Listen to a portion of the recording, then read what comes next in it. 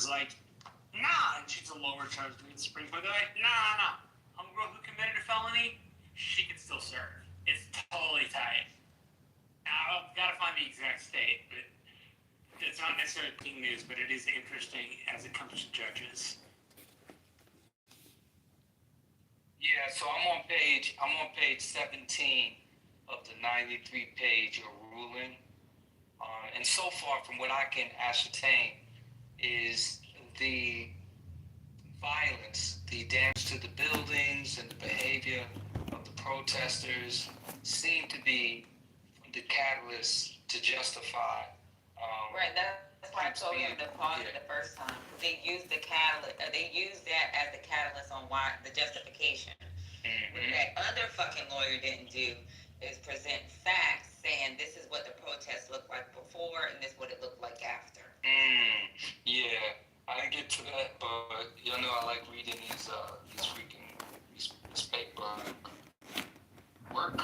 But yeah, so that's where they're going with it. I'm gonna continue to read it, and you know, as you guys discuss it. But it's you know, that's why peaceful protest matters. Once you engage and do any type of harm to property, then it justifies any action that this guy wants to take.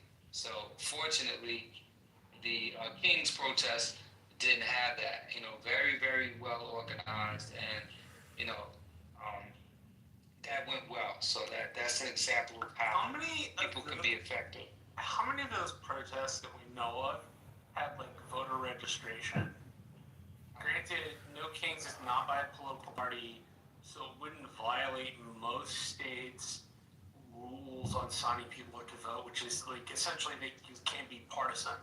Right? I can't be the Republican Party signing up solely Republican Party people in Texas. I have to have somebody who's a deputy voter registrar sign people up. Is there any sort of recording of there being people like mapped onto Democratic lists so that when it's time to like show up at events or like door knock, like those folks are around? Because the midterm elections are a year out, and it takes some gumption and skill to keep political will going for a year. So if you get these people and you keep their will going, what is it that you keep the will going on? I think that Trump will be out of office in 4 years, which I feel like is kind of a gimme. You're only allowed 2 terms. But like, how do other people aside from myself see that question? Well, if it's not happening, then it's something it sounds like would be a good thing for you to start. Yeah, and I think I mean, we're gonna have more than one Kings. I'm sorry, we're gonna have more than one. More than 2, right? Yeah. yes. So sounds like something that we can all be, be vigilant about. And if it's not going on in your local area, start it. Well, this wasn't the first one, so I find that kind of weird. Right. It was. Yeah, this is the second one, but I think there was the first one way back in the days when this country was first founded.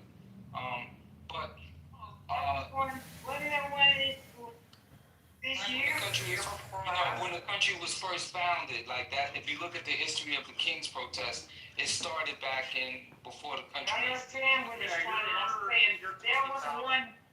Yes, there was. But there's a point that I'm trying to get to. No, I meant since this administration. Right. There's been 2. Yeah, this is right. It's been 2. Okay, right. So to the point that Marshall was posing, which is a good point. The organizers have been very strategic in not violating any of the rules that would undermine the success of the protest.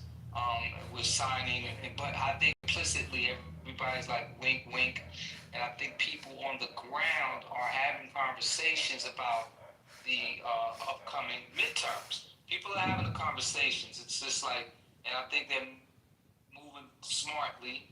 I sound like Trump right now, right? They're moving smartly in that they're not going to allow themselves to be caught violating, protests. Are there They've been very smart about about And a this. protest saying that you can't sign people Yeah. up to register to vote?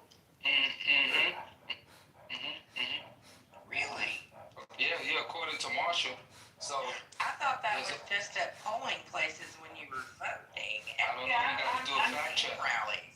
We gotta Yeah, I do a need to fact check check. that because they were doing it in several places. Right. Yeah, let's fact check that. Somebody fact check that. But I think We we did it in should. several places, so I don't know, what's the problem with that, Marcia? well, the goal of the protesters is to have this not partisan.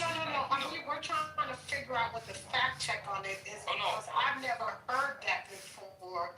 And I'm like, Alex, that's not something I've ever heard of. Anytime they've done protests, we've done concurrent voter registrations because when we did our march in DC with our veteran protests, when we did it with Martin Luther King Jr.'s son a few years ago, and I have the picture when we did it. We did our we did voter registration at the same time simultaneously. So that's Yeah, I'm reading it right here. I'm reading it right here. I'm reading it right here. It says third party. The reason I asked the question is because I was more curious. Can you guys get a People cue? has information. Can you guys get a cue or something? I'm just going to say this. It says that third-party vote registration drives are legal and actually very common, often at rallies, concerts, campuses, etc. Volunteers can even help people fill out voter registration forms. Forms are then submitted to the local election office by a deadline. That is if the rally is held in a state that requires third-party registration groups to enter and the organizers fail to do this, or the venue is a private stadium or campus that bans political activity or voter registration on premises. So no, it's not legal at all. thank you, Gemini. Here we go. So does that answer your question? Okay, so the No Kings thing, I know it felt good and whatever, it was great turnout, more people there than I understand the Vietnam protests. So, and then we got the other side that, just being dumb and ridiculous, talking about they were just older people. I don't care if they were on wheelchairs, on respirators, rolled in hospital beds, caskets, whatever. It's just the fact that somebody's doing something and they don't like it. Now it's old people. Who gives a damn? They could be, I don't care, caskets pulling down the street. I would volunteer to drive a casket down the street if that's what it's going to take. But it went pretty well as far as them not being harassed and not having some dumb stuff break out. There were pockets where there was dumb stuff happening, but it's all good. So as far as San Francisco is concerned, I've been keeping up with what was there, and actually they have for this new Proposition 50 that Governor Newsom is doing for the redistricting.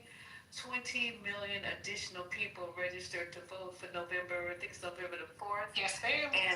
And it's 84% or 85% of registered of people who can vote are registered. That's wild. So I'm one of them in business San up there. Francisco. Yes, ma'am. They mean business up We're there. not playing up here. We are. That was we excellent. we are on the bridges. That's what I'm trying to tell y'all. Every day on the bridges, on the overpasses, we are here. We have no kings. We have Prop 50. Yes, the Prop 50 people are out every single day. We've been out for months protesting. We've been out talking, galvanizing. There are grassroots people doing the work out here to make sure that we get the additional seats because it's fuck Trump. Excuse my. And then another thing, thank you, Rez. And then another thing, I could have to you, Alexander, while I got 2 bars. I'm gonna say this real quick. And another thing, there was a football player who played for the Buccaneers, and then they said he was excellent. I don't know, I forgot his name. Y'all need to look him up because this is concerning. He was 36 years old, and he died in Oakland police custody, Oakland PD. Now, this guy was 36 years old. He spent 7 seasons with the Buccaneers, and his last season was with your team that plays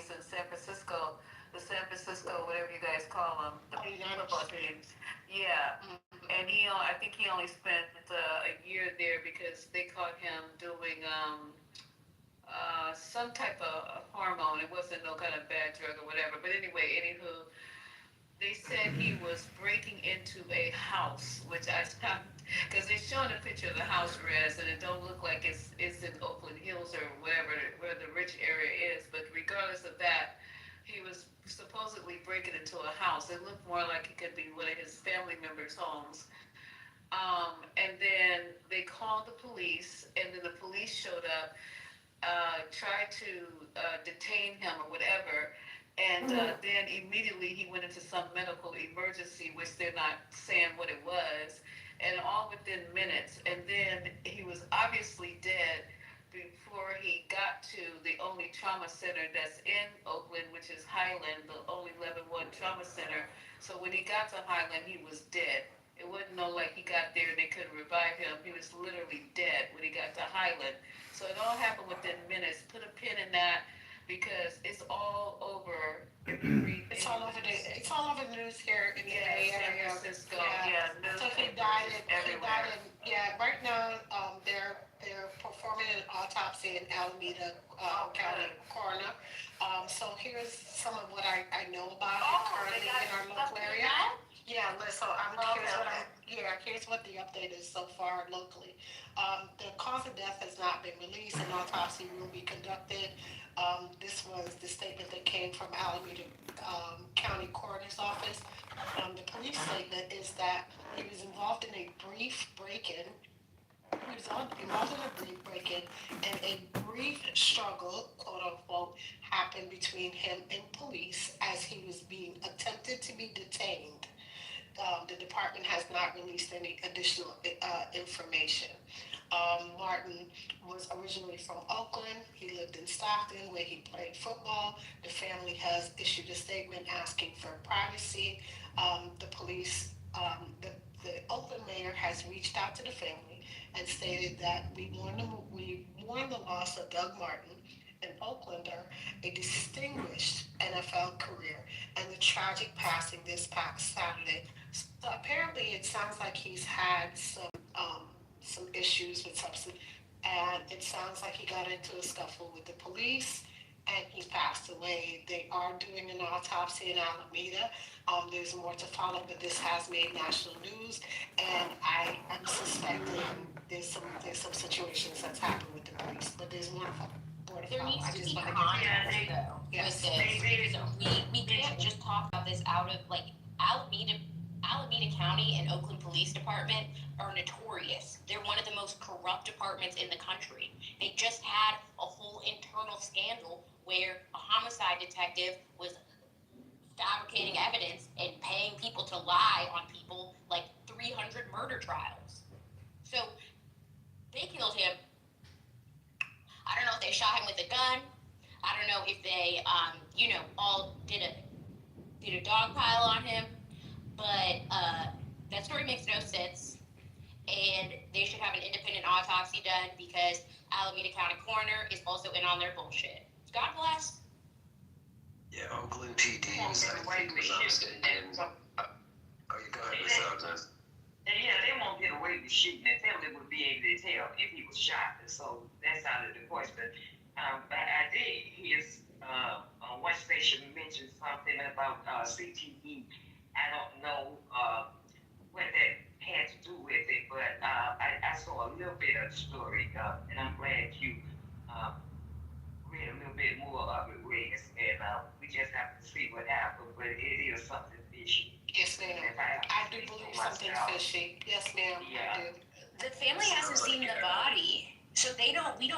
will see it. They will see it. Look, Ms. Alexander, you would not believe how many times the police have tried to act. Telling me? Well, I mean, I don't think you would be a part of the cover-up. Okay, but so you're saying you're part of the cover-up? You observed them also doing these unlawful things? Are you one of those lying-ass lawyers that protect murderers that you know kill somebody and you get them off? So don't ask me stupid questions. No, I sue the police for killing black people for no reason. Don't ask me stupid. Don't come up here asking me stupid questions. I don't think the question was stupid. You're the one capping. I think it was. I don't think anybody heard me. Did anybody hear me take up for the cops? No, ma'am. No. Thank you. Yeah, it's just fucking weird. And if the family wants to, what they can do, and I hope they have a lawyer that knows this, they can go and view the body.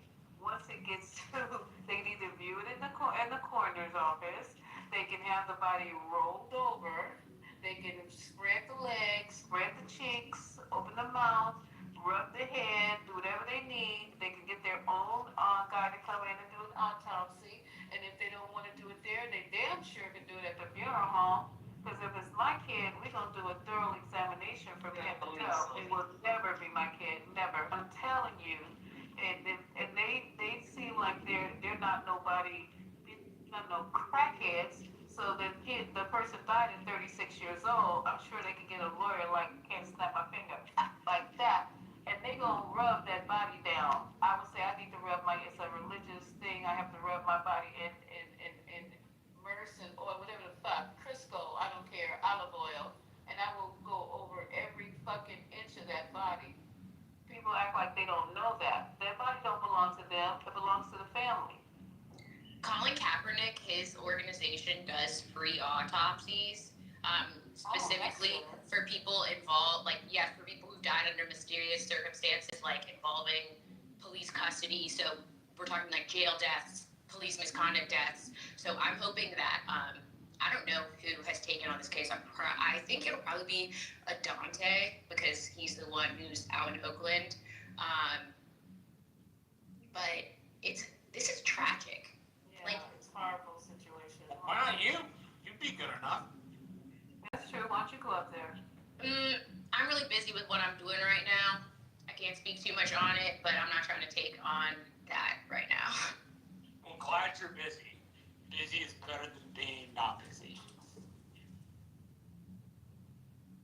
Okay, y'all. So I just have to throw that out as breaking news before we get to the bullet points that Haitian has. And he done disappeared. Now I gotta go find the bullet points. But anybody else have any breaking news that we can touch on?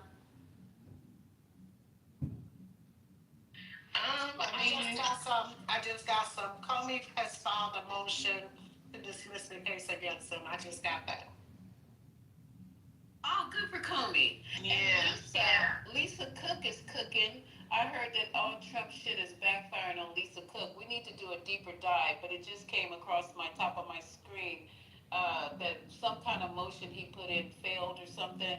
I didn't open it up, so you lawyers in here and people who are in the legal part of it should be able to tell us what's going on with Lisa Cook and her case. She ain't going nowhere, it looks like.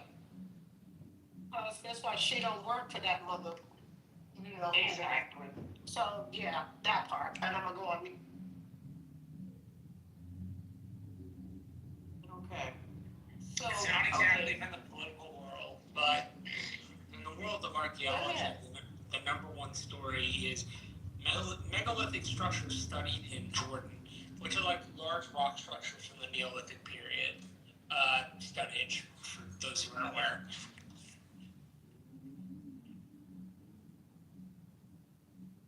Maya.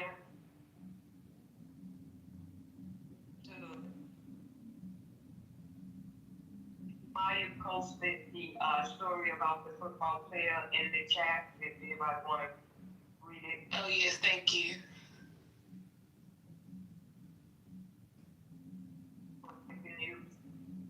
So today in Atlanta at the airport, there was gonna be a mass shooting, and Atlanta PD stopped it. So, what is it saying? It says authorities in Atlanta said they averted a tragedy Monday after a man's family told police he was headed to the city's airport to shoot it up. Police found an AR-15 assault rifle with 27 rounds of ammunition in the man's trunk, which was parked outside of Hartsfield-Jackson Atlanta International Airport. So yeah, his family called and stopped it before it happened. I'm glad they stopped it. Thank God. Ooh, wow. So he was going to run back out and get the. But Patty, I thought that they stopped people from parking that close up to the terminal. Yeah, they did, but you know you can unload and load at the terminal. I'm gonna be honest with you. Unload and unload terminal, y'all like too lenient. Like it's a long. Oh, they're way too lenient. I flew in there one time, and I had a friend wait there in the riding zone for 20 minutes. For 30, yeah, I've waited for 30 minutes. I've had other people wait for me for like 30, 40 minutes. I done parked in Hartsfield in the front for 45 minutes. So, child, please. They too lenient. Way too lenient. They lazy as fuck. I'll tell you what, our airports need to look like some of the Middle Eastern or Asian airports. We haven't had major airport upgrades in our country in a very long time. It's not that upgrades. They've upgraded Hartsfield. The problem is the traffic control. APD is lazy. They don't move the traffic along quickly. They let everybody sit. They let everybody sit their ass over there. That's what the problem is in Hartsfield. You see the ones that got their raised? Are you kidding me? That's my point. The only thing they do is direct traffic. I don't give a shit. Child, You see the ones that got out to You already know. you know, some girl, one of the, you know how the traffic director, you know how they be directing just traffic. Mm-hmm. I done watched one of them motherfuckers beat the shit out of somebody. Listen, I watched one of them. She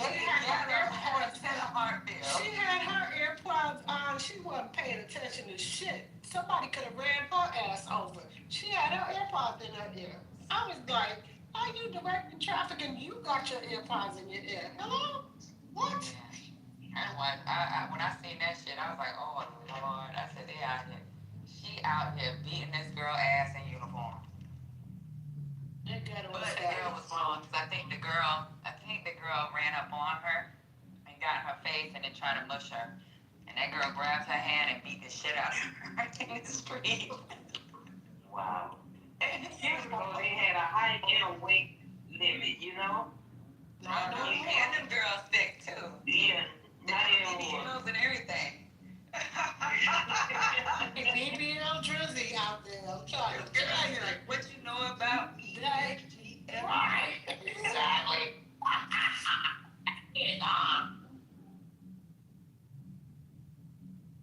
Did y'all see this? Did y'all see that Diddy filed for appeal today? I did not Who know. filed for appeal, Alpha? Diddy, he filed for an appeal today. Again?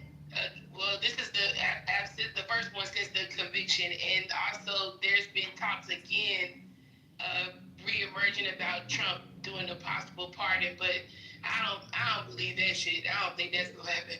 But does legal team say on what grounds that they're trying to appeal this time? So what I'm reading is they didn't specify the grounds when they actually did the filing today, but they did say previously in the conviction that they said that these charges shouldn't stand because the statute transportation for the purposes of prostitution didn't apply to this case. That's what they're trying to argue. Or that's what they did argue during the conviction. But right, here's the thing, which I was having a problem with, and I knew that was going to be a problem, and I said that when they did the breakdown and we were listening to the breakdown, I said that judge should have never allowed that during the sentencing because he was literally relitigating that shit, and it was stupid as hell. That he opened it for an appeal. It was dumb as hell. He fucked up. Yeah, he really did. He fucked up. I saw that. I said that's an automatic appeal right there. That part, absolutely. But I'm gonna tell you, Alpha. Here's the thing, right?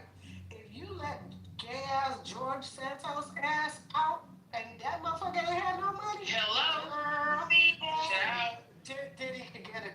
Diddy could get some because Diddy got some money. So I'm. And then he got some hits since nobody want to play at his. That part. Everybody wants to sue him when he Fatty.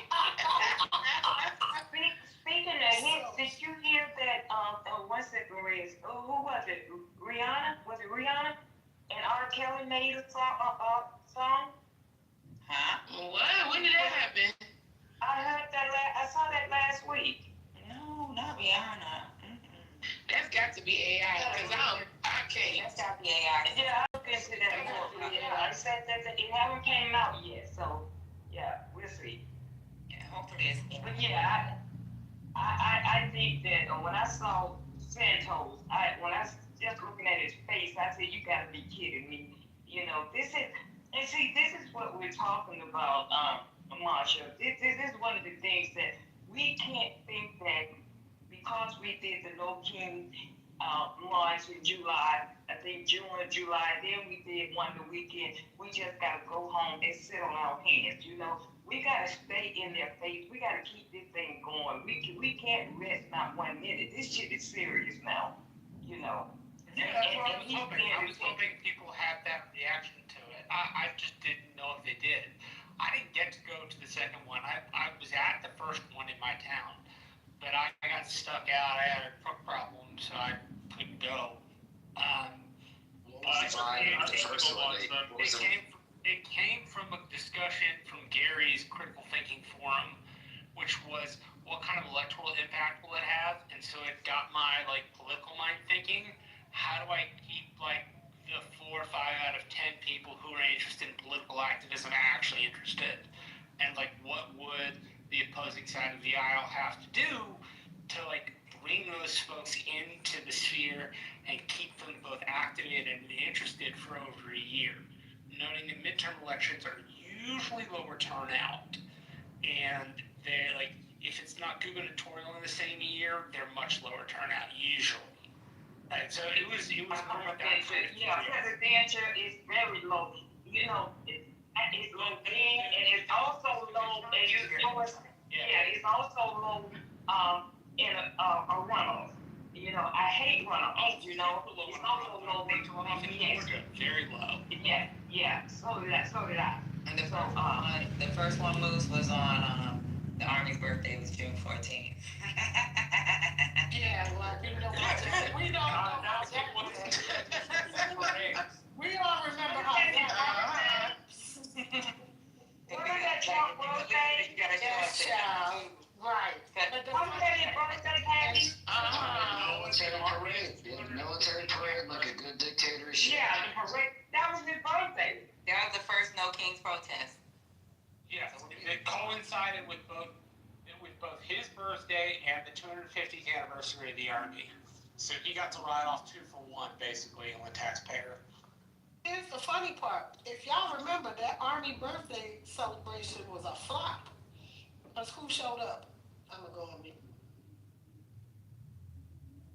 I think when you tie something like Johnny's birthday into Trump, it's one of those things that just doesn't work out very well. Well, here's the thing. 250th birthday should not have been tied to the President of the United States. I get it, but here's the problem. He always supposed to have these big crowd sizes that he always complaining about, but don't know. All these wonderful MAGA people don't never show up. His crowd size would be sucking for all these people who he got on his team. They sure the hell don't show up. I'm going up. Here's the thing. I understand exactly what you're saying, but they showed up when it mattered. Yep, showed up to vote. So. Because they broke. They ain't got to travel nowhere but to the local area and vote. Right. You know what I'm saying? Right. That's all they know. No, I agree. Yeah. I agree with They that. got his ass in there. No, I agree with that part. I 100% agree. But what I'm saying to you is that when you talk about crowd sizes, they can't afford to go nowhere. That's the point. Raz, the MAGAs just show up for January 6th. That's their style. And they show up for Grindr when it comes to Charlie Kirk. Let me go. I always thought that was funny.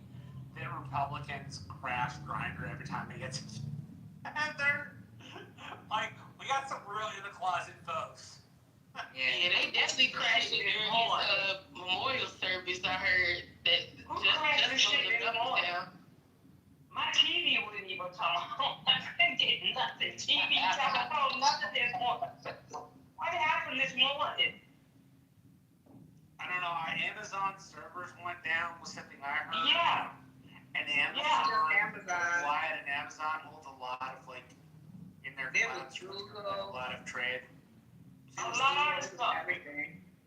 I didn't know what was happening. I was like, you know, when you pay your bill, I was like, I know damn well I pay my cable bill, and I'm getting 2 remotes going from remote and I didn't find out until later on during the day that it was an outage and it was all over the United States. So, you know, they tell us. It cut my PR off this morning, Miss Allen. Sure did. It sure did. It was worldwide, you guys. It was worldwide, but they resolved it now, they say. But I've been trying to work today and can't get anything to work right on my computer. Lady Like for Lisa was held hostage in her room.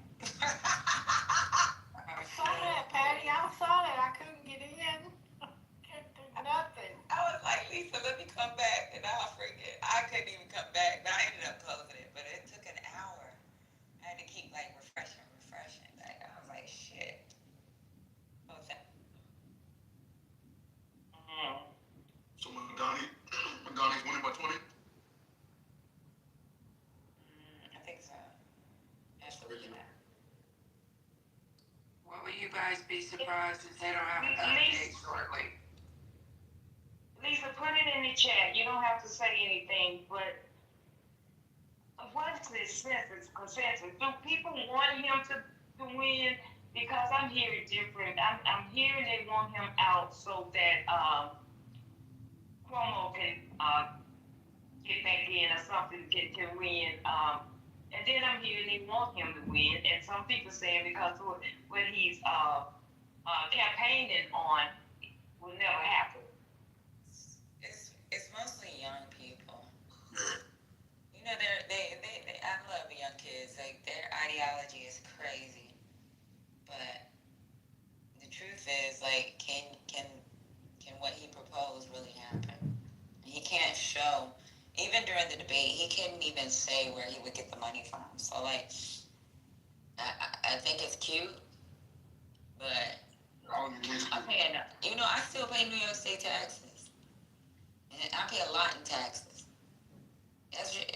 My daughter don't know no better, so she's gonna vote for Madani. Her and her friends, like these kids at these colleges, you know, they like actually like making little groups. Like the Black Union at her school is pretty much like, yeah, we're gonna go in this day, group A, group B, and group C. We're gonna get Madani. And like, I'm a group B, ma. Like that, they really are like for him to become the man. So. What do you think about like Patty? I'm afraid people will take it the wrong way. Go ahead, Haitian. No, Patty, I was saying, what do you think it's gonna look like? You know what I'm saying? As far as it looks like he's gonna win. So when he wins, if he does, how about we can see things are gonna be in the city? I think he needs to steal. I said this in my room. He needs to steal the plan that's already in that Cuomo is talking about, because it still would fall in line almost with what. So he's talking about the $30 raise within the next 10 years. Cuomo is going to have them at $20 in the next. So you got the $17 raise on the 1st of January, $20 raise that's going to. So it'll look like he's still moving the way he needs to move. So he's still that idea.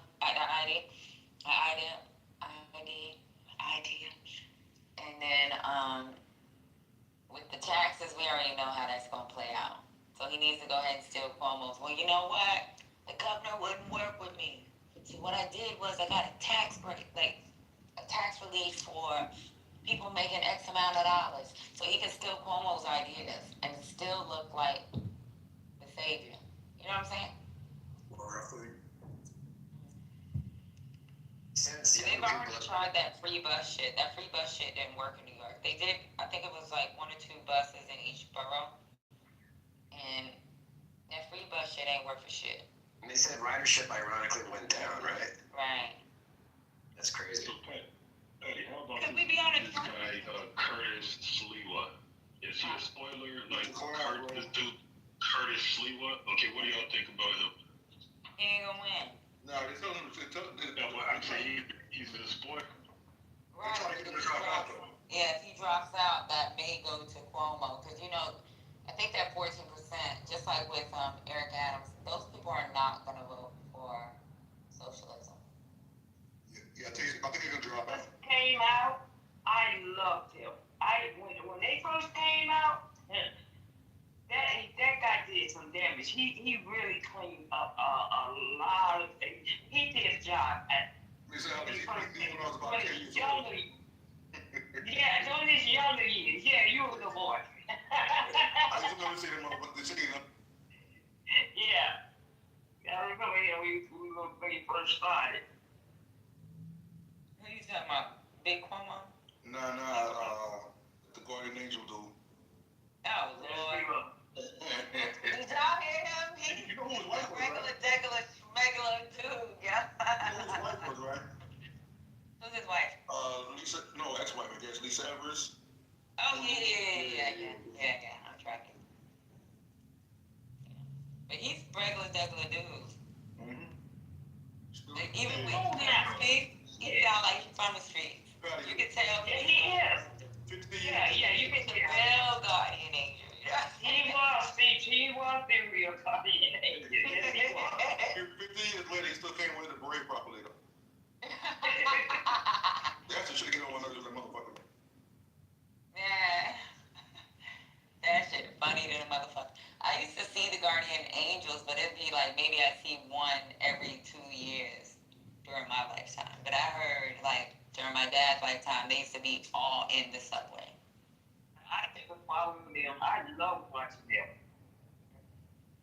When I started coming to New York in the 80s, they were everywhere. Yeah, but I felt so safe. But my mother was so mad because I would go to New York, get on the bus, and she'd be so mad. But I felt safe. Yeah, but in the 90s, you might see one every 2 years. Because there's not enough of They be them. tired about that, yo. Yeah. You even seen one in the 90s, you like, yo, is that a real cat or something? You know? Yeah, I used to be like, yo. Like, that was part of our history. So when you see them, you're like, yo, that's a guardian angel, son. He's in the goddamn New York City. We learned in junior high, we learned about New York State history or whatever. You'd be like, because that's like a little blurb in there. So you'd be like, damn, he's real. Let me touch this nigga. We used to hear about them. We used to hear about them in Chicago. Like they were big. I don't know, in other cities, but yeah, they used to like idolize them even here, and just talking about like what they used to do in the New York subway. I mean, people I guess used to wish that we had something like that here. But no, that was legendary. Yeah, it definitely was. Yeah, it was. So, Keishan, Yes, I ma'am. can't find my list. What's next on the, did I interrupt you guys? Because I can't. Go ahead. No, they were talking about New York. You didn't interrupt shit. Okay, so let's talk about. Okay, so let's talk about Mark Benoff. Y'all know who he is? Mark Benoff. No, but next is the Salesforce CEO. Yeah, in his career. Where he's back in the National Guard in San Fran. Yeah, not only that, he's willing to either he's willing to use or give them some type of access to AI to hire more ICE agents. See, you all have to know, you have to open up these articles and read this stuff because I have such bad Wi-Fi, but I'll try to go here and see if I can. Benoff, there he is. Okay, so he is, let me see if I can, he walked back the need for National Guards because after they got a hold of him in San Francisco, he all of a sudden found Jesus and said, oh, well, I don't see a reason. But there's something about him and AI. Huh? Back to National No, He's trying to get a contract. Benoff walked it. And he's trying to get a contract with the government. So he's a Oh, okay. Wait, did you say that he joined the National Guard? No, I said he's No, gonna finance the National Can somebody just find the article? He's off. No, I'm looking at it now because I see his picture first. So what he's trying to do is help support ICE. And he's trying to use his company Salesforce as the contract that would because he actually pitched to them what he can do to support. So he's actually trying to make some money. Oh, so Yeah, he's a grifter. So he on both sides, isn't he? His nuts are getting smashed, hanging on both sides. I apologize though because people are like, Smashing his damn nuts. He also has a history of pressuring whatever mayors in San Francisco to, crack down on the homeless, on what have you.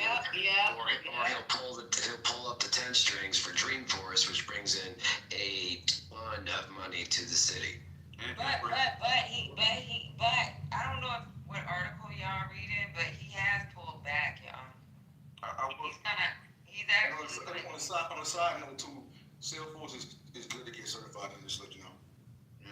I did want to say this, right? Just for people that really don't know Frisco like that, Frisco is one of the least violent cities in California. In 2024, they had 30. Proper, yes. Yeah, they had 35 homicides in 2024, which was the lowest in like the last 6 decades. And then this year, they so far have had, I think it's 15 or 19 so far. So they're on track to have lower this year because we're 9 months in than they had last year, which was the lowest they had in 60 years. So it's not like there's some escalating crazy crime. Violence. We don't have that kind of care. We don't have that. Now they do have people breaking in their cars. Yeah, they're breaking it in already. Yeah, tourists leaving their bags in. Like Gemini's saying, the crime in San Francisco literally is at an all-time low for like 23 years. Like, what are you talking about with the National Guard? It's such a flex. Yeah, something else is good. We know what the something else is, and it's 2 words. Gavin Newsom. That's it. He wants to come in here and harass this man and try to make him look bad at any cost, whatever cost, even if it costs the taxpayers all their fucking money. He wants to do it so and not pay those men who are going to come up. They can come up to San Francisco, right? You guys, because they can guard the whales, guard the seals. And the National Guard. City. When he said Oakland, the natural guards, natural, Natural Guard. There you go. Take care of Golden Gate Park. What about Oakland? Like, to me, if he said Oakland, it would be a lot more valid, right? I'm not need the National Guard, but it would be a lot more substantiated. It would make more sense. But they're not doing For sure. in Glen. I mean, They're just separated by a bridge. Yeah. It's just weird. This is what I got. If anybody else want to add to Mark Benoff before I read this article, I got 1 bar. It's audacity of Mark Benoff to distract from his national comment. The CEO tried to get San Franciscans to believe Salesforce was growing its local investments. It's not even close to true. Last week was a tough one for San Francisco's formerly favorite social conscious plutocrat. First, Mark Benoff town newspaper that President Donald Trump's stormtroopers should patrol the city streets. The Salesforce CEO was miffed that his company needed to deploy 200 or so off-duty cops to protect its 45,000 guests in town for the annual Dreamforce conference.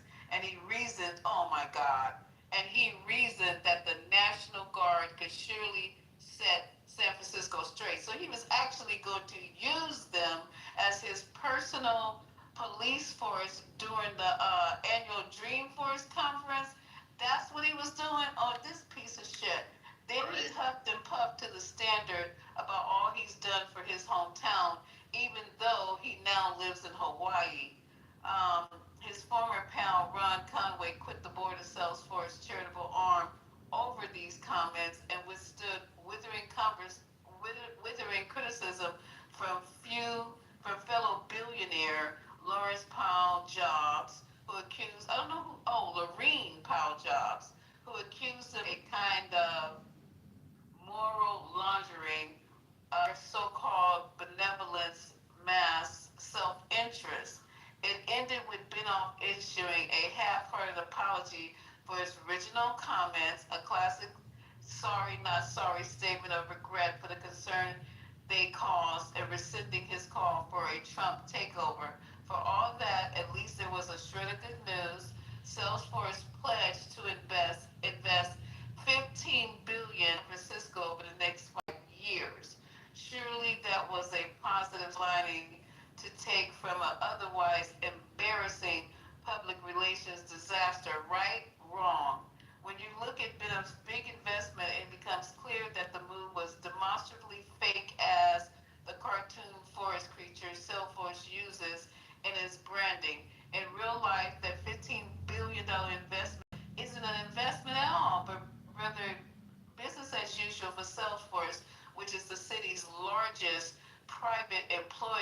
has been headquartered in San Francisco since it's founded in 1999. Let me see if there's anything else good in here. Apparently the Salesforce Tower built in San Francisco was like the largest, the tallest. I didn't know that. Yeah, the tallest building like west of Mississippi. Like Dreamforce is no joke. It like I didn't know that. he's hired the Red Hot Chili Peppers, the late General Colin Powell spoke there. Like hitters go there. So it's yeah. Wow. Exactly. And if he's throwing $15 billion at San Francisco, great. What a philanthropist. But I'd like to know how those funds are going to be allocated. Is it going to the homeless, or is it going to more expensive development? But Moose, here's the thing. The key word in that sentence was pledged. And that's where the problem I have with this conversation, because I just heard the word pledge. Put your money where your mouth is. See, be a Lindsay Bezos. Be a person who actually got action. Be a person that writes the motherfucking check. When you say, I'm going to give the money, write the motherfucking check. Exactly. Anybody can pledge. Right. I don't give a frick about pledging, because I hate when people, they say they're going to pledge. You know what happens? It makes the headline, and the money never get got a damn place. They never give shit. I'm going to... I will say, though, I'm not defending it, but Salesforce does do a lot in the community, federal community. But it's always a tax write. His family has done more than any other family has. He has done a lot. I'm reading up on it now. Yeah. They say his family has done more than any other family. When it comes to kids. The program they partnered with the military with Salesforce is for spouses too. It's a good program. Listen to the program. But listen to the program. He did a program for military spouses. And again, you know what he did? Because here's the thing. It's all about the contract that he gets, because when he does that, he greases hands and palms in order for him to get military contracts. See, this is where I always look at the link of when something good, what is he getting in return? Because when you do for militaries, then you also get your foot in the door to then turn around and do something to get a military contract. Yeah, but Reds, but there was a lot of companies that they were recruited to partnership with the military and veteran community, right? So like if you deploy, if you're PCS, that way your spouse has, some type of preference to get a job. And guaranteed income. Yeah, so at the end of the day, the nonprofit's gonna be a write-off, but they actually doing legitimate work at the end of the day. I get your point. I guess I'm skeptical, because Salesforce to me, their apps are in everything, right? And I look, right, they're all up in the airline industry, especially like in cargo, for instance. They use Salesforce in everything. Right, correct. And that's what I'm trying to say. And they're always looking to divide and conquer, and they monopolize in a lot of areas where they have dictated in a lot of areas as a CRM. And I'm not saying they don't do things without a good conscience. But look, sometimes I don't think they do it with the best intentions. That's all I'm saying. Yeah, we know that. A lot of them, we know. Okay. Yeah, so I'm dropping in everything I've been saving with no Wi-Fi, so if I'm all over the place, I just want to get it in, because it's going to get nervous. I'm literally sitting on the ledge of the window with my foot up trying to get all this stuff here.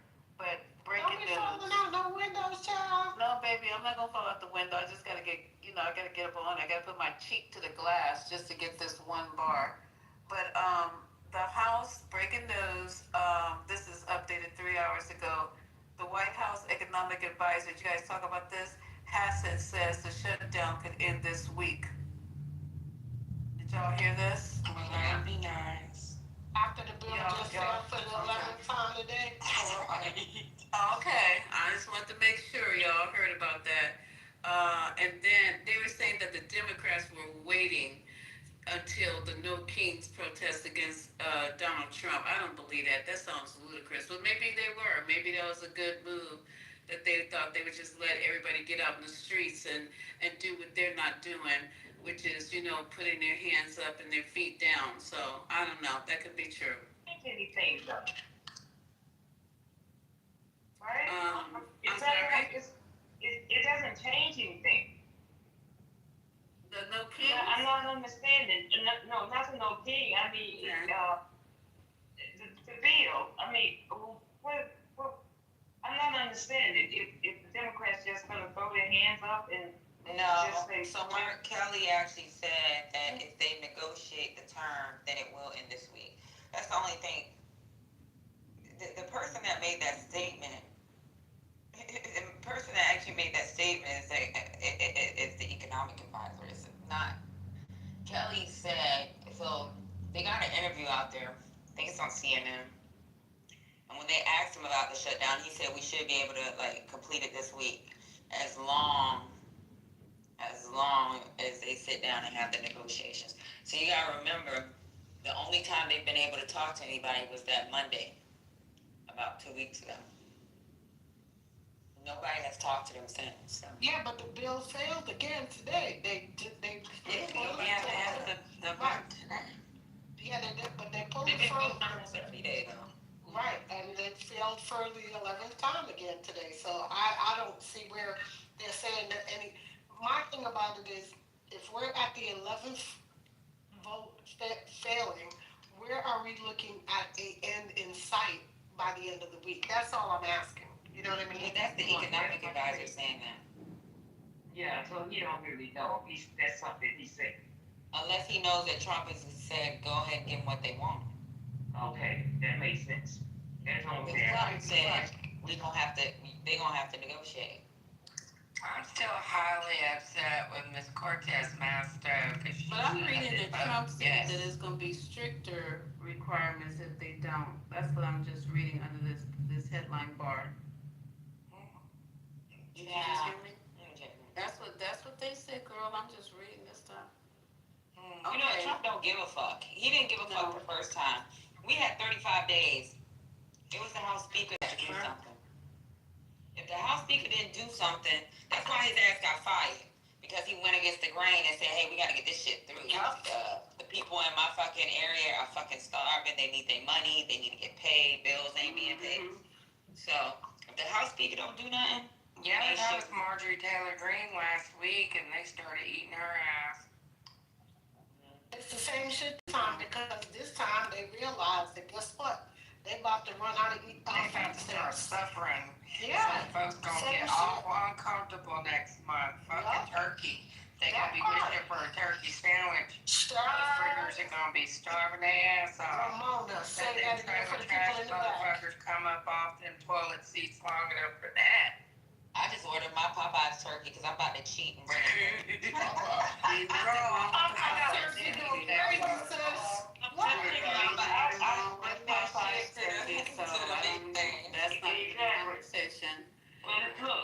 I read where they said that the police better stay gassed up because they're going in these grocery stores and cleaning them out.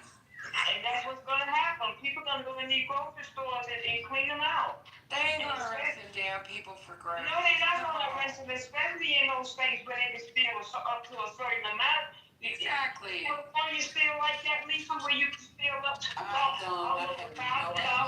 Shit. $1,000.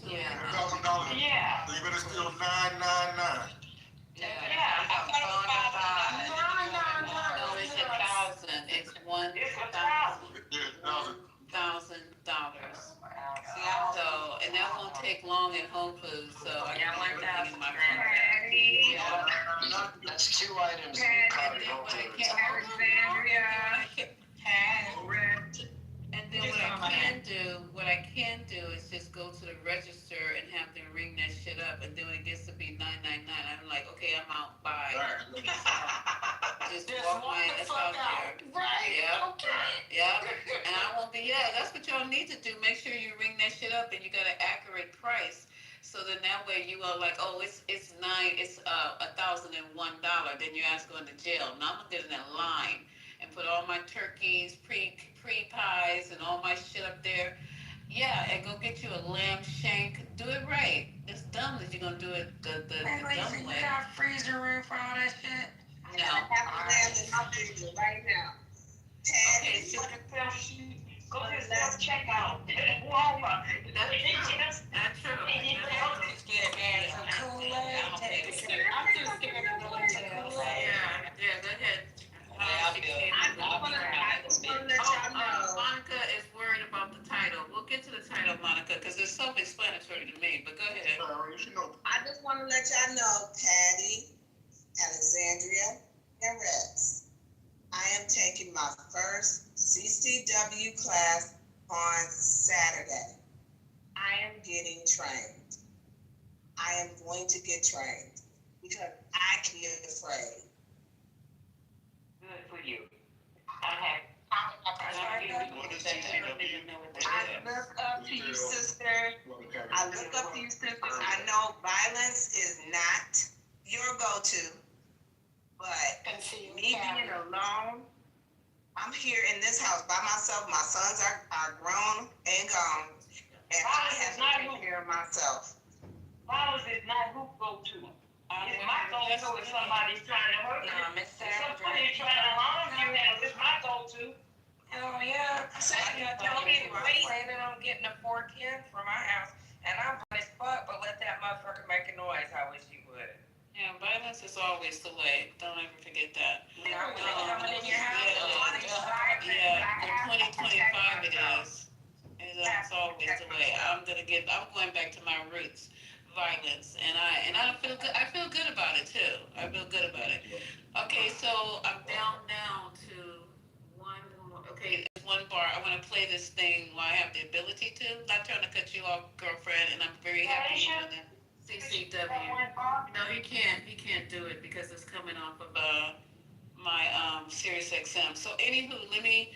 Oh, and then I'll come back and we'll talk about how President Trump dissed the fuck out of the Australian president after he made a deal with them. Y'all, I know you guys know what I'm talking about already, right? It was crazy as hell. Yeah. That was crazy as hell. Yeah. Yeah. Bitch. And said, I didn't like you anyway, and probably never will. I hope Haitian can find that clip. I really do, because he said it out loud. Okay, so let me see. Oh, damn. Let me see if I can get this thing going. Oh, Jesus Christ. It went to a whole nother thing because I'm talking. Yeah, it's this one. Let me see if I can get it where I was playing it. Experience. Please access another experience. Okay, I'm going to have to see if I can speed it up a little bit. Okay, hold on. I don't know what's happening here. Is it on? Okay. Having technical difficulty. Okay. There were many people All right, hold on. Give me just 1 second to make sure we're in the right space. So part of what happened was on Friday night I saw. This is sloppy, and I'm sorry, but I'm not as supposed to do. Okay. It's just that older people. But I wanted to know if y'all attended, if y'all showed up, if y'all went to the No Kings protest. Let me know. I know people who Y'all hear that? showed up. They wanted to be there. They wanted to show their solidarity. I know some folks as well who said they wanted to. Who's out there? Who was engaged? I wasn't there. There were people who made some critiques that it was. Is Alan here now? Alan here. Alan's off mute. Yes. Yes. Okay. It wasn't the any sound. I apologize. I couldn't hear. Get it together. I'm saying, man. So, sir, it's not man. Get yourself together. Okay, I'm sorry. Don't you be misgendering me. God damn it. Brother, before we get into No Kings, how was your weekend? It was good. I went to No Kings. So, you did? Had a good time? I did. You had a good time?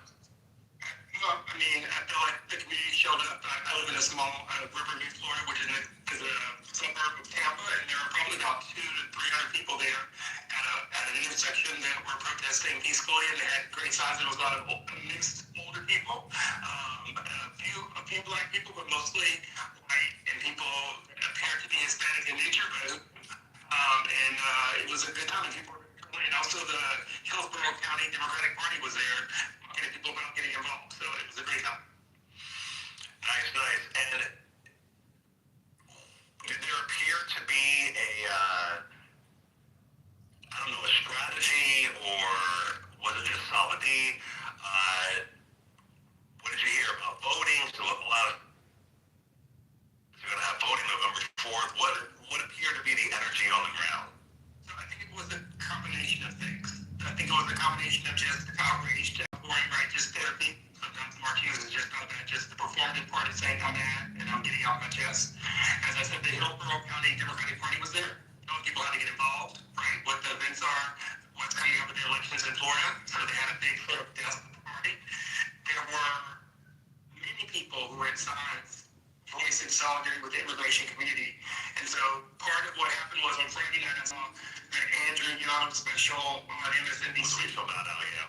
With Rachel Maddow, it was excellent. It sort of spoke to, the ability of showing up. And I thought, as an immigration attorney, while I see that many of these marches are performative, I cannot not show up with the people who I sort of stand with in my business and in life, which are, this larger community, which led me to say, I'm going, right? Because first I sort of thought, I'm not going to go, it could be problems.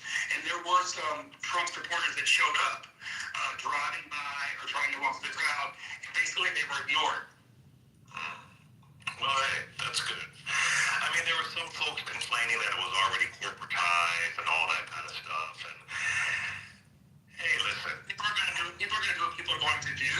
The volume of people that showed up says one thing against the whole Trump thing of saying that he has a mandate. He does not have a mandate, right? This increased number of people protesting shows that you do not have a mandate, and that is consistent across all continents, right? Whether it be in Europe, whether it be in Africa right now, there are people who are protesting in the streets against their government saying, you do not have a mandate to do these horrible things. And for all those people who sort of have in this world, like CNN this morning said, well, the Trump is doing this thing alone for the executive order. Well, that's not how our democracy works. If Trump had a mandate, then the mandate would flow through Congress, and all these things would be passed as bills, not as executive orders. That's not a mandate. Yeah, I mean, he doesn't really care about that either. His thing is, we're going to do whatever we have to do to maintain the power, to maintain GOP power and so on. So they talk all this shit, but it's not really, it's not really. Did you cover your weekend? I didn't mean to. Did you cover your weekend? Oh. Today's the day for this afternoon, and Friday's and Saturday's the day for the last event. So how was your weekend? The weekend was good. I just kept it chill, rocking that. So yeah, it was just a chill weekend. I did Nice Neighbor. Have you seen it on Netflix? Is it scary? No, it's heartbreaking. It's about this white woman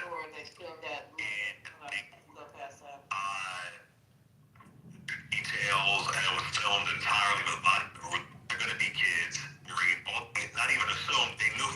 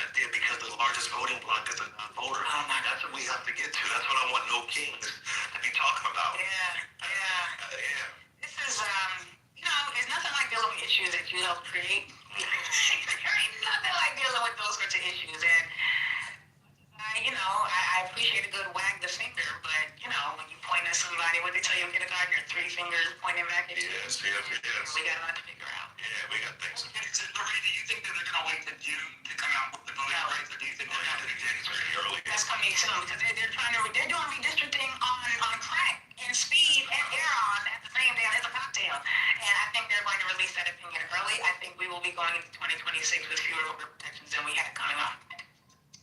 Can you imagine, voting rights act? In 1865. And Clarence is happy. Clarence and Jenny Thomas are sitting there watching Jungle Fever, and they're happy. Listen, that was his vision when Shelby County versus Holder got overturned section 5. Yep. He said the entire Voting Rights Act should be gone. That's it. From Pinpoint, Georgia, he's getting his wish. And why? Because Clarence Thomas is a hoe. That's why.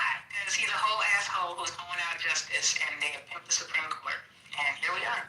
But that's why these governor races are important, right? Virginia's already open. You don't go. And New Jersey, you got a whole ass mega, Nazi adjacent, Jersey. I was thinking about, because I have some family that lives in Jersey now. Yeah. And, I'm still a New York City voter. Yeah. But I'm like, should I change the vote? It's scary. It's really scary. It's really Mikey scary. Sherrill, Jack Chitterelli, it's really scary. And if you're in the NY Jersey area, his ads, he's a demon. Yeah. They're excellent. They're phenomenal ads. And she's in a fucking helicopter, talking about she's a soccer mom. Yep. Like, Amina, I love you, Amina, it's good to see you. I'm like, what the fuck? Where's the fight? Yeah. The fight was on November 4th. And a whole lot of people, only how many percent is came out? 59%, but 43% voted Democrat again. That's even worse when oh my God. Because you gotta look at who voted Republican, who voted Independent, and we're at 43%. So this opens up an entire conversation, which I'm sure I just interrupted you were having. But there's a whole conversation about what it means for us to have to now take responsibility. Because again, we done pointed a lot of fingers. I've been wagging fingers at everybody, but we gotta ask, what does it look like when this is something we co-created? And it gets even worse when you look at it per state. They don't have all the state data. But when you look at it in Texas, when you look at it in Louisiana, Mississippi, even in my home state of Pennsylvania, it gets really bad. So I'm just saying, it's just to be said. Did you get your invitation to the program? I've had it for a long time. See, I was notified that instructions would be forthcoming. Okay, so did you all hear that shit? I didn't even realize the numbers were that bad. And if this thing passes the Supreme Court, we're going to be going back to 1863. We had more rights coming off Emancipation Proclamation. Are we for real right now? Y'all need to get out and vote. It's abysmal how we just take this shit as a joke, as a game, that we don't need to vote, that we don't need to participate. But after Reconstruction, and only with black men could vote, I said this 100 times, that there is 85% black men registered to vote and voting, not just registered to vote, but and voting. So I don't know what the hell right now is going on. 45%, 15 for Dems, 15% Republican. I forgot what 9 or 7. But this is ridiculous, and we want to bitch and whine and scream and rub our tummies and lay on the floor and kick our legs every fucking time something is not going on, and then they want to blame particular parties. No, it's you. It's you. Get out and go vote. And locally, probably, he did a show on Mississippi, and it was embarrassing. For all them black people to be up in Mississippi, and I think the voter turnout was like in the low 30s. That shit don't make no sense. And Philadelphia, but you crying all the goddamn time. That's what I don't understand. So I don't know where we're going from here. I don't know, all kings, no kings, 3 kings, I don't know. But if we as a populace don't get out and vote, the largest populace of voters is the non-fucking voter, and they're probably the loudest ones on this fucking app. So that's what I had. That's one of the clips I had, and I'm sorry it was tacky, but I'm in a tacky situation. So there you go. Yeah, I got that clip. I got that clip. You want to use it? Which one? The one about I don't like you anyway. Oh yeah. So if anybody want to comment on what you just heard from Clay Kane, I mean, I have clips galore that I haven't been able to play in the last couple of days of him talking about what's going on with the shutdown and some other things. But we're gonna get it together. We're gonna get back to where we are informative and educational and all those good things. But yeah, that was shocking to me, and we didn't talk about it enough. Lisa, that's sickening. It's not just shocking, it's sickening. And before you go on, Lisa, let me say this, ML, Sue, Monica, Hakima, Alal, we heard Alpha, Ashton, Coach Meter, King, we would be glad to hear your voices. If you want to speak up on that subject or the next one that come up, we would love to hear from you guys. Let's hear some new voices on the stage, please. Oh, that would be great. And our pink tickets down. Okay, and I just want to say to everybody, welcome to the 420. I haven't had a chance to ping anybody in. I see you guys haven't either. But please ping some of your friends in, most of your enemies, so we can get this room and try to educate people. We're coming up to a voting situation, and we go watch. Y'all gonna be complaining on the other side. You watch and see, oh, woe is me, woe is me. Well, I don't want to hear it no more. If you didn't get out there and put the work in, if you didn't get out there and get people, not just register, because we keep saying register. You register and then you still sit home. Go and vote. They're making it so easy in California. God damn, they sent out all from what I'm understanding, the material. Then you can register on your goddamn phone. Then the day before, you can actually register in person. I mean, what? It just don't make no sense. There's no excuses anymore for us to be this complacent, lackadaisical, and just, what's my other word? I can't even think of it. Apathetic. It's getting ridiculous, y'all. We fighting for our lives. And then people always talk about, well, I'm gonna leave. But these countries hear you. They don't want you there. They do not want you there. If you don't have nothing to offer, like you some goddamn doctor, dentist, highly skilled healthcare professional, or whatever, IT, NT, so they got their own anyway. I mean, you're not that important. They don't want all of us floating to their country. And then who you gonna leave here to help your relatives? Nobody. So I'm on my soapbox because I got one bar. But anywho, anybody want to come up and talk about it? Please do. Please ping in your friends so we can educate and motivate. That's what we're going to be doing for the next few months. Educate, motivate. Okay, so let me start pinging people in. Coming up, Monica, you have something to say? Come on up, girl. Nobody's trying to run you off. Nobody's trying to hurt you. Come up to the stage and say what you got to say. Okay, Monica. So what you think, Monica? What you got cooking in your brain?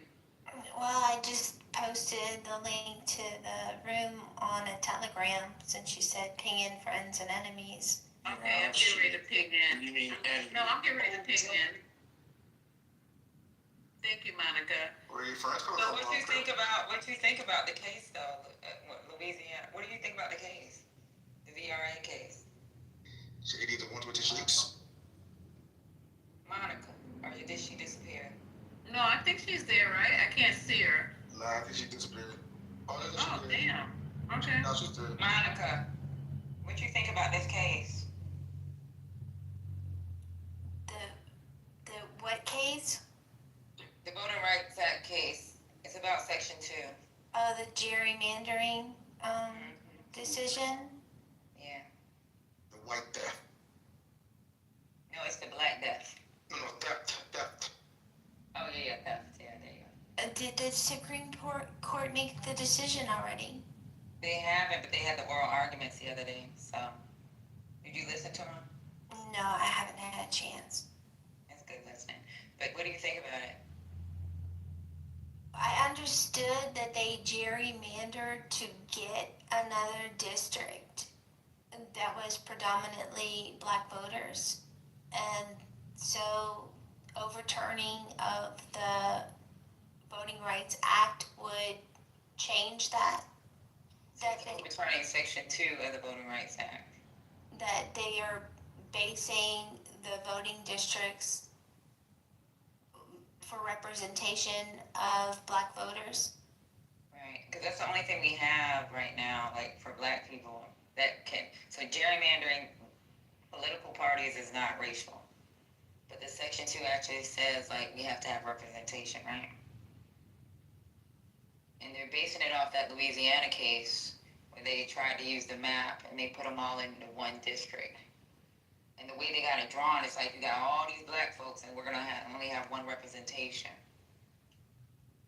Nate the lawyer did a really interesting video about gerrymandering and what? You talking about Nate the lawyer, the black guy? Yeah. Right? It's funny, y'all always have to reference a black person before you say your bullshit. I don't believe I mentioned his race. I believe you thought it was important, though. No, just go ahead, Monica.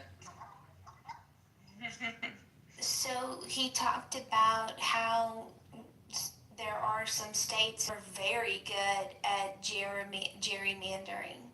And he mentioned California and Florida. And I can share the link if anyone's interested in the video. I thought he broke it down very clearly. It's been a couple months since I saw it. I'm trying to introduce you guys to another black coon. Hey, no, we voted for Trump for the economy or against crime will be tolerated. What are you talking about? We're talking about voting rights. I have a question. What part of California was gerrymandered? Because if you're talking about the true form, that is the act of taking the voting rights away from minority voters. And in California, they do have voting. They have very, very good voting laws for people and make it, as Lisa said, very easy to vote. Whereas in other states, like they were just speaking about, having low voter turnout, it's not just because people are apathetic and lacking the motivation to vote. It is because they are gerrymandered so that their votes are suppressed. They do make it difficult for them to get into polling places, and they consistently change their standards of which you can vote, like asking for IDs one year, not the next.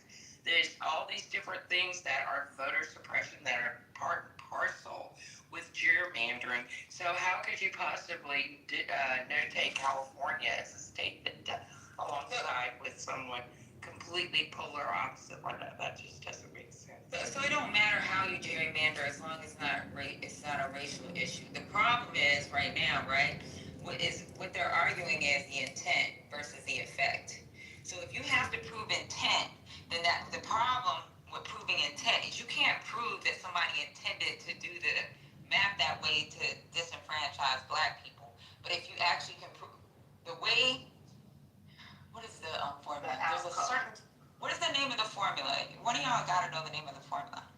There's a formula that they have, and it's a three-part formula. Or the representation? No, it's named after a guy. Fuck. I gotta Google it real quick. But there's a formula. There's a three-part formula when they're gerrymandering, right? So political parties you could gerrymander for cookies and ice cream. They don't give a fuck. But when it comes to racial, what Trump or what the administration, what the lawyers for the federal government are arguing is the intent. You cannot prove intent.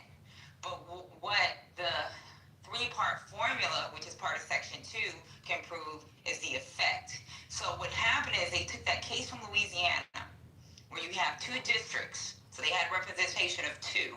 When they redid the map, it gave them one. And the way that map is drawn, it pretty much takes all the black people and put them all in one area, and that's your representation. That's it, move the fuck around.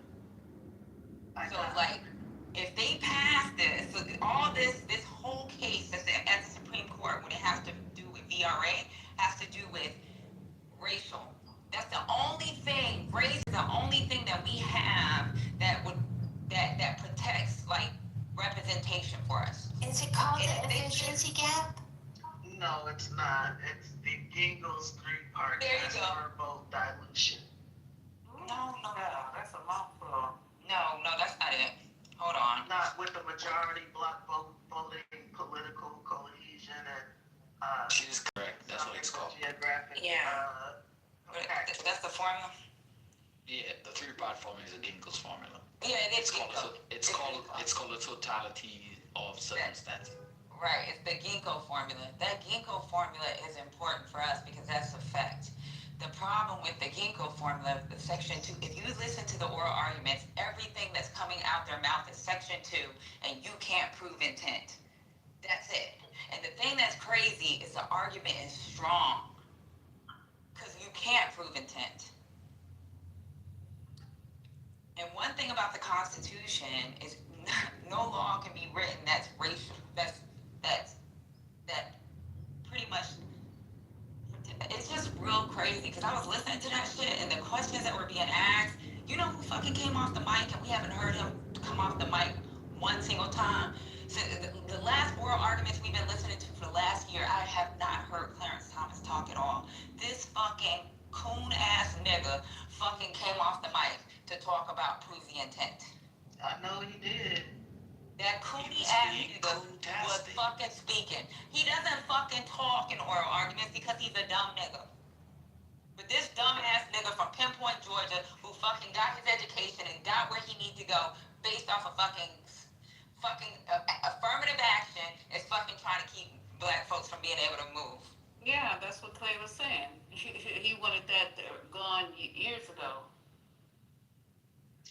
Yeah. That nigga was coon, and I'm talking about he was in the trash can. He had his coon fucking rabies. He was fucking asking questions.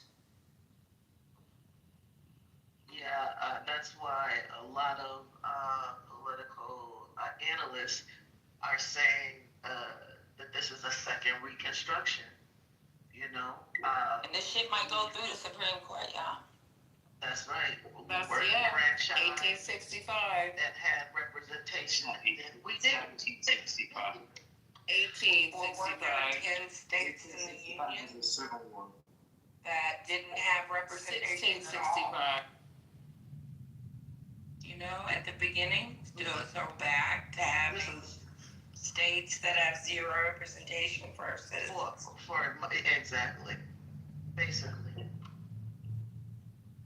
And see, what people don't get or they don't care, but, you know, people hate to see mass mobilization out in the streets, but people do that shit because politicians are ambivalent about that constituency's real issues, right? So they get ignored when it really comes to like, oh, I need to call my congressman and this and that and the third, right?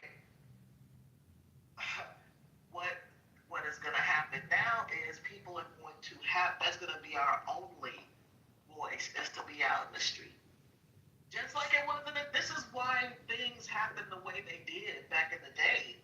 I mean, you know, they weren't giving a fuck about black people's issues. We're American citizens.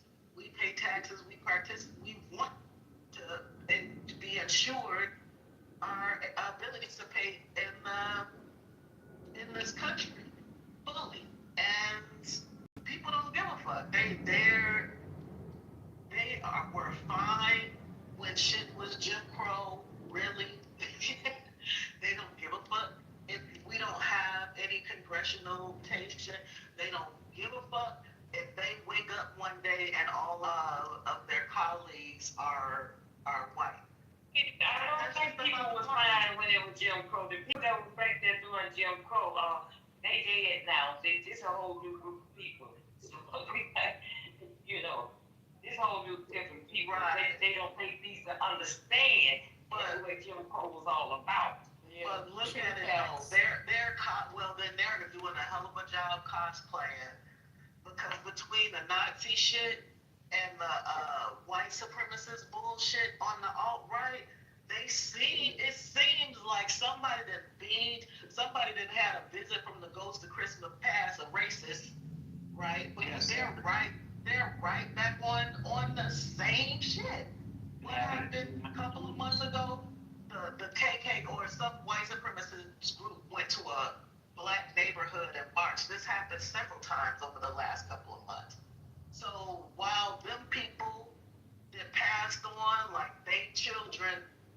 that shit on. So it's not gonna be so different. I don't believe so. I don't see even the shit that people like Charlie Kirk, talking about he would be surprised to see a black man, or he would have hesitation in 2025 seeing a black man fly a plane, right? This is the same shit the motherfucker said back in the day. Like, this is the same script. Ain't none of it different. Yeah, that's true, but okay. Can I ask a question? Yeah, jump in real quick, and then you guys, there's a breaking news. I don't know if you guys heard about the mass shooting that was foiled at the Atlanta airport. Thank you, Ed, for dropping that in the chat. We just talked about that. We talked about it earlier, Lisa. No, I know, service. I didn't hear you. Okay, so it's not breaking news. Go ahead. Go ahead. Okay. Wow. Ashley, Chris. Yeah, my name's Chris. You can I just have a quick question. I live in a black household. My grandfather is black. Half my family is black. I live up in Massachusetts, where Frederick Douglass basically came from when he came up from the South. So you believe that the kids or generation of 1865 were against the black folks, and then you believe the 1965 kids were against black folks because you had the Civil War. What are you saying? Yeah, I'm confused. I'm not following you, Lisa. You need to read, you need to start over and People that make other okay, so people's let slaves me are let exactly you finish. for them. Let me let you finish, sir, because that's probably why I didn't understand you, because I interrupted you. So can you just start over so I can have clarity? I shouldn't have came off the mic like that. Go ahead. So in 1865, white folks obviously put black folks, they weren't too fond of them, right? And then we come around 100 years to 1965, white folks are still not fond of black folks. Then we come around, kind of, 2025. Now it's Gen Z and millennials and stuff like that. And they still don't like white folks, black folks. So, what is, and you're saying it's because of the parents? No one said that. And what nationality are you, if I can ask? You're saying it. What nationality are you? He said he black. He said he mixed. No, he did not say He did not say he was black. He said he grew up in a black household and his grandparents. That don't make it black. Whatever that is. Yeah, so answer, sir. What nationality do you mind? I'm Mediterranean. I'm Italian. Okay, God. Why you gotta do this like that? And then listen. So, where do you live? In Massachusetts, where Frederick Douglass first. Where? What city? New Bedford. New Bedford. Okay. Now you know, Chris, and I do too. Okay. That you figure out. I lived in Roxbury, and I just moved 2 years ago from Hyde Park. Okay. So I lived in Dorchester. I lived in Sudbury. So you tell me where you think he came from. Think about South Boston. Okay? Put that in your head. You ever been to South Boston? Where Jelani is? I'm born in Connecticut. All my family's from New York. So, I'm just trying to figure out. Okay, so I'm just trying to figure out what you're asking, because you're raised in a black environment. You're Italiano, okay? And you said that you are saying, because nobody in here said it, that black folks up to right now, white folks don't like them. Well, that is a very, very volatile statement, because I heard you say, or somebody say something upon the grounds of that whites are, they're not fond of black folks because, and I thought I heard you guys say something. It's not because it's my opinion. Even if somebody said it's because of these, you don't think it's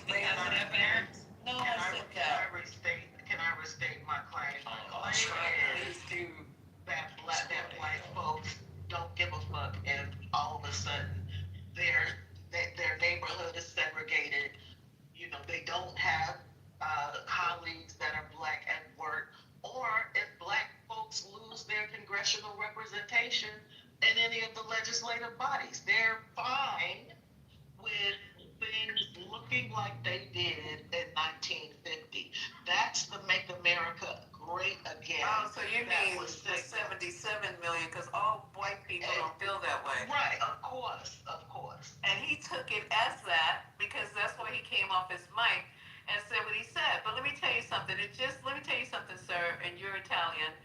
They don't, first of all, Italians were mongrels when they first came here. And it's not just blacks. You guys love to sing. Guys. Excuse me? We were neighbors Yeah, with you. you were. You came to because of you guys, that's where they came up with the title ghetto. So what I'm saying to you is that The ghetto one came of them. from Jewish neighborhoods here. Yeah, it could be German, Jewish, I don't know, but it wasn't from blacks. I can tell you that much. That's your No, it was a German term specifically referring to stuffing Jews in places with gates. I knew something like that, Marshall. I'm telling you, because I read it somewhere before. Yes, I ma'am. just don't remember exactly. But what I'm saying to you is that it's not all white people. We got our good friend Marshall on stage. We have a lot. It's just some people. So Marshall's representing the whites now? Don't do that. What would you like him to represent? Being ignorant now. What would you like him to represent, sir? Marshall, what would you like to be what do you represent? Oh no, you got jokes. Okay. Well, my thing is, this country is a melting pot. It's always been a melting pot. Except the pot is melted, it's always going to be a melting pot. And regardless of what people like, it's called human rights. And everybody in this country has the right to be a human. Everybody in this country has the right to be treated equally. That's what Trump is really trying, I think, is his goal to switch that up. But there's always going to be some people with dark hearts and dark souls, and we can't legislate that. So what we're talking about now is just voting rights, and that also goes for you too. It goes for you too. It goes for Asians. It goes for Latinas or Latinos, Hispanics, whatever we're doing today. That's what it goes for. So it's not a black issue. They don't like anybody who's not, what do you call the pure white race? Anglo-Saxon, which I am not. Okay, there you go. So you got any other concerns, Chris, that we can address right now? Because I think you know better. I think you just threw that out there just to see, who would bite. And No, genuinely, I just wanted to know because I was confused when I came in. I just came in right when that was being said, and I was that makes sense. So that's why I had asked. And I'm sure you got lovely parents of African descent who raised you with love and care, who gave you the best that they could give you, and you just Cape Verdean, but yes. Huh? Cape Verdean, but yes. I was gonna say that I was waiting for you guys to finish talking, so I can say that school there in New Bedford. Oh, That's where the Tavares brothers are from. Oh, okay.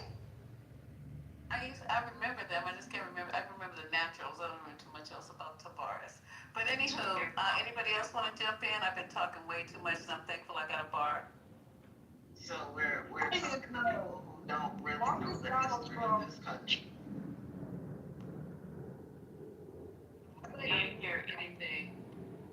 And what came? I said, so we're talking to someone who really doesn't know the history of this country. A lot of immigrants don't. That is all they know. That is that there was a civil war. They don't know that black men were given the right to vote in the late 1800s, but that didn't stop motherfucking Jim Crow for another goddamn 100 years. I don't think. You know what I'm saying? I don't think he said he didn't know. We're not gonna be too hard on him. He asked a question and we answered it. Let's not be too hard on. We'll let. I'd also like to offer Bill stay and cook out for a while. And Opportunity to go if he cares to, Alexander. That opens the door for you to go and read more. And I'm not gonna say research. Just go and read more on the questions that you have. And so next time you come into a room, you'll have a little bit more meat on your bones to be able to have these discussions. At least I understood what he was asking. He just didn't know how to act I understood exactly what he was asking. Oh, okay. But I just sit here listening and waiting for the next question that he have. That's all. I understood what he asked. That's all I have to ask. I hope you guys have a great day. Please see a very beautiful. Are you a member of the symposium, Chris? I'm not. Okay, can you turn in your pink ticket so I won't have to try to find you to ping you in? You sound like a reasonable. He said you're very beautiful. And you probably are too. I keep.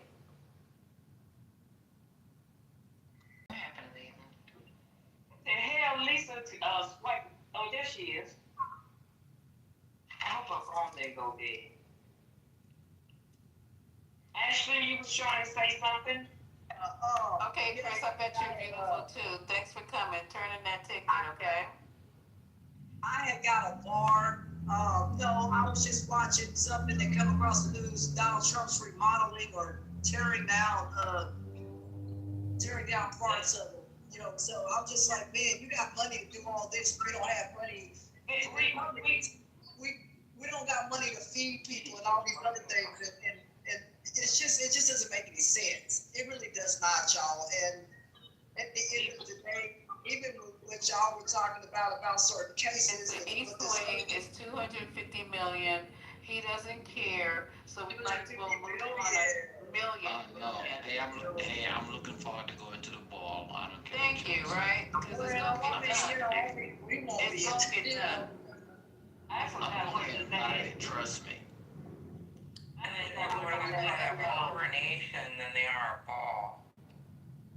What the hell was he talking about? We're talking about right thing. I'm saying that I think it's a throne room rather than a ballroom. And now we're talking about a ballroom. Well, We were talking about what, Patty? We were talking about Section 2, the VRA, Voter Rights Act, and how it's going to affect voting in the future.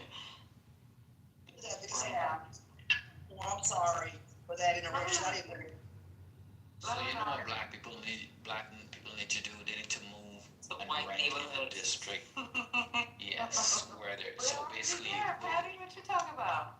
So whether the way the district is carved out, they should rent or camp out and register in that district still.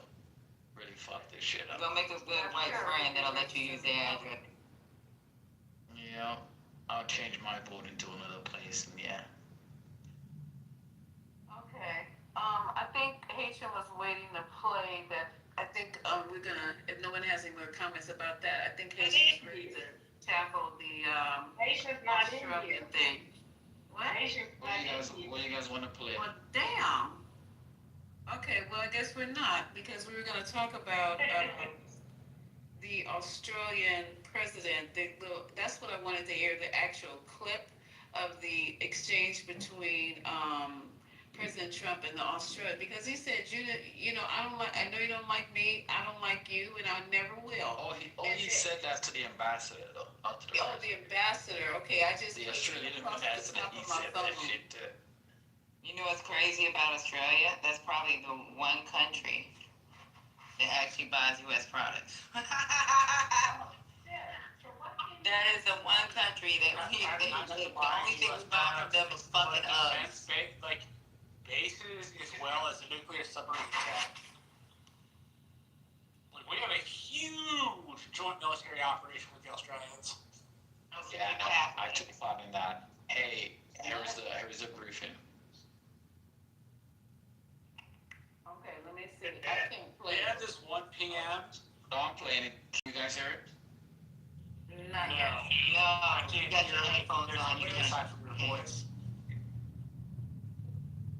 Are you using music mode, Emma? I'm using my Rodecaster. You gotta go up to the three dots on top and change it to music mode.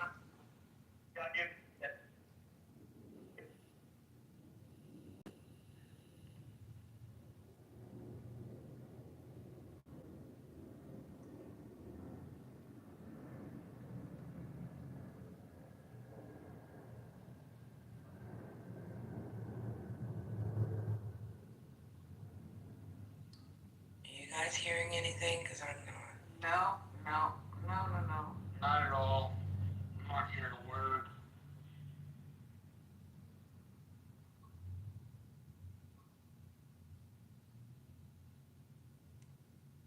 Does he know we can't hear it, though? I don't know. Okay. Well, we might have to. I don't know how to bring him back. Reaching something, because I keep getting a bar.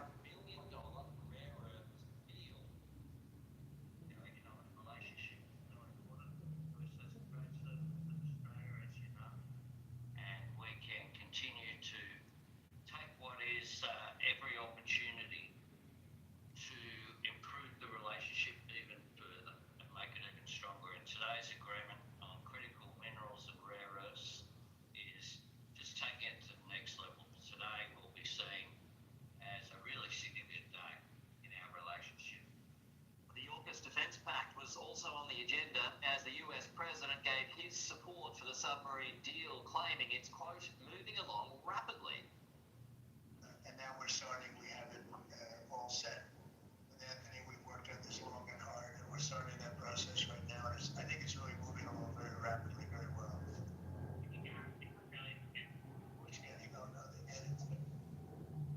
However, in what was a very awkward moment, President Trump scolded Australia's ambassador to the US, Kevin Rudd, who was at the cabinet table, following a question by our political editor, Andrew Clennell. Concerning Australia that it's taken 9 months to get this meeting. Have you had any concerns with this administration that it stands on Palestine, climate change, or even things the ambassador said about him in the past, the Australian ambassador? I don't know anything about him, but when he said bad, then maybe he'll like to apologize. I run it out, an ambassador say something bad. Hey, don't tell me that. Where is he? Is he still working for you? You said bad? Before I took this position, Mr. President. I don't like you either. And I probably never will. Wow.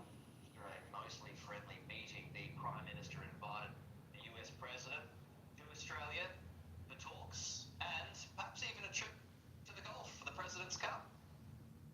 Well, I would, in fact, I've been invited to go, and I'll have to give it serious consideration. It's a real possibility. The Prime Minister invited today. He did. Is it ready?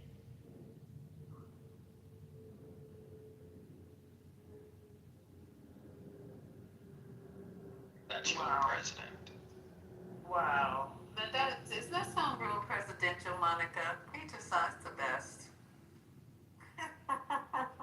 He's just the best. It's just, oh, what have we become? He just was shitting on people yesterday in a jet plane, and then today he's telling us, a prime minister, or whatever this guy, ambassador, I don't like you, and I never. Come on, get some class. You can buy some class, right? No. Hell no. I thought you could buy class. Money can't buy class. Money can't buy It can't buy, Mama. Because he is horrible. And you think all this is cute. Donald Trump, everybody's looking at him as this brilliant negotiator. He's so brilliant, quick tongue, and he's so strong. But we ain't even talked about Venezuela. We got so much to talk about. I'm sorry, I'm all over the place, but Or the Caribbean either. oh, yeah, it's just disgusting what's going on. We're shut down, and this man is behaving like that. Has he even talked about the shutdown? Like, hey, people, I know you guys are suffering. This is a hard road, but I'm here. I'm working hard on making sure I get you back open so y'all can eat and have health care. Has he even said any of that as a president y'all love so much? Nope, he's too busy bouncing between Israel and Egypt. Lord. Where the madness? No, they never. Oh, child, the maggots have been magged out. Lisa, where are your MAGA people? Big Sharpie. Hey, Melanie, I deported them motherfuckers. A big Sharpie. You know what I'm saying? But, this is what I like to have a conversation at this point with them. I mean, my this conversation is Indian sharpening my war. iron. Oh, she left too? See? Because what's really interesting, and this is why I do sometimes what I do, right? So I'm someplace, and the person who's caring for me, she knows, and I'm just like, hey, then eventually she heard you guys on Clubhouse, because I have trying to get my service unnervous. So she goes, how do you feel about the politics today? Well, she's Caucasian, which is nothing wrong with that. And her name is a nice name. It reminds me of Jesus. And so she started talking today. I almost lost it. She started talking about, the Muslims in Dearborn, how they taken over. Ayala, what's the one in Dearborn from Dearborn? The Congresswoman. Talked about her. Talking about how the immigrants get strongholds here, like the Indians. I was shocked. And I just sat there and just listened. I'm like, wow, you never know. Because all the whole time, it's just like, you did the best. Chummy, shaking hands, rubbing arms, giving a kiss on the cheek. My NURSA. Oh, okay. The one I told you about. How are we supposed to be giving India a stronghold in America? What is she talking about? Talking about they come here and they set up. Keep winning spelling bees. Oh shit. It's no white people. It's crazy. Those H1B or HBV1 or whatever. HBV. Fuck, I don't know HPV. So You know what I mean? Yeah, it just shocks me. So you never know. And this is, okay. Well, if you listen to Professor Sachs, what's her name again? God, she's a Jewish lady who teaches at Columbia. She's a doctor and a lawyer. She said the Indian students are cocky and they think you're better than white people. So she thinks Trump should deport all of them. And she wasn't fired for saying that. She's tenured. See what I mean? And for y'all that didn't catch that name of that person, Nate the lawyer, the attorney, she's trying to put that corn in your fucking ear. He's the same as Candace Owens, the Tatum's, and all those motherfuckers. That's exactly who that piece of shit is. Wow. That's why she casually mentioned the name in the video. They working their way down. Oh yeah. All time. They're gonna be everywhere. I'm on the way down, mama. Wow. Okay, what else is up, y'all? What else we talking about here? So about air traffic, airport delays. Yeah, you can go ahead and say. That's it. Pretty much air traffic issues, a lot of delays. Doesn't look like it's gonna get better anytime soon. So if you fly, be prepared to deal with some bull. Yeah, my coworkers went to Portland this weekend for a conference, and they got rerouted twice due to turbulence. So guys, listen to this. The Indians thought they were close to white. For criticizing racism, but this is what they think of them. Saying that India on some level is a shithole. Amy Wax further said, I think there is just a tremendous amount of resentment and shame of non-Western people against Western people for Western people's outsized achievements and contributions. India is a shithole. Yeah, so I received it. Amy Wax. India is a shithole. U.S. professor on Indian immigrants criticizing racism in. You guys remember when Amy Wax said that? And you're in my brain because I was also just thinking about Amy Wax and the things that she said about East Asians and Black folks in these so-called liberal universities with professors like tenured professors like her. A joke. She said their feminization. She's a woman who says the feminization of institutions is hurting America.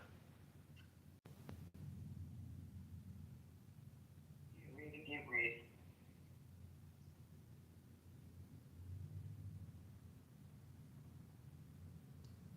the breaking news. Oh, Ashton.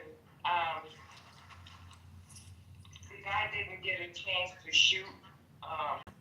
He was going to. He said he was going to shoot up the airport, but he didn't get a chance to even take the gun inside. They got it. Did you hear me, Ashton? That's really great. I'm glad to hear that. Yeah, I think the family member called and alerted them something. But yeah, he said he was gonna. I saw him when they was bringing him out. He didn't look like he was tight, but he looked like he was gonna do what he said he was gonna do if he had a chance. Feel like he might have just wanted attention because if he was gonna do it, why did he take the gun in with him? You know what I'm saying? He left the gun in the truck. They got him inside the airport, so.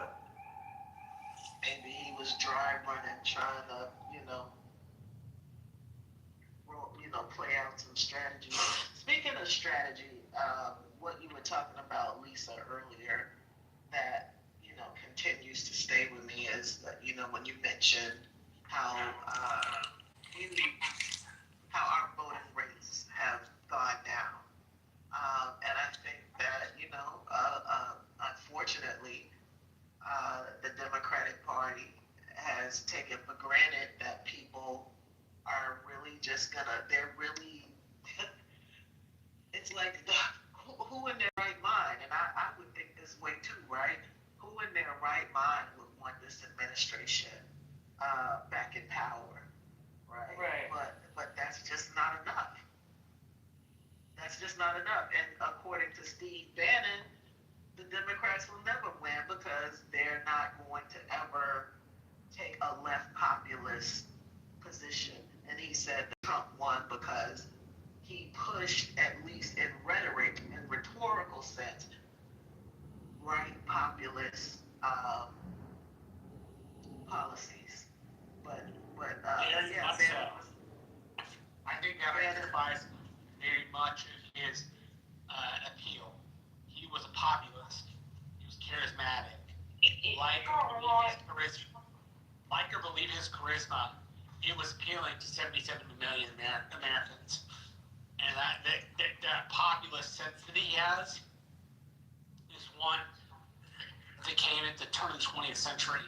We have faced that kind of stuff before. Yeah, because he was goddamn racist, and the racists wanted him back in there. That's why Trump won, for no other reason. Trump won because he's a goddamn racist, and they wanted him back in there. Trump didn't do nothing else. Didn't do nothing else so goddamn grand. Not one thing, but to put on a clown show. Not one time did he hold a rally where he said anything that made any goddamn sense. He said not one thing. And batteries. I mean, yeah, but that doesn't mean it those they would tell you the same thing. They would tell you different things. They can tell me what they want to tell me, but I'm telling you how I feel. I'm not saying you have to like the different things. I'm saying they will probably, in answer to your question, they will probably say different things. And they probably will, and I'll tell them the same thing. He won because of all of these goddamn racists, and it's very obvious because they started coming out the closet as soon as he won. For real, racists and transphobes. But yeah, I don't disagree with that, but I will say. And then they want to make it seem like it Kamala lost because she was talking about trans and talking to Democrats. Are y'all stupid? Not you, Marsha, but are y'all stupid to think only Democrats are gay? Are y'all stupid to think only Democrats are trans? Are y'all stupid? You know, that's why she lost. I think she lost because Trump proposed the future and she proposed the past. Trump lied about the future he was going to propose. Okay, so Marsha, for 1 second, let's have the conversation. So what did Kamala pose that was in the past? Which one of the points on her platform was it giving $25,000 for housing? Was it away student Well, I loans? think one of the Was big it things, giving Lisa, money for your first child? Was it small SBA loans to I people who think have the bad big credit?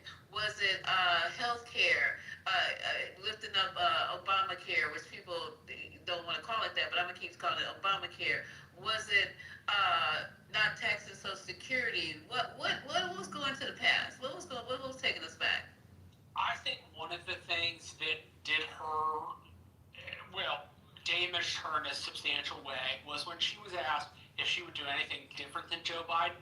She did what a vice president should, which is protect her president's flank, right? But that's not the right candidate response. The right candidate response is, well, I would have increased this business tax with that business tax, right? And because she was a good vice president, as she should have been, don't get me wrong, like I think she was obliged to like hold the president's flank, so she couldn't say much. But Trump sketched out a future that things would be cheaper. Now he lied. She was still working for him. Are you serious? I'm not. Well, I kind of agree with that part of it, but it still don't make sense to me. Why it happened? That she was not able to give that honest response because. But that's not why she lost. That's not why she lost. You know, that's not why she lost, and nobody's gonna make me believe that they can say what they want to say about Kamala. That's not why she lost. No. I don't think it had anything to do with any of her policies because what Biden was doing. None at all. You're totally wrong. None at all. Don't get me wrong. Marshall, we got to get to the Yankee Panky here. The Yankee Panky, all right. Let's get to the Yankee Panky because with okay, let's talk about what's really going on now. Okay, it was all about marginalizing people that other people think don't need to be in any other position but downtrodden. They like the bootstrap story, but they hoping to God you don't have the boots. What's going on now with Vogt and Stephen Miller? Let's be honest. Project 2025. Now, a lot of these redneck, sorry, I better not say that. A lot of these people that voted for Trump knew nothing about Project 2025. But what they did know is like they hate Mexicans because they think Mexicans are stopping them from getting free dental work, from getting more money with pickle plants. Yeah, more night job at a dark factory. They think the dark factory means the light. Just all the things that they are not getting because of their unwillingness to put in the work, that Mexicans and other people are coming here getting free, that they're getting $10,000 worth of food stamps. Well, you ain't worried about that, bro, because you're working hard. You're a hard-working man. You 10,000. You mad because you didn't get the 10,000 on your card, and that wasn't even true. And we didn't fight back hard enough on shit like that. They're getting the health care. They're filling up our schools. They're starting to vote Democrat. Come to find out, the biggest voter for Trump was the Hispanic men. You know, the other part of that, which is something I think is really kind of critical, is like we don't want to we don't want to have second-class citizenry. We answered that with the Civil Rights Act. Second-class citizenry is a bad idea. We shouldn't want it with black people, and we shouldn't want it with Hispanic folks. But they do already.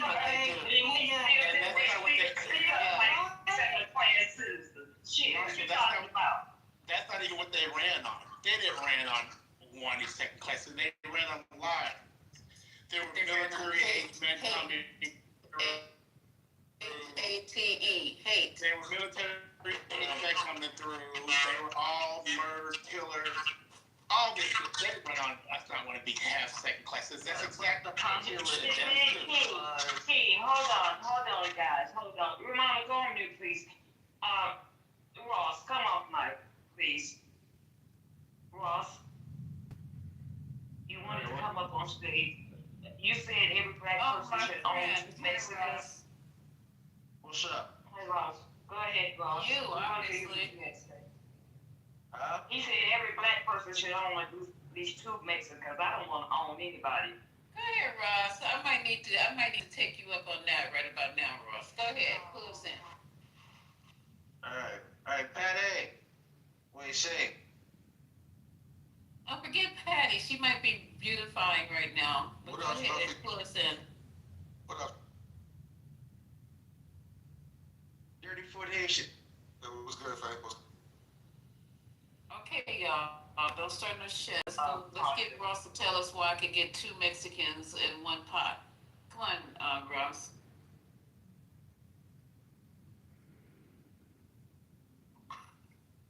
He left.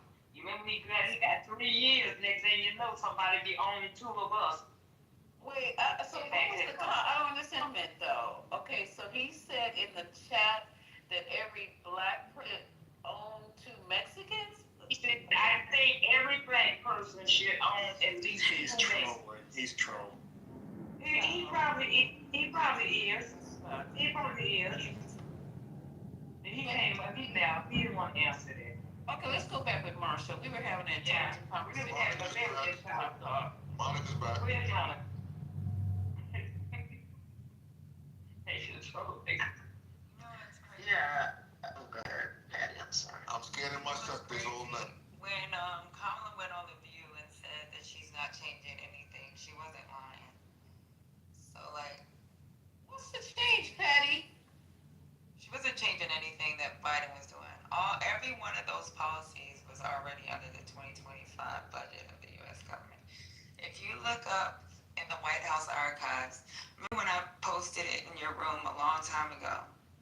I kept posting it in your chat, and it was about the archive, what his proposals were. All those proposals came from Biden. You put in 25,000, you're gonna see it under Biden. You look at the child tax credits. The reason why she was able to come up with that 98-page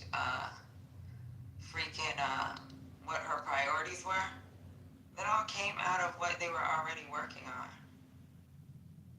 So she knew the numbers because they already have the numbers out in the proposal. Matter of fact, I'm gonna Google it real quick, and I want y'all to use that as a fucking reference. If you put in 25,000, you're gonna find it. If you put the 3,600, you're gonna find that. You put the 6,1,000, you're gonna find that too. All that shit was Biden's proposals. That's why but when she wrote in her book, she should have veered from that. No, she shouldn't have. That was the truth. She just needed to explain it. But that's the populism part, Patty. So, like with Trump, he said that he was doing all of that. I'm doing all of this for you. You know, he got so many black people because he told them that he was protecting black jobs. Now, we knew he was full. Like, we knew he was full of shit, right? But what was she supposed to do? What was she supposed to do? Lie to? I think that outside of his budget proposals, people were like to say, I'm going to give, $1.3 billion to Israel for the war. People didn't like that. That was another thing that they said about Trump. He's not going to, he's going to end the conflict, and we don't have to send our, tax dollars to Israel and all of this. But he never said that. And everybody knew his relationship with Bibi. Nobody gave a fuck about that. He said that if he was president, the conflict would have never started. No, he said he'll be able to end it. He did say it would have never started. The one with Putin and what's his name would have never started. Exactly. That's the one he said would have never started. But people wanted to hear that. Yeah, but the thing about it, I'm going to still go back to the fact that the man won because these racist people wanted him in there. Trump didn't say anything so fantastic that make anybody flip over, do cartwheels, not one time at any rally did Trump say anything to make me sit up on the couch and say, God damn, that was deep. Not one time. Of course. Sorry. No, that's in the list. Go ahead, JD. No, I was going to say, and let's not forget, when we say his voter base is a cult, we can't forget it. That's the damn truth. It doesn't matter what that man said. He could have said, I'm gonna give him $1 billion. They were still gonna vote for that man. We didn't like it yeah, go ahead. So you guys heard about Hacksap's pastor today? What Hacksap pastor said that slavery was okay according to biblical. So listen up. Republican politicians, offices and shit. So here we have a guy by the name of Christian nationalist pastor or Christian nationalist podcaster Joshua Hames, and this guy is Pete Hegseth's pastor, and he said this into a microphone in the year of our Lord 2025. Listen to this. The institution of slavery is not inherently evil. I know. Some of you guys are upset by that. Some of you guys are saying, I've been saying that for years. Okay, I'll take it a step further. It is not inherently evil to own another human being. I know. Just wait. Some of you guys are really upset, but let's talk through this because it is very important that every Christian affirm what I just said. And not only should they affirm it, every Christian in today's society should be able to defend what I just said. Okay? I know a lot of you are watching this and your jaw's on the ground and you're like, holy fucking shit. But I gotta be honest with you, I saw this coming. I knew this was coming. And the reason I knew this was coming is the right has already said, we don't give a fuck about democracy. The right has already said, we don't give a fuck about Israel doing a genocide and massacring innocent Palestinian children. So if they've moved beyond democracy and they've moved beyond giving a shit about genocide, why would they say, oh yeah, let's treat everybody equally and let's be anti-slavery? No, like, slavery is on par with genocide. Like, let's call it what it is. Like, the crime of crimes, when you talk about the crime of crimes, it's probably genocide and slavery are the one. So if they've already greenlit genocide, what would stop them from greenlighting slavery? Right? And it fits perfectly in their racial hierarchy ideas. I mean, that's what it means to be a right-winger, is to believe in a natural hierarchy. And in the minds of right-wingers, it's like white men are at the top, and then everybody's beneath them, right? And then at the bottom, you have, the Jews and black people, basically, and women. And so I'm not surprised by this in the slightest bit. But yes, now the idea, like, debating slavery is back in question, which also, by the way, shows the stupidity of the idea of, like, bro, I'll talk to anybody, bro. Bro, I'll debate anybody, bro. And no, that ideology, that approach only makes sense if your opponent is within the realm of that which is reasonable. As soon as they step outside of that, and they want to debate, I don't know, like creationism versus evolution. Well, that's fucking stupid. Creationism is fake. Evolution is real. We shouldn't even give it any credence whatsoever to say, yeah, have a scientist debate a fucking, like, flat earther or some shit. So, like, this is where we are now, though, where they will take the most grotesque, insane ideas and trot them back out and act like we're the crazy ones for opposing them. Big evangelicalism has been getting this wrong for years, basically since the Genesis, since the advent of Big Eva. That's a really dumb point because big evangelical Christian, the televangelists, Pat Robertsons and the Jerry Falwells, the main issue that they got their notoriety over was they didn't want to end segregation. They wanted to keep segregation. So, no, they've actually been on the record for a very long time being racist pricks. And had a good answer for the slavery issue. Right? Christians in America have the slavery issue. The slavery issue, the thing everybody's talking about, real hot button issue, bro. Led astray on this topic. They've been led to believe things that the Bible doesn't teach. And when we go beyond the Bible, there are dire consequences. Now, do you see the problem with relying on an ancient text for your life lessons? You can call me an agnostic, you can call me an atheist. All you need to know is I'm a fucking non-believer, right? And this is one of the main reasons why. Because if you go to that Bible and if you look through it, you can absolutely find things that are glorious that, make you live a good life and make you be a good person, of course. But you could also cherry pick the shit that makes you an evil motherfucker. And that's what the entire evangelical movement does. So remember, we're talking here about Pete Hegseth's pastor, and he's defending slavery in 2025. The ugliest ideas that we all thought were dead and gone. They are not dead, they are not gone. They were just pushed beneath the surface. And now they're bubbling up again. There you have it, ladies and gentlemen. They put in all your back chains. That's the conversation we were having with Marshall. Marshall, that's a good segue. Because anything Trump said compared to, you saying, once again, you said your list of things that Kamala did wrong was that she was going back to the past. Well, goddamn, Marshall, nothing's more pastor than slavery. And they still talking about slavery, Marshall? 2025, your your group or your whatever is still talking about slavery. I thought you wanted us blacks to forget about it. I thought you wanted us to move on. It seems like y'all talking about it more than we are.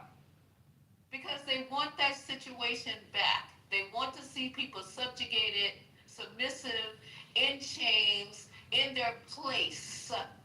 The 2025 in their place. They're not calling it slavery for 2025. It's just in their place. And getting rid of that DEI that helped you guys crawl up. Getting rid of that affirmative action that gave you a little lift, even though we really didn't need it. Because y'all be honest with yourself. Black people in them little schoolhouses they had with one teacher, one room, they were excelling. There were people at Harvard, when Harvard was Harvard, first opened, there were black doctors graduating from there. And there wasn't no affirmative action or DEI. How do you explain that? But being the nation that we're supposed to be, they were looking at all the inequities of how you start at a negative, at a place of negative. And they were just trying to make you start at a place of equal, not even positive, equal, right? So here we are in 2025 trying to deal with the Republicans who wanted to take me back, dear Lord, to the place where okay, come on y'all, that's what's going on. And a lot of black people don't even see that. So we stop voting, we think we made it, voting don't work, the system is rigged, all this stuff they got you to believe. So we're voting at 43%. What was it, 43%? I think it was 43, 45%. Was it 43? But we were voting at 85. Okay, Marshall, I'm sorry if I'm scaring you away, but let's continue. Lisa, you didn't scare me away. No, no one's talking to you right now, Infinity. No one's talking to you. Don't get yourself knocked off the stage. Listen, feel the room, see where we're going. Okay, go ahead. I think what I meant was he sold a positive economic picture. She sold a status quo economic picture. And the election that comes at it for me is the 08 election. McCain sold himself as a third term of Bush. Obama sold him as something new that would be able to get the economy going and get us employed, in particular in the wake of the financial collapse. And that kind of attitude was not one she necessarily had. Now, I'm handicapping her performance with being the vice president and outwardly saying, hey, I don't think she could have said anything else. Right? I don't think she. Well, the point is, like, I don't think she could go against the president. Number one, that's a bad idea in politics. Number two, it's disloyal. Number three, if you ever hope to have a chance, some other day, you support the guy in the chair, basically. And so I can't fault her for that. I can say that I think ended up being one of her detriments in the campaign. About the video that we just heard. She wasn't talking about Kamala. She was asking you about the slavery. No, I was asking about Kamala. I thought you was asking him about what the guy was just talking about. No, I was putting that in as a reference. And Ifity, I am dramatic, babe. So love it or leave it. And most people love it, but you can leave it. We're gonna stay dramatic. We're not going back from right. Lisa, I love it. You're gonna stay mute, Infinity. You're gonna say who you are. Stay black, Infinity. There you go. How about Did somebody say my name? Fantastic. Nobody. Nobody's in corner. the eye in the chat? Lisa! Did somebody say my name, Lisa? Oh, and you need to be talking to your counterpart, Infinity, Manfinity, all you Who is Infinity? Who's Infinity? Where they go? Where they at? Turn your volume down a bit, babe. He's in the chat being sarcastic as hell. Oh, come on, you guys, let's go. Somebody erased it. Don't erase the chat. There's nobody in the chat. No, I don't see nobody in the chat. No, it's there. It's still there. It's about as content. Is Marsha going to answer Lisa's question? Because I any answers, I'd like him to speak. Oh, I'm sorry. I've been waiting. No, it's gone. It's gone. Somebody erased it. Sorry. Don't do that, everybody. It is Crazy. I definitely. know. What is What I'm going up 37 days ago. What did they erase? It's iFaming. It ain't gonna do iFaming. It's not iFaming. I commented You need to stop acting like you're 5. Lisa, I commented. It's not I. Agent. Hold on, Miss Philly. I commented, then agent, and then right above agent. It's still there. Yeah, I'm looking It's at I. it. Gonna do iFaming. Okay, if you guys see it's there, it's there. Listen. Well, I don't know why me and Lisa can't see it, but listen. This is the way this is gonna go. We have had a nice calm. Oh, I see it. It's there. And everybody have had a chance to talk. But man, Finity, I swear to God, you're not gonna come up here with that screaming in our ears. Man, please don't come up here with that. We're not in the mood for that shit tonight. Please talk like you got something. Yeah, but she keeps saying iFaming. It ain't iFaming. It's iFaming. Shut up. We're talking about man Finity now. Shut up. You said that. Set the bed with a warm glass of milk. God damn. They're talking about somebody else. Thank you. My name up to people. They were talking about Monica wanted to know. dude, not you. Monica wanted to know if that guy was named Joshua Haynes that was talking on that video. ML. Yes, he was. Yes. Yes, Monica. She listened to his podcast. So here's another clip from. He said something and man gonna put us in chains. Damn. That's what they want to do. Y'all think they're playing? Do you guys listen to the radicalization of the young GOP people? Those are old people. Yeah, we heard your text. Those are young people. They don't know it, ML. Those are people in their 20s saying, They don't know it. take this shit back. They stupid. They don't even know that the big beautiful bill is Project 25. That's how stupid they are. Oh no. Here he comes. They come in here every day telling us what they don't know. It's a shitstorm. Every day is, and I didn't know that. I don't know anything about that. Oh, they don't never know shit about nothing. We have conversations with those people. We said, okay, if Trump is such a genius, he would have realized that the Chinese had already built a port in South America. Wait, hold up, you guys. Because the Wait a Chinese minute. realized. Hold up, ML. We were having this conversation with Marshall. Marshall, are you done responding to me as far as our conversation we were having? If so, we can move on. Yes, ma'am, we can move on. That's okay. Okay, so anybody else want to have that conversation? I do. Before I be on stage. Okay, go ahead. Miss Lisa, I'm sorry, I've been waiting. There's 3 simple reasons. And everybody in this room mostly knows them, but I'm gonna lay it out if you don't know. There are 3 simple reasons why Kamala Harris did not win this election. 1, she's a woman. 2, she's too black. 3, she wasn't black enough. Excuse me, I wasn't done. She was either too black or not black enough. You Miss can't be Lisa. close. Did you not hear the conversations that were going on in this room? The whole time she was campaigning, where people were saying, she's not black, and other people were saying, she's too black, she this, she that.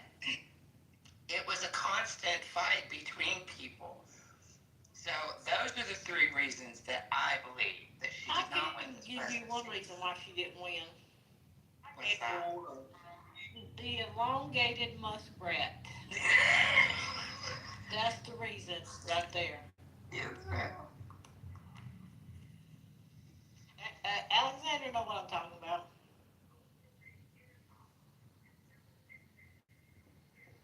I mean, if you want to like put it down, that's what I would say that it would be, considering all the conversations that were going on during the campaign about this campaign. He sat and told us, Elon know what to do with these machines, and you won't have to vote again. Oh, I know. And Trump said that months before the election. And people tried to act like it was a slip of the lip. Trump She said lost that because months. black people don't know how to stick together. That's why she lost. That's exactly, and because they wanted that man back in there. The racist people wanted that. It's just like they want him to not leave. Would you believe the amount of people that want him to stay president? That's why people is saying no king, because he's saying he's not going to leave. But you know, people that don't want him to leave, are you kidding me? 2028. He already tore off the East Wing. Hey, but that's The man tearing up the goddamn White House. he goes. He stays a number. He's tearing up the White House from the ballroom. The White House need to be teared up. Miss Alexander, freaking Melania fucked up the Rose Garden the first administration. That's too many conversations. Yeah, haven't you guys heard Trump speak about his health and his? But you know he has the best access, even though he has a cardiac risk or a vascular insufficiency. He does have access. He can stretch out. You know, yeah, I know that. Rich people could extend their life because of right. They can pump it with formalin. He is scared of dying. But This is not to be funny, ML.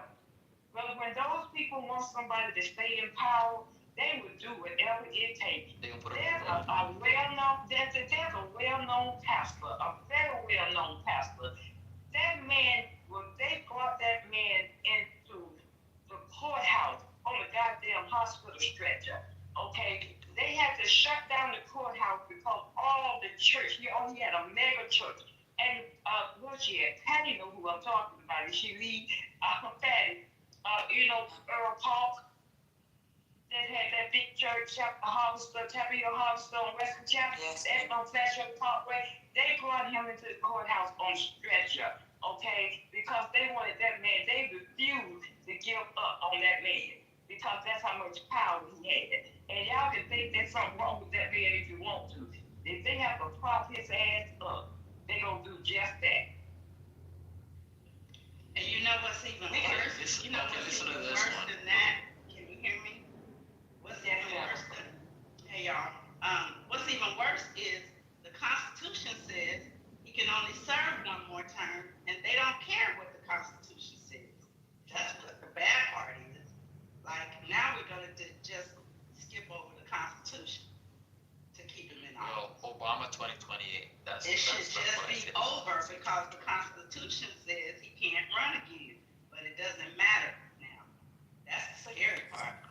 Doesn't it though? Wacky thing that they said yesterday. Go ahead, Marshall. Wouldn't it, in a practical case of being, wouldn't he file in the FEC saying no, you can't file? Like, wouldn't you be surprised if the Federal Election Commission let him register as a presidential candidate in the first place? No, not this time.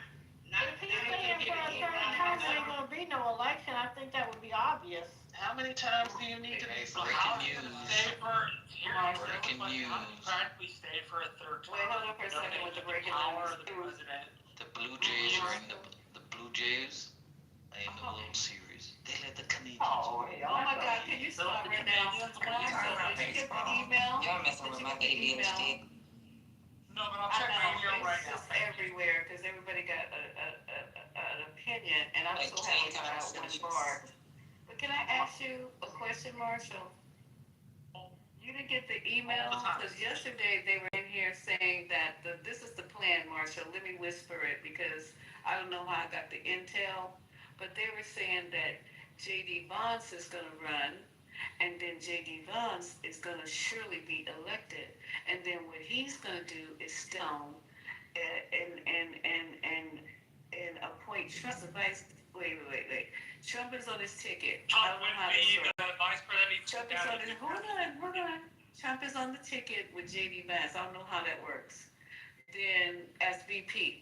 So when Shirley Vance gets elected, then Vance steps down.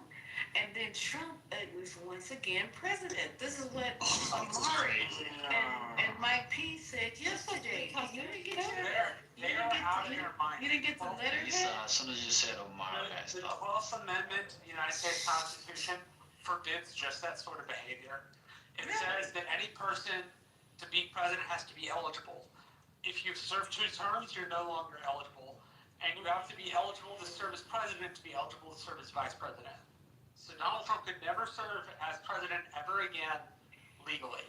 Now, if we have some extra legal thing, then yeah, you wind up with Donald Trump as the next dude. But my point was, if you followed the rules and The rules.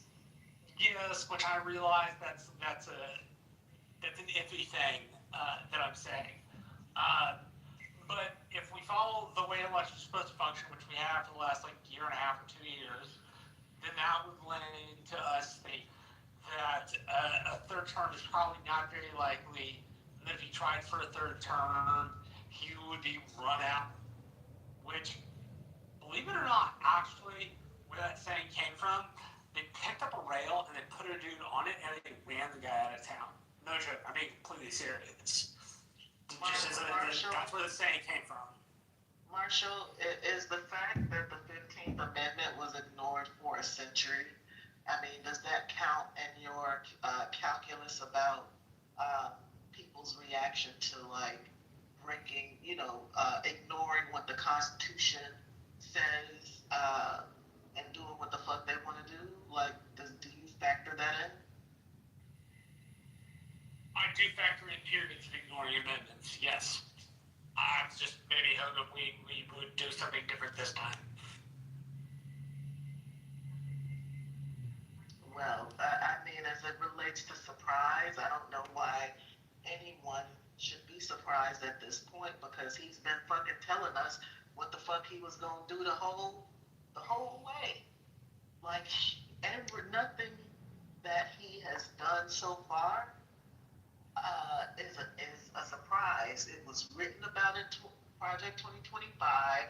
We already knew what his agenda was. We knew what fucking Steve Miller's agenda was. We knew what Vote's agenda was. None of it. No, this fool cannot surprise me anymore. Only thing that surprises me is that people are surprised. Because haven't you? We've all been listening to this man. So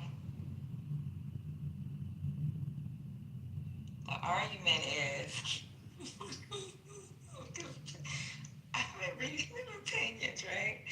So the argument is the Constitution, the 22nd Amendment says no person shall be elected to the office of president more than twice, right?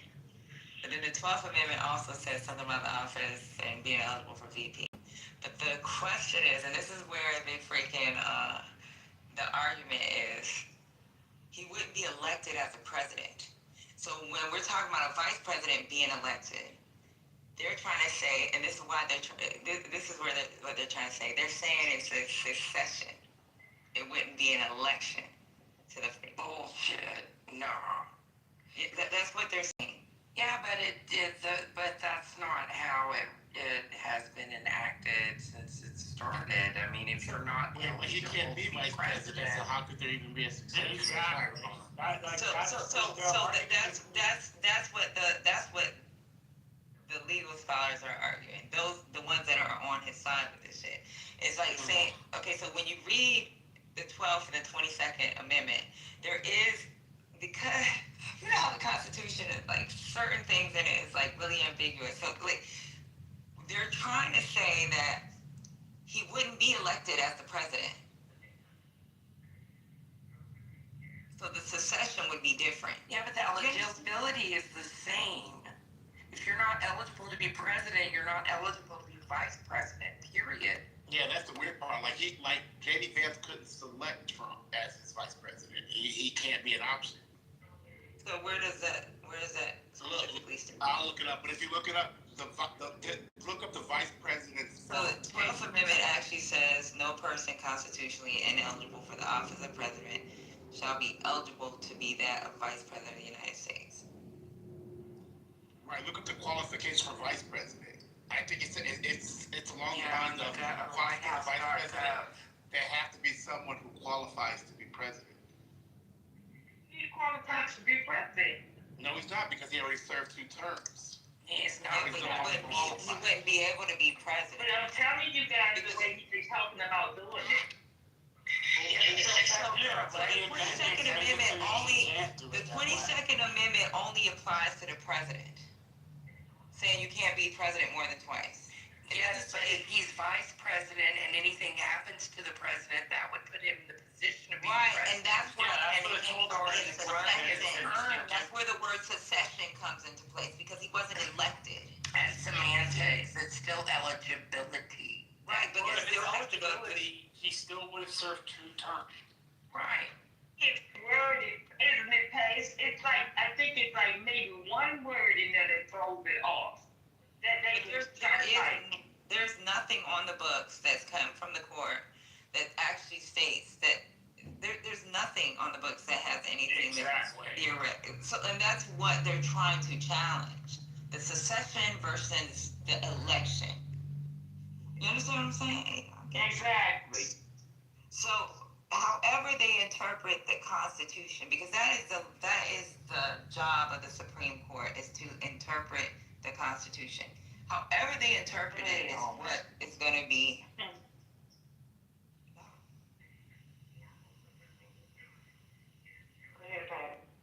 But that's going to be the law. So if he does try to do that, then there's going to be, but even if he try to run for vice president, that'll probably be when they'll be like, oh, hell no, because then this could happen and he can, but I mean, it's going to be up to the judicial branch to interpret the Constitution properly.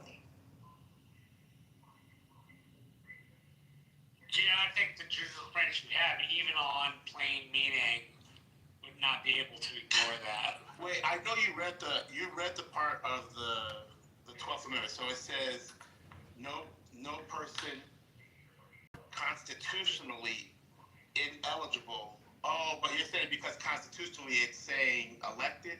So it's saying, but no person constitutionally ineligible to be office of the president shall be eligible to that of vice president.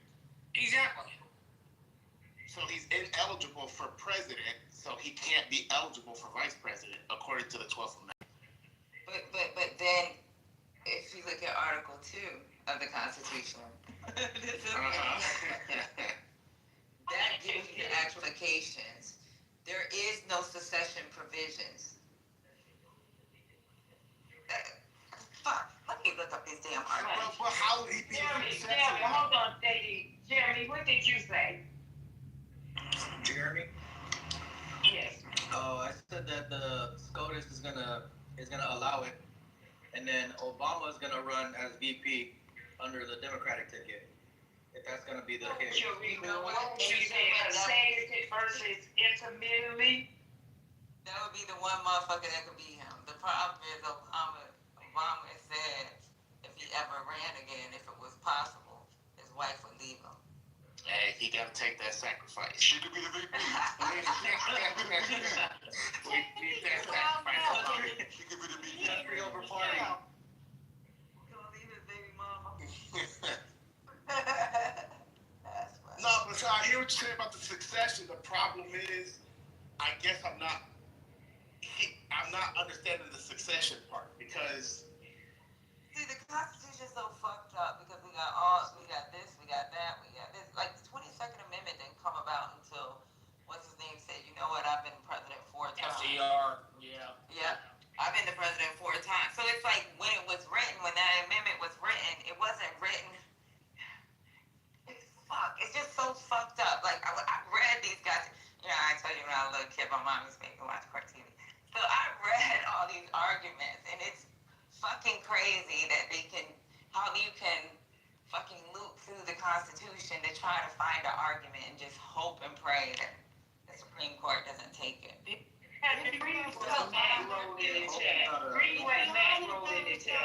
Yanni better stop talking about my son in the chat. Patty ain't gonna appreciate it either. If Yanni saying, of course, JD don't understand something. Yeah. Where'd he go? Yeah, let that go. Don't be doing it. Yo, he was on the call with the whole time. You know what you need to do? We put Matt rolled in the chat. Hey, we put Matt rolled. You guys, because, really, seriously, Afani, if you want to come upstairs, you're welcome to come upstairs. You're talking in the chat. Maybe you feel uncomfortable coming upstairs. Yeah, I said that, Matt. I said that's the only way. Come I said upstairs. that's the only way they're gonna. Matt, there's nothing on the books, and you know this. I said what's gonna end up happening is gonna happen before he even, if he announces him, that's when it's gonna go to the court. But wouldn't he have to be accepted on the ballot still, even if he He'd have to be in alignment with federal election procedure, and he would make his federal election procedure comes off of the Constitution. Hey, JD Vance is a bitch if he hands it over. Just like he's JD Vance is not going to be the dude that, like, the only dude in the last, like, 40 years to inherit the presidency from the vice presidency is George H.W. Bush. Before it was that, it was LBJ because of an assassination. Before it was that, it was Truman. Before it was that, it was Teddy Roosevelt, who took over from McKinley after he was dead. So there aren't very many presidents that have made that jump. That transition There have not been that many presidents that's done a lot of stuff that's fun. JD Vance is. He's being. Yeah, but Vance. Y'all know that's I just think the grooming doesn't necessarily match with what the American public feel. You can be given all the training in the world. Training can fail if you don't understand the American public. And I have this feeling that J.D. Vance, no matter how smart he actually is, because he went to an Ivy League, is not really going to understand that stuff. And that he's going to fall prey to it just like everybody else did. And that Donald Trump, while being a canary in a coal mine for problems with the political system, he's also going to be somebody that people can't repeat. Like they'll try to repeat his shit, and it just won't work out very well. So Dr. A.G., I did read the 12th Amendment, and then I found it. So I found it. It's under Cornerstone Law. So this is what they were saying about the 12th Amendment versus what they're trying to say, and this is what these clowns are trying to say. They're trying to say that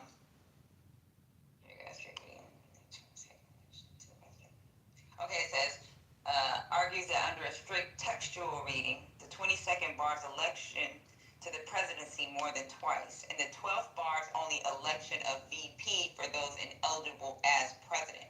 Thus, theoretically, someone could become VP and then ascend.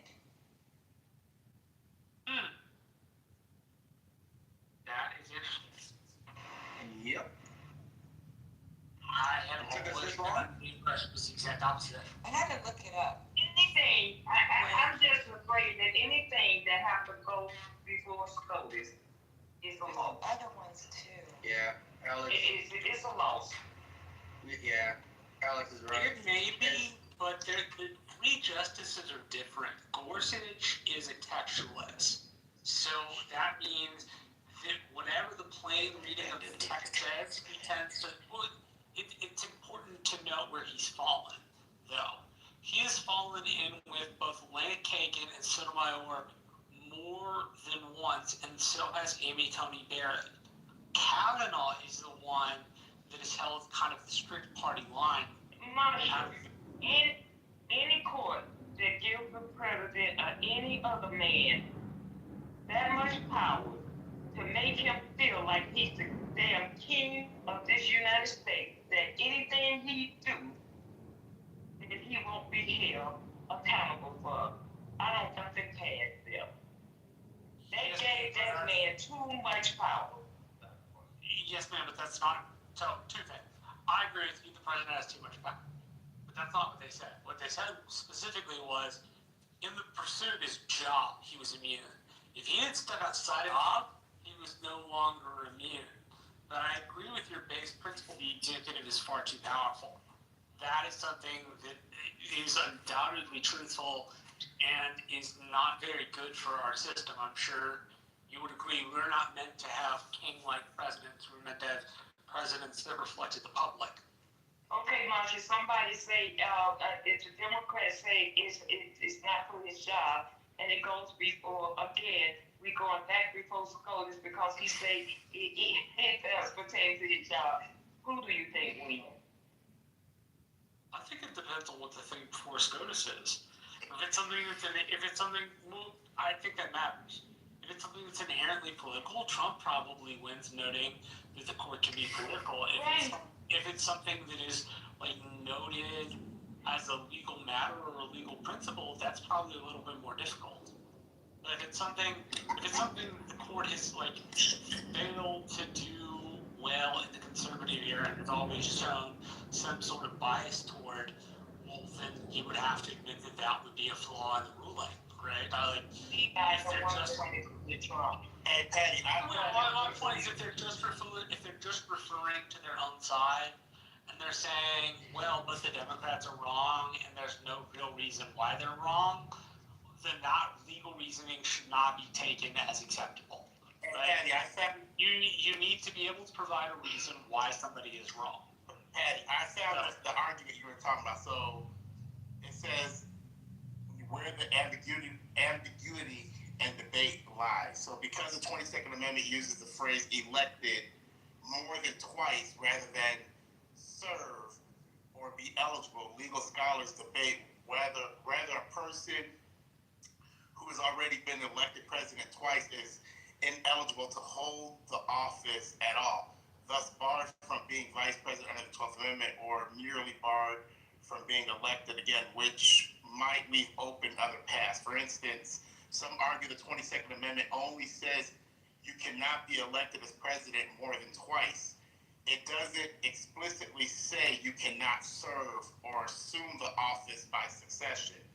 Others argue that given the 12th Amendment's requirement that the vice president must be eligible for the presidency, a two-term president is effectively ineligible to be vice president because they cannot become president again via the election.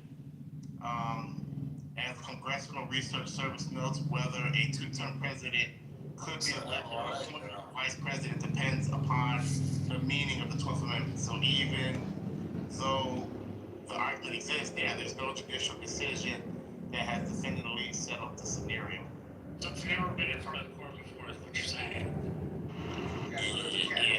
There's a chance that this whole scenario that we're laying out is possible, basically.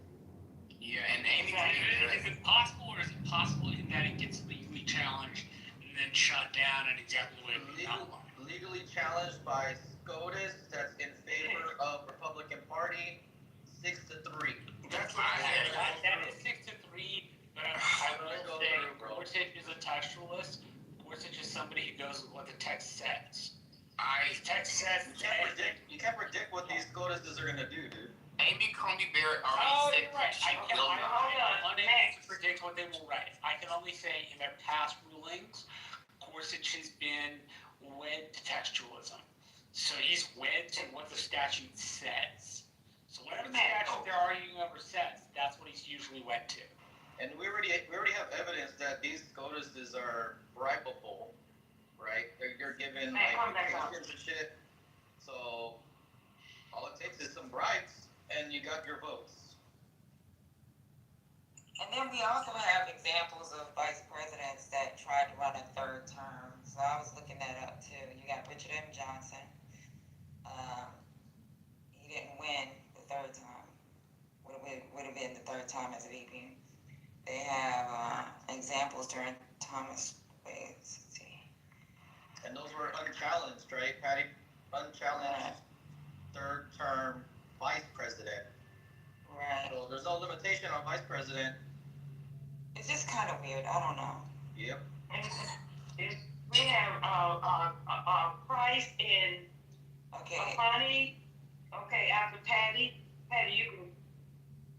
And they actually talk about George Clinton. So it says he was the one that served under Thomas Jefferson, James Madison. He was one of the two people to serve as VP for two different presidents. Died in office during Madison's first term. If he would have lived and stayed on, he would have been under Madison's second term, he would have been the first to serve 3 consecutive terms.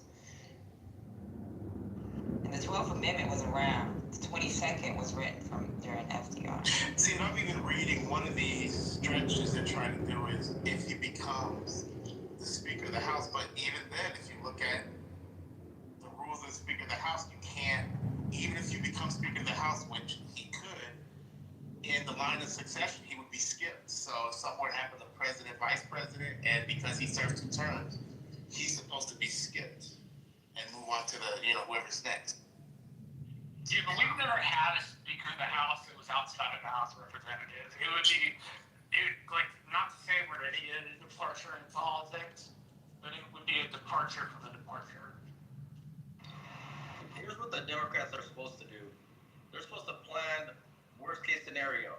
If this shit goes through, what the fuck are you gonna do? Like, who's gonna run against a Vance president, Trump vice president ticket?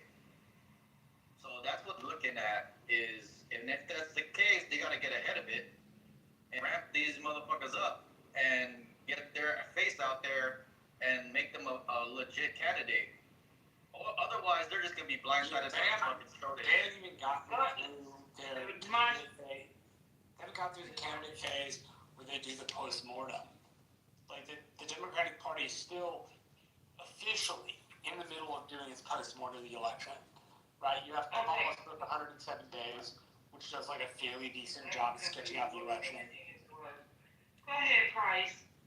So I'm with you, Dr. AG, on the speaker thing. It's one thing to be the speaker versus the VP. That's what I always. But when they start talking about this VP thing, it's like there's so many opinions out there that actually talks around the concept. Wait, that's what I said though. He can be Speaker of the House. There's nothing stopping him from becoming, but he can't be president. So if something happened to the vice president, they would skip him in the line of succession because he already served 2 terms. That's the way it's supposed to. That's the way it's right. But then that's why I was saying that then there's these scholars that are saying, well, there's the possibility he could, but then it would be challenged, run for VP, because it would be looked at as a secession. It's just weird. I don't know. At this point, the only thing that I do know that he can do is be a Speaker of the House. That shit would be challenged. People would challenge that shit if he did. And it is be on the Supreme Court to make that decision. Yeah, I don't think he wants Speaker anyway. We already see they setting up for something. They setting up something. We see that. You know what I'm saying? Who is that? Price Pop, did you want to speak? Hey, I'm just listening. I mean, I've been typing in the chat. I mean, you guys are going off on this whole thing about the amendment, which I'm trying to follow. But I also feel, I just want to say, the whole thing about the troops, this is a move towards authoritarian, open, martial law or dictatorship. He is against the Insurrection Act, okay? And the Supreme Court's going to do it. And the other thing I just want to comment on is birthright citizenship. They're going to gut birthright citizenship, and in my opinion, it's going to be the end of the American quote-unquote experiment. Wait, how are they going to gut birthright citizenship when it says what it says? Like, you have to make it up to end birthright citizenship, literally. They would have to abolish the 14th Amendment. They're going to abolish it in name. What they're going to do How do you get to such a purpose? Hey, let them finish. What they're going to do is they're going to say, like all these right-wing talking points, it only applies to the Negro Americans, the Black Americans, people like me, whose ancestors were here before 1865, and presumably can prove that you were enslaved, your ancestors were enslaved on some plantation or whatnot. Otherwise, birthright citizenship's not going to apply to you. Doesn't mean they're going to immediately start rounding up everybody and their mommy, but it does mean they're going to set up the basis for a limited citizenship, which, hey, guess what, Black people? We get to be part of it as long as you actually have the paperwork and documentation. Don't be from some plantation that didn't have your paperwork, because you might be out of luck. You could be a Haitian.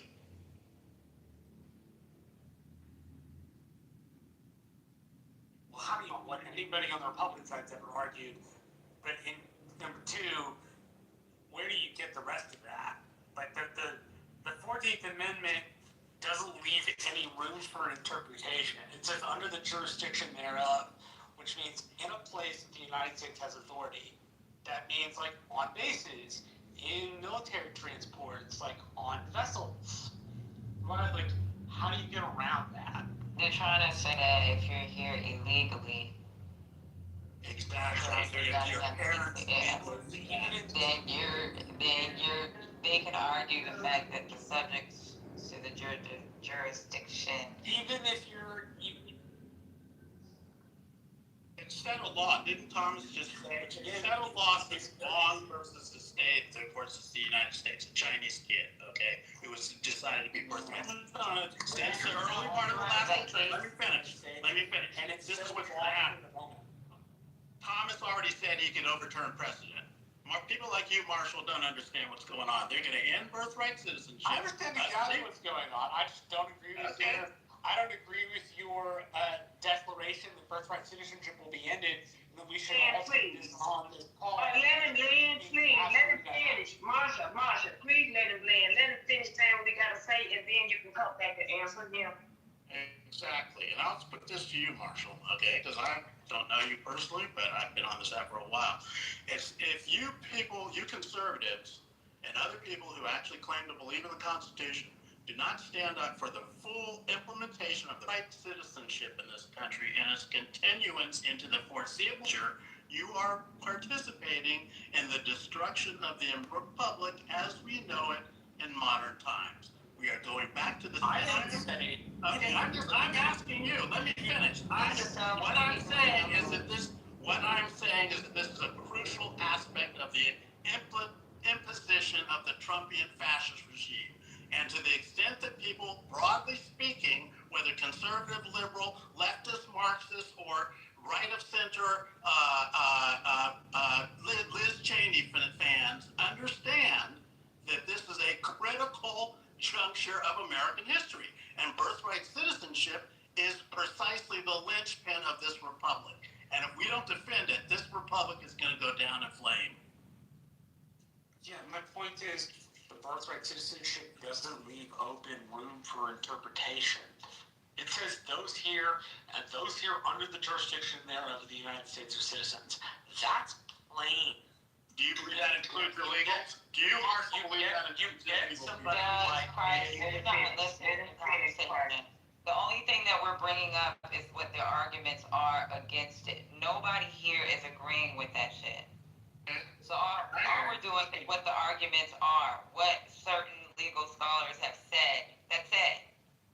Okay, so right now there's no Trumplicans who want to step up and try to defend scuttling birthright citizenship. Nobody on this stage is a Trumplican. I don't know what a Trumplican is, but none of us Trump supporter, a Trump partisan. Yeah, I get it. I get where you're going.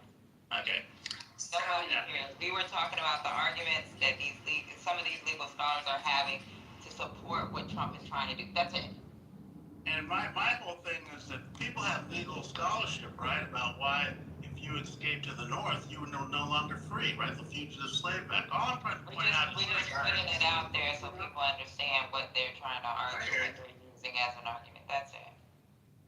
I think I agree, but I think I would push back just a teensy bit and say that it won't go as retroactively, sir. I know it sounds frightening, but I don't think it will go back that far. I think from what he's been saying in his rallies and things that he would go back to DACA and try to mess with that and forward have no more birthright citizenship.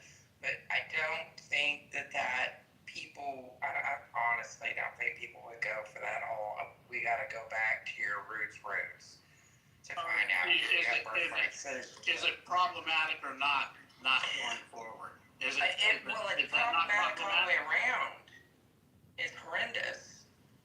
But I don't think he will go back that far. I think he will go back to where he feels like he won't get as much pushback. And right now, that's the Latino population and immigration, his whole platform. So that's what I think that was just an opinion. I'm sorry. You live where I live, April. People are like barely happy that the tenor, like number of folks we have is down. They're unhappy at the way the administration has done the job. Right? So they don't like the maskless stuff, but they like the fact that we don't have 40,000 people in a week or 60,000 people in a week, right? To true resources for the county. So that's something that's real popular at the moment, right? but the administration is unpopular in its enforcement, which I think it should be unpopular. If you're rolling around in vans, maskless without badges, right? That's intimidation. That's not regular immigration enforcement. And intimidation is not what we need to do when enforcing our law. If we're going to take people here who are not here legally and send them back to their country of origin, we can do that, but we don't need to do that by scaring the living shit out of people. So may I ask a question? Does anybody remember the concern about Biden's age? And he was too old to be president. Why aren't we having that conversation about Donald Trump? Is his age not a factor? I don't hear anyone talking about his age, or the fact that I believe that if the Democrats would move like MAGA, they should be knocking down the doctor's door to get his physical, because I believe in his medical records would disqualify him. The man is sick, mentally, and I believe there's some physical issues going on. But we don't even have a real medical report on him. And I believe that in itself, I truly do believe that in itself could disqualify him. He's not healthy, but he's also old. And every day on this stage, that's what I heard was an issue, particularly with MAGA, that he was too old. So why isn't that an issue for Donald Trump to have another term? That should be at the top of the list. I land. Because Donald Trump is a big fat, he's a yeller, he's a liar. Okay, he gets up, and I'm not trying to be funny. Maybe I am. And he takes, because when you're that age, they drink the coffee, and he's of age. That's just what it is. He might be getting a little extra something. He talks loud. He's ignorant.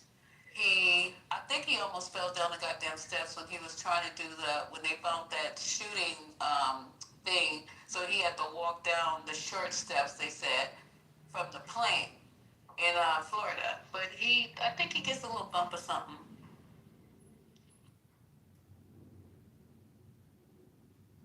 Yeah, I guess I'm just pointing out the double standard is just it's very broad, and I think it's kind of crazy. Like nobody's talking about his age.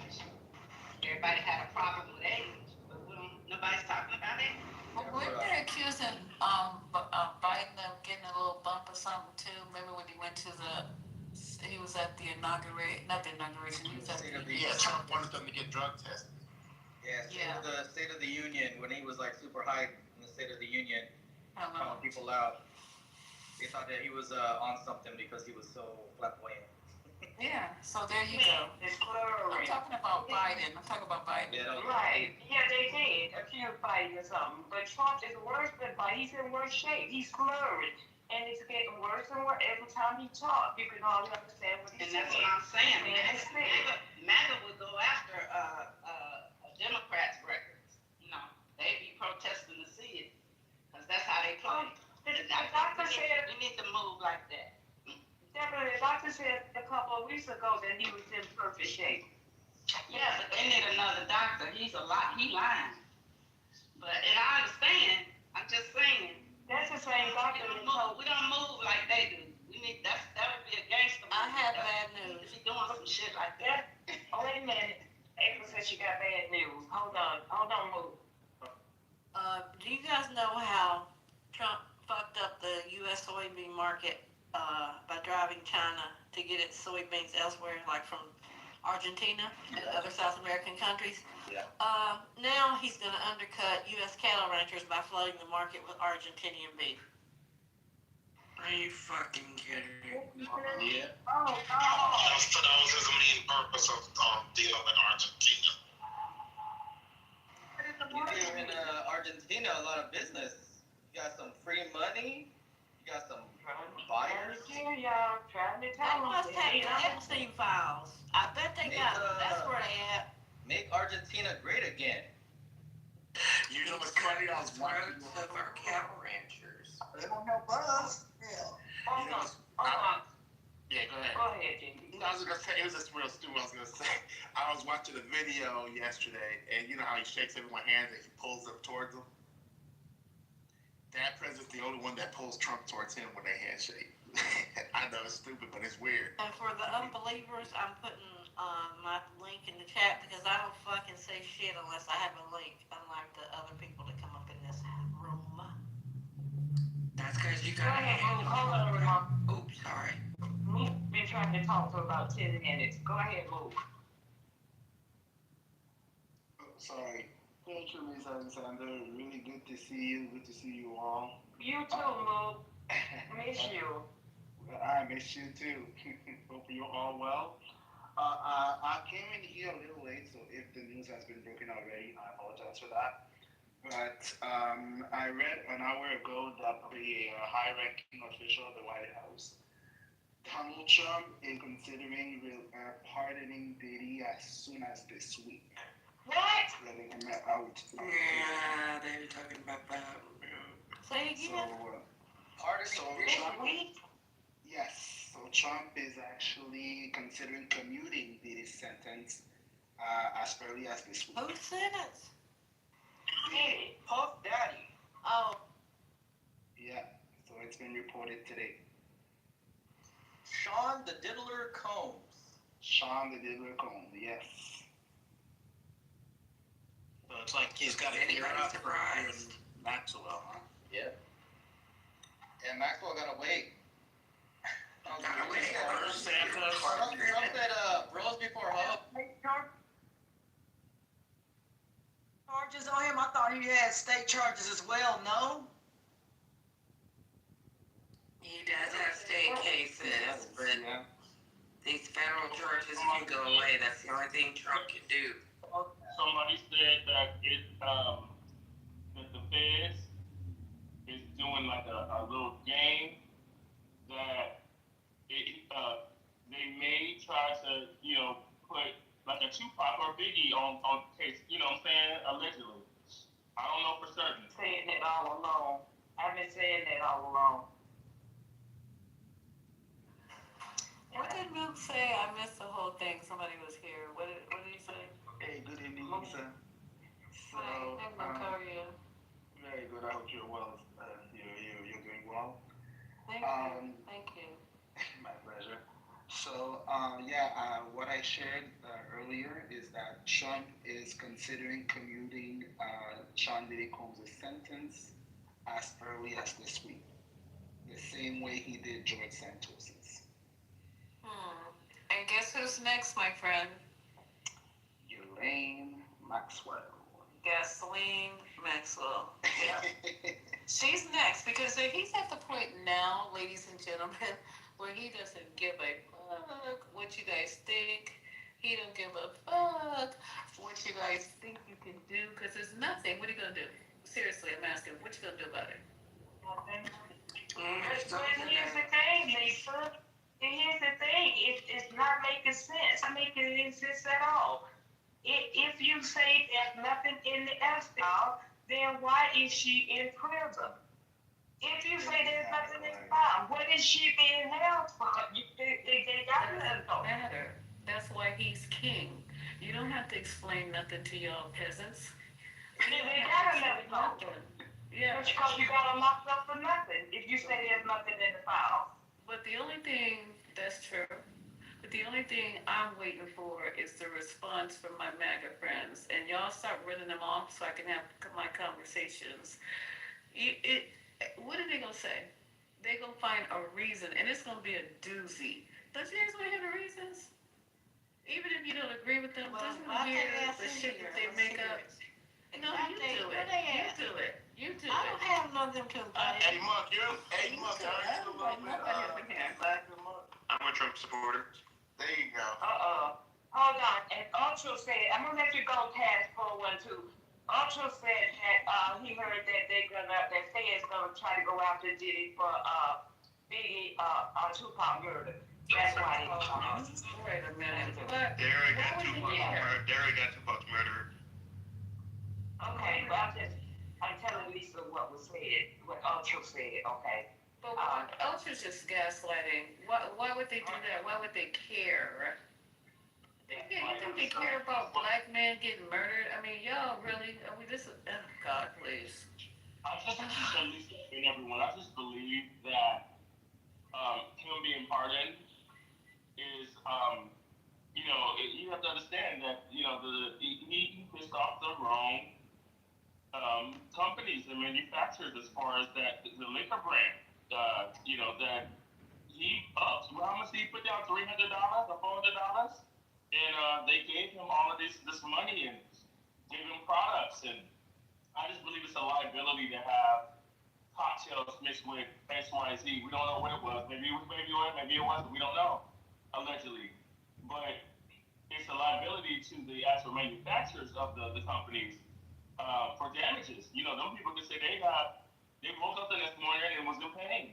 Like, oh my God, what did you have? Oh, I had this screen. Oh, wow. Then they would go after them. So tell me, what's wrong with a pardon for Diddy? I'm not understanding that. Me neither.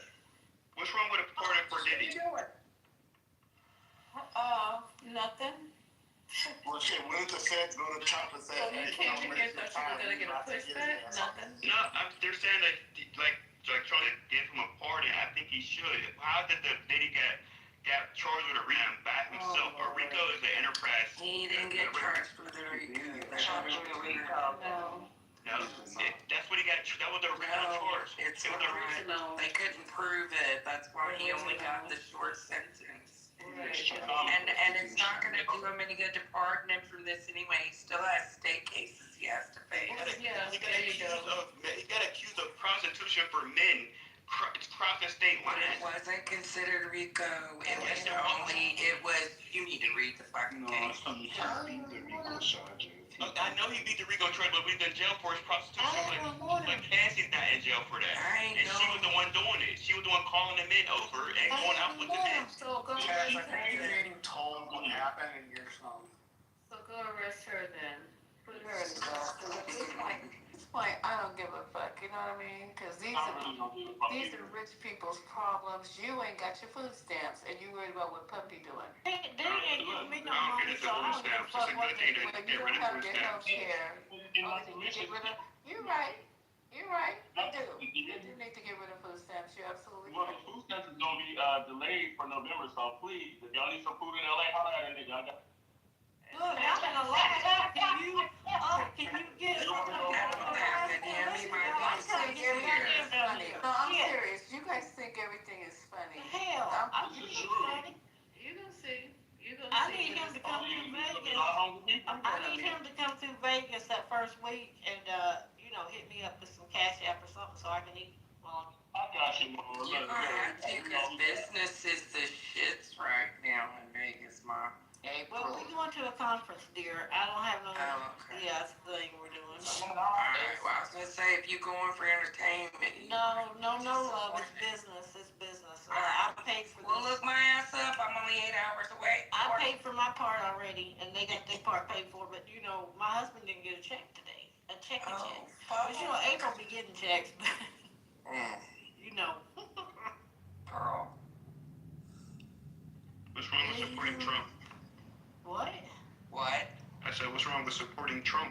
Hey, April, just quick, because I don't care what you said. The Trump have arrived, finally.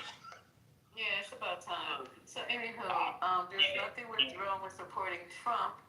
Keep doing it. What happened to that? And you Matt was trying to holler at me. You guys need to read that down. You guys need to read the chat in Telegram sometimes. Because when I'm not typing just to be typing. Oh, okay. I'm gonna look, I'm driving, by the way. What's good, everybody? I'm not on Telegram. But Pat said he came up because he's a Trumper, so anybody got anything, April, did you see the real control of Yeah, I'm going to answer him in the chat. So, I'm just concerned that everybody's taking everything as a joke right now because the wheels really haven't touched down. And if you need to get rid of SNAP and you need to get rid of all this stuff that this young man was talking about, I say let's do it and see who comes out floating on top like cream. I don't have a problem. I don't have a problem with it. I'm the most sympathetic person in the world, but I know for a 100% fact that I will be okay. But the people that you're stepping on and finding glee in doing it, I hope none of them is connected to you in any kind of way. With health care, food stamps, Social Security, Obamacare, education, and also trying to get grants to go to school because I know you guys are just highly educated and you got all these master's degree and PhDs and doctorates and stuff, which is the same thing. But MDs is what I meant. So let's just see how this all plays out. You're so sarcastic. You're so sure of yourself. Let's see where everybody lands.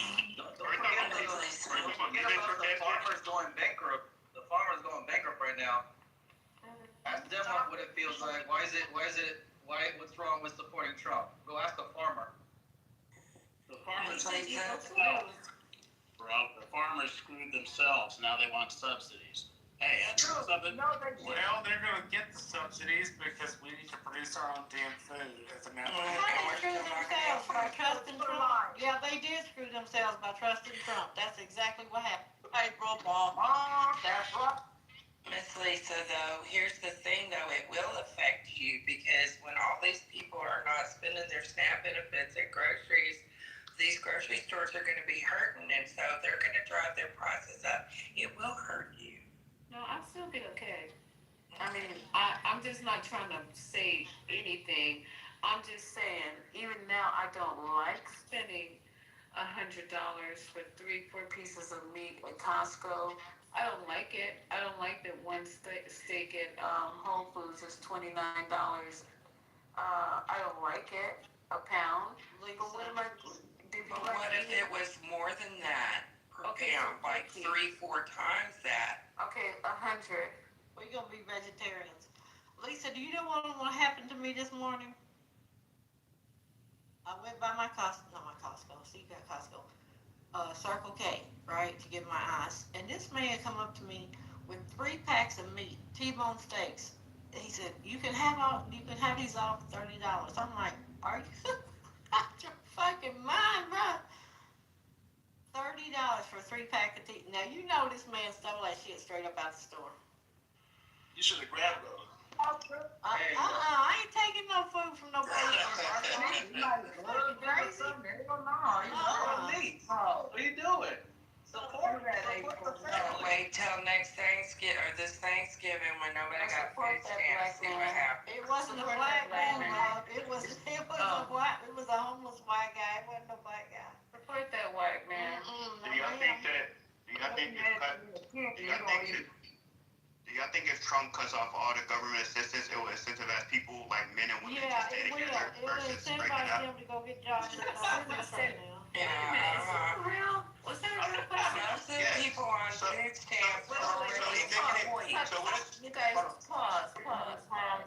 Let this man get his point out because I want to see where he's going. Let him get that point out. So what if he's making it? Because right now, the people who are on that government assistance, they can only make a minimum of, I can't remember how much money it is annually in order to qualify for it. But if he takes that away, that either means you got to get up off your ass and go get a job because you can't rely on the government, or that means whoever you have a child with, you're getting the government benefits from the first place where you will have to stay with them in order to subsidize one household with 2 incomes versus thinking, oh, I can leave this man because government will help me out and I don't have to work out. It's a woman who left. I can leave this man. Wait, it's a woman who left for a test. Y'all gonna get all the people that are sitting on the ass. You cannot be Who asked me is it the woman who left? I did tests. Lisa, have you ever been dumped, Lisa? No. Yeah, so that means women leave men. My point exactly. No, but the point, have I ever been done? But the point of it is, as far as like like breaking up relationships. I don't want to tell you my whole relationship history, because if I did, I'm not, because if I did, you would understand. So, you know what I'm saying? You would understand, it would make sense, but I'm not going to share that on this stage. I understand that. I don't need you to do that, but most women leave men. It's actually statistically proven that women leave men at a higher rate. We're not on that right now.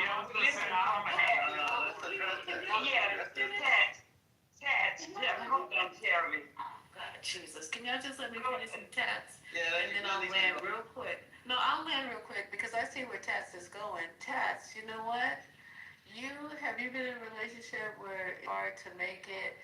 Why do people break up? What's the number one reason that Infidelity, financial number one. No, financial number two, and then third is irreconcilable. Somebody look that up because I swear it's financial. Infidelity is first, then financial is financial. You have the answers about this. And then irreconcilable difference is number three. Okay, let me go look it up. Anybody know? I think we got an incel alert on the stage. I think so too. Dr. April. Okay, you guys got it. I'm gonna. I thought you was looking something up or telling us to. No, I'm good. I only have like one bar. I thought you was finished talking. I'm sorry. No, you guys got it. I mean, because I was gonna look it up, but you're right. This conversation might be going someplace that we might not want to be. But Tats, I'm just gonna Google it for my own info. But nice having you on stage. Well, you're welcome back anytime. Turn in your pink ticket, Tats, and join the symposium. I don't even call it a house because just join the symposium. You're welcome. Yes, ma'am. Because Pats don't understand that people on food stamp have to work so many hours now. I don't know when the last time he got food stamp, but they have to work. They do work. So I don't know where you live, but they do work. Yeah, the minimum work requirement is 80 hours a week, 80 hours a month. Exactly. 80 hours a month? People on food stamps work full time. Thank you very fucking much. They just work for companies that are too goddamn greedy to pay them a gainful wage, i.e. Walmart, thank you, and many others. But that one is one of the main culprits with 2,500 locations worldwide and still can't pay their people enough money to live and eat. And they work their ass off. I know because I worked there for 7.5 years. I go on mute. But Mother, not all states like that, because I know in Atlanta and also in Boston, they have what they call, it's a program that the social services have where they place people on jobs. I know people that have been placed work at the courthouse, okay, and they got paid over $19 an hour, sitting there doing paperwork. So they do pay good, and they have to work so many hours a week. Not everybody go to Walmart, other little minimum paying jobs, So some jobs. Yeah, but if they're making that kind of money, they are on food stamps. My point is that they are on food stamps. They have to work so many hours. I'm going to look it up to what they call it in Atlanta. Because I know this girl that did it. And after so many months, she became permanent on the job. But he making it seem like people just don't work at all. Like people have to dependent on food stamps. And when people talk like that, Taz might not be on food stamps. But I'm quite sure he knows somebody, might not even be his immediate family. But he's not going to understand. None of these people is going to understand until they get home. You understand?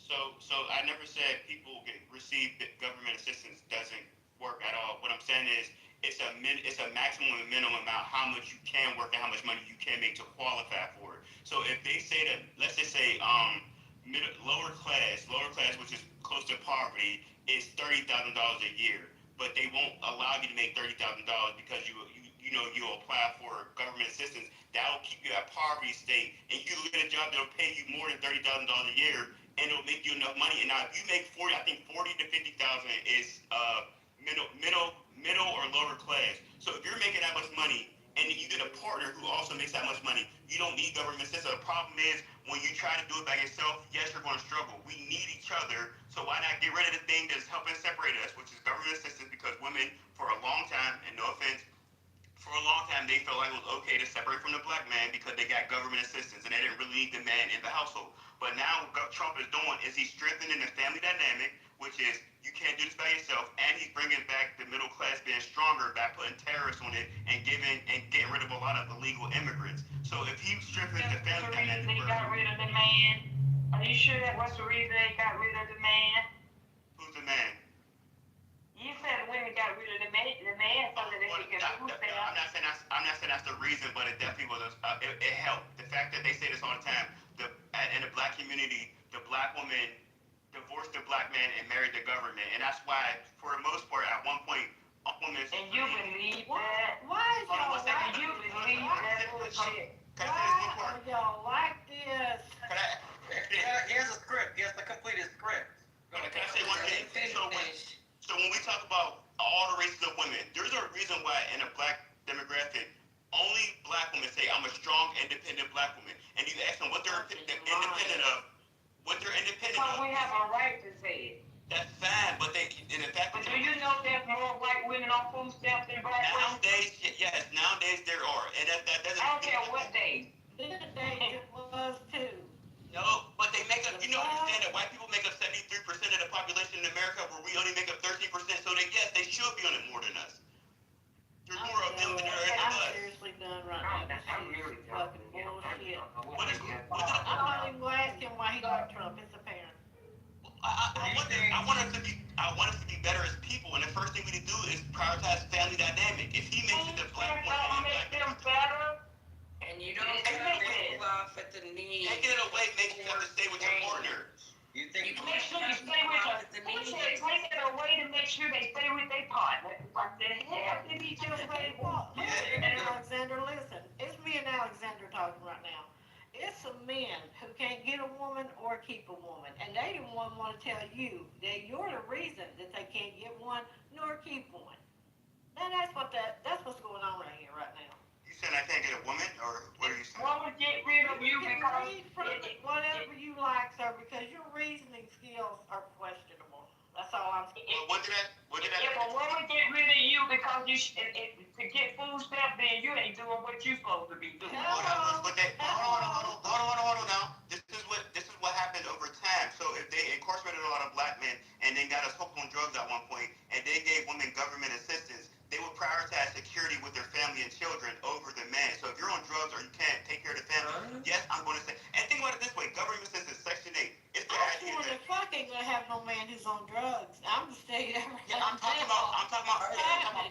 Listen, it's back in the day. So let's think about it this way. Section 8 is the idea of one income. You can't make a certain amount of money in order to live here. And if you have two incomes, then you don't qualify for Section 8. So a lot of women, even in the black community, because I grew up in a situation when it was time for them to do evictions annually. That's not true. Well, yes, that's not true. That's not true. Which part's not true? That's not true. The stipulations for Section 8 that you recite. That's right. You can't make over a certain amount of money to. No, you said you had to be by yourself. No, two incomes will overqualify for it. So that's not only be No. Man. You have to look this up yourself. It's based on your family size. You need to look it up. I live on housing. Let's say you got 20 kids and it's me and my husband. What's next? They don't let two incomes in the same household. That makes it a certain amount of money. That's a lie. Look it up yourself. Do you know how many married You talking to people that have lived in housing? He only got one house in his household. I lived in it too. I lived in it too. Huh? The fuck? Wait, time out. Hey, but Tats, you can't post anything to prove that point. You have to post the law saying, or the policy saying, in order to get food stamps, you had to separate from your. You need to post that. That's not what I said, so don't misconstrue my argument. I said in order to get Section 8 housing, you can only make a certain amount of money, which is if two incomes in there, you make. Okay. You can't be married. No, I said you can't have two You said two incomes. But not always equal that you overqualified It depends on the size of your family. Tats, what you're saying is a myth that has always Section been 8 said. for bro. Section 8 for Hold on, people hold for a on. reason. What the fuck you keep talking over, Jada? That what you're bringing up is a myth. It's never really been proven. It's been said. That's just been a myth it's never been proven. There's nothing that you're gonna point out. There's nothing you're gonna pull up where you can prove that black women stopped dating or left their boyfriends or husbands so that they can get Section 8. There's nothing. That's what I said. You're not even listening enough to the argument to have the conversation.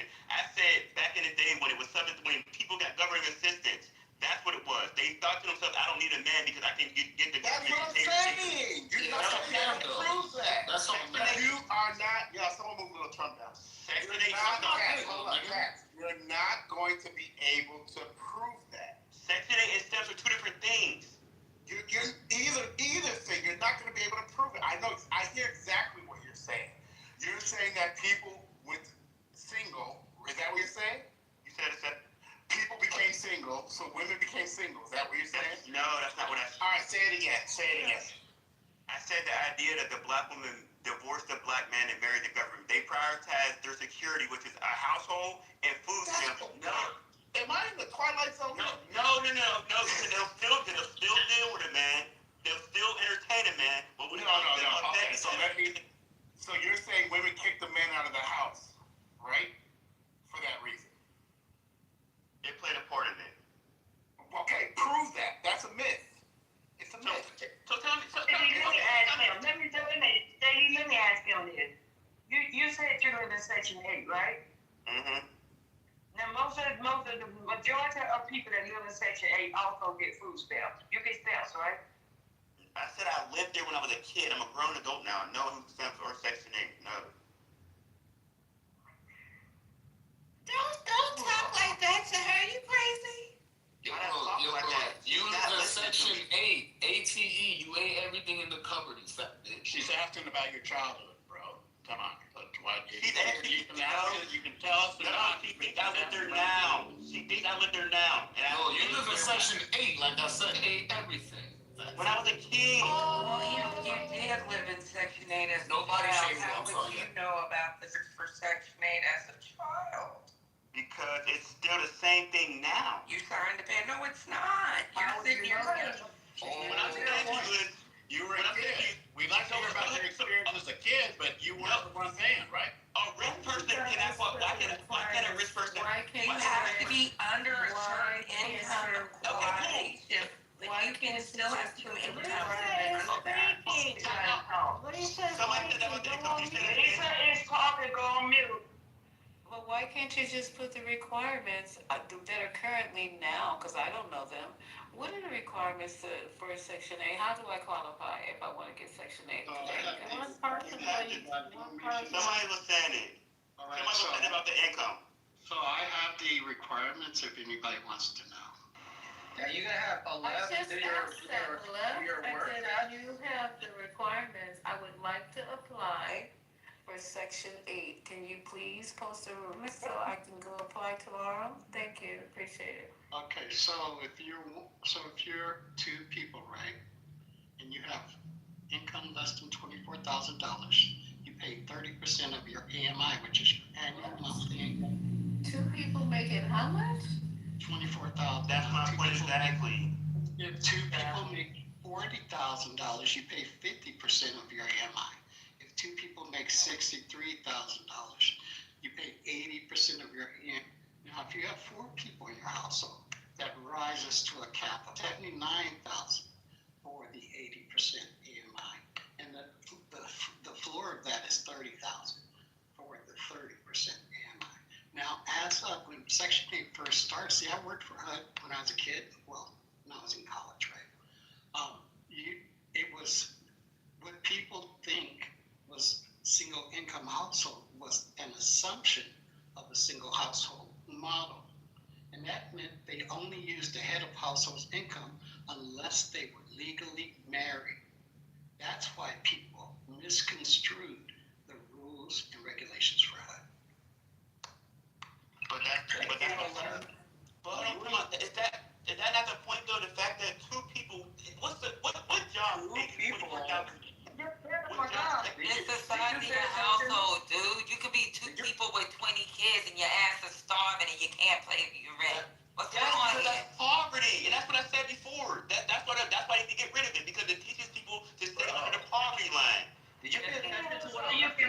$60,000. Did you hear him say you can make $60,000? You can make $70,000. Okay? Did you hear him? You just pay more in rent. No, you just pay more in rent. You just pay more in rent. Not a factor. The kids are not a factor. I don't know how many kids you have to have, but I just know children, you have to have children. I don't know how many children, but I know the more money you make, the more rent you have to pay. Yes. Especially. And that's It's what like, I'm saying. We're talking about the poverty level, because if you, yes ma'am, if you make 70,000 and you have, what, 4 or 5 kids, you're still at the poverty level. Sorry. But it also depends on where you live. If you live in Mississippi, about $1,200 in food stamps. if you live in Mississippi and you're making 70,000, it's still by AMI, right? So Mississippi, you might be a place. For Mississippi, Patty? No, so I'm giving you 2 different states. 70,000 in Mississippi is not the same as 70,000 in Francisco. Right. So it's by your AMI. Whatever your income is based off of the people in your house, and then how much money is it's going to be different from state to state, or even from city to city. Yeah. Well, yeah, because you still have states that add a minimum of $7.50 an hour. So I mean, Who pays $7? the state of Georgia's minimum wage is $7. No, that's the minimum wage, but there's no job in Georgia that pays $7. Now, I just moved from Atlanta, Stone Mountain. There's no job that pays $7. That's the minimum wage. Just because the state, that's what the minimum wage is, does not necessarily mean that's what a job pays. You're talking about they get $15 an hour as minimum wage in Atlanta? Right, they make more than that. I don't know what is it, 10, 12, 15? What is the prevailing wage or the average wage in Atlanta and metropolitan? I'd be interested. I live out of coastal. Yeah, I need to $15. It's $15. Okay.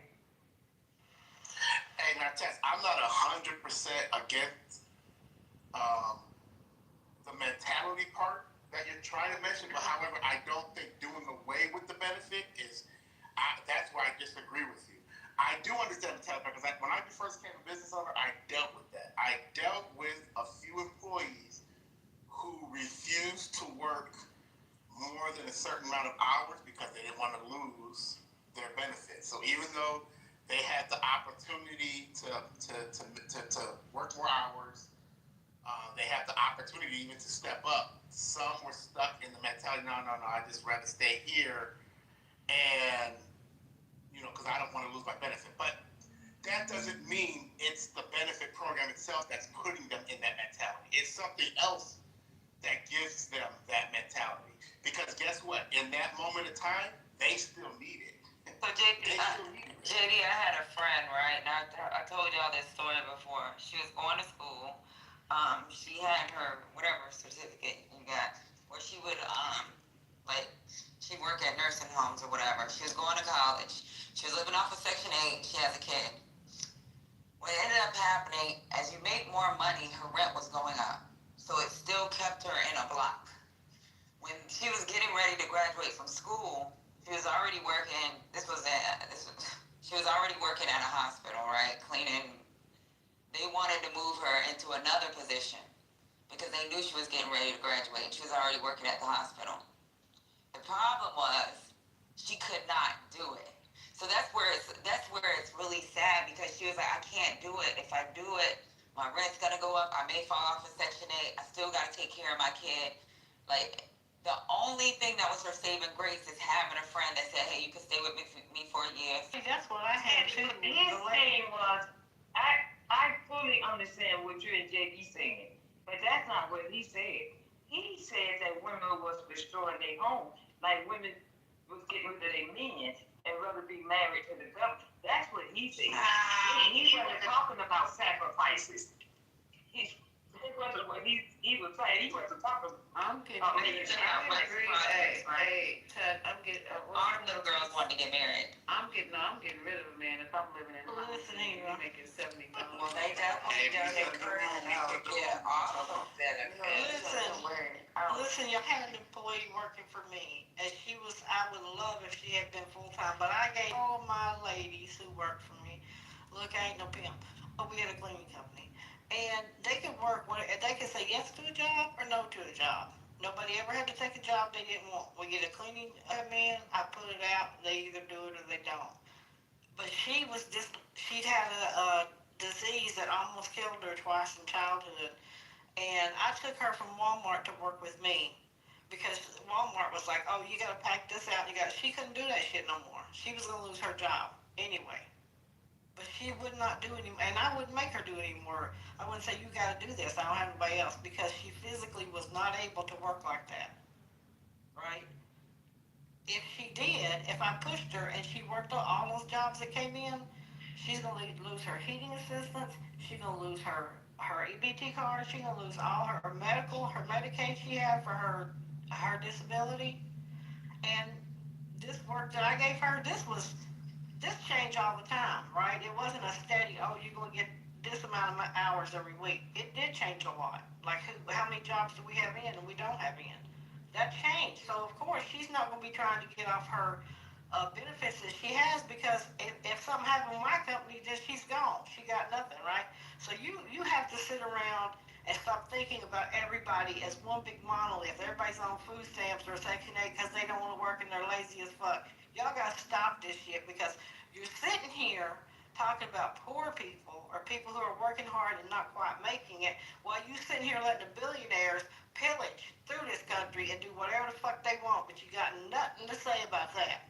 Nothing. For all the shit, the benefits.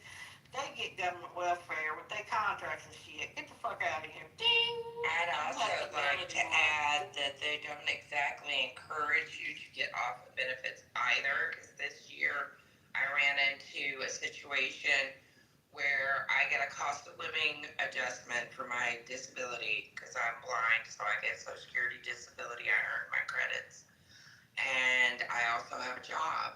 And so I currently make exactly $300 a month too much to qualify for Medicaid. Now, when I had Medicaid, it paid my premiums only for my Medicare, which helped me because that's $185 a month. So I ended up making $300 a month too much, and so they dropped me off Medicaid. And instead of taking out my Medicare immediately from my check, they waited 3 fucking months. So I went through June with a check that was $600 that I had to try to squeeze through June to get to July because I had to get back on track. And you know what they said when I called Medicaid to find out when I needed to start paying my premiums myself?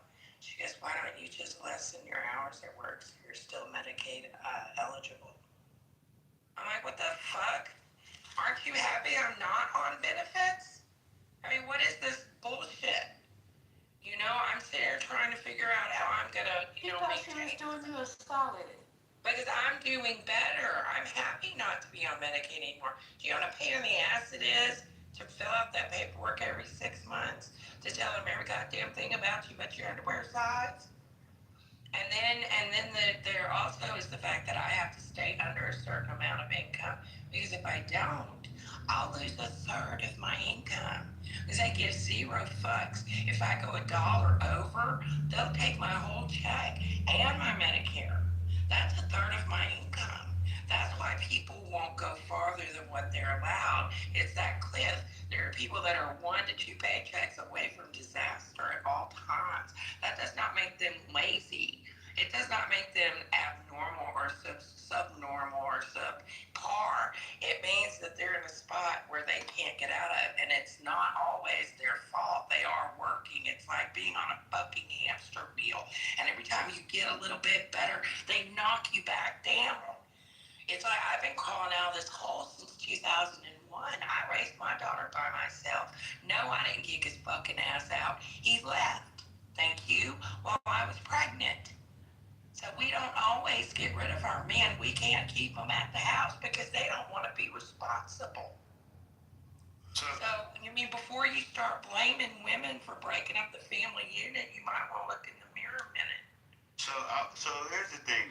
I think the idea, there are some people who definitely need government assistance and SNAP and all the stuff that the government was providing. But can we also agree that there are a large amount of people who take advantage of the system for people who actually need it?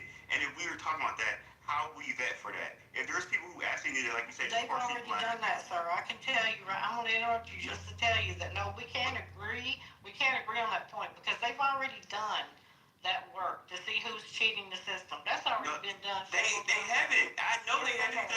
They have some of my sisters who are capable That's of your working. sisters then your sisters So that means that means nothing because they're cheating the system. No, I think what April is saying is that Why? No, wait a minute, Marshall. Wait. Why are your sisters cheating the system? What's going on? Because it's a loophole in the system. I'd rather them get up off their ass and go work for what the fuck they got. Wait a minute. So let me ask you this question. Why are your sisters cheating the system? What's going on? Because it's a system that's allowed.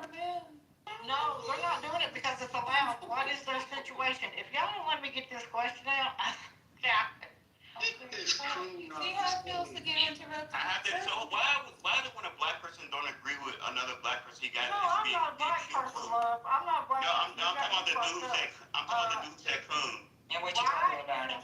I want to hear about your sisters. I want to hear about the sisters. Me too. Let's talk about They take advantage of the system that's provided for them. Why? Who wouldn't? Just like Trump in the system, bro. Just like Trump. He's taking advantage of it. I told you. I'm not. I don't receive government assistance at all. But you're When I was a kid, You got it from your mom. Right, only. I don't know who you are, but you got to go. No, only can say. Listen, I'm only gonna have to stop coming off mic then. Only. Can you You hear were me? talking to me and they're talking over me. Oh, I'm So sorry. I'm not saying you tax. I'm talking about this person that keep coming off mic. Oh, you. Yeah, not you, this You're only next, person. only. You're Only don't want to talk. Only just keep coming off the mic making funny sounds. All right. Go ahead, Tax. I'm just saying I'm just saying, just like Trump admitted to taking care of the tax cut that Hillary Clinton was for her donors and stuff like that. And he said, I know the system's rigged because I take advantage of the same system, and she won't change it because her donors and the people that she support are also taking from it. So we understand that there's a system that people are taking advantage of it because it's there and it's allowed to. There needs to be a better bank system for people who... I think I know what's going on here. His sisters is able to get EBT cards and he is not. I don't care about that. And it's the I make enough money.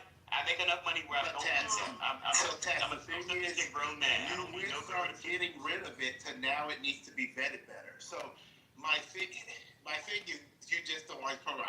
I mean, I honestly don't believe the thing with your sisters. I think you're making that up as just trying to give us a story. No, but first, like I said, first you said it needs to go, and now you're saying it needs to be vetted. So which? Yeah. I think it needs to go for the people who takes advantage of the system. There are people who need it, but if they can't... So you don't think it should go because it messes with people's mentality, like you said earlier. So now you think it should go because people are taking advantage of it.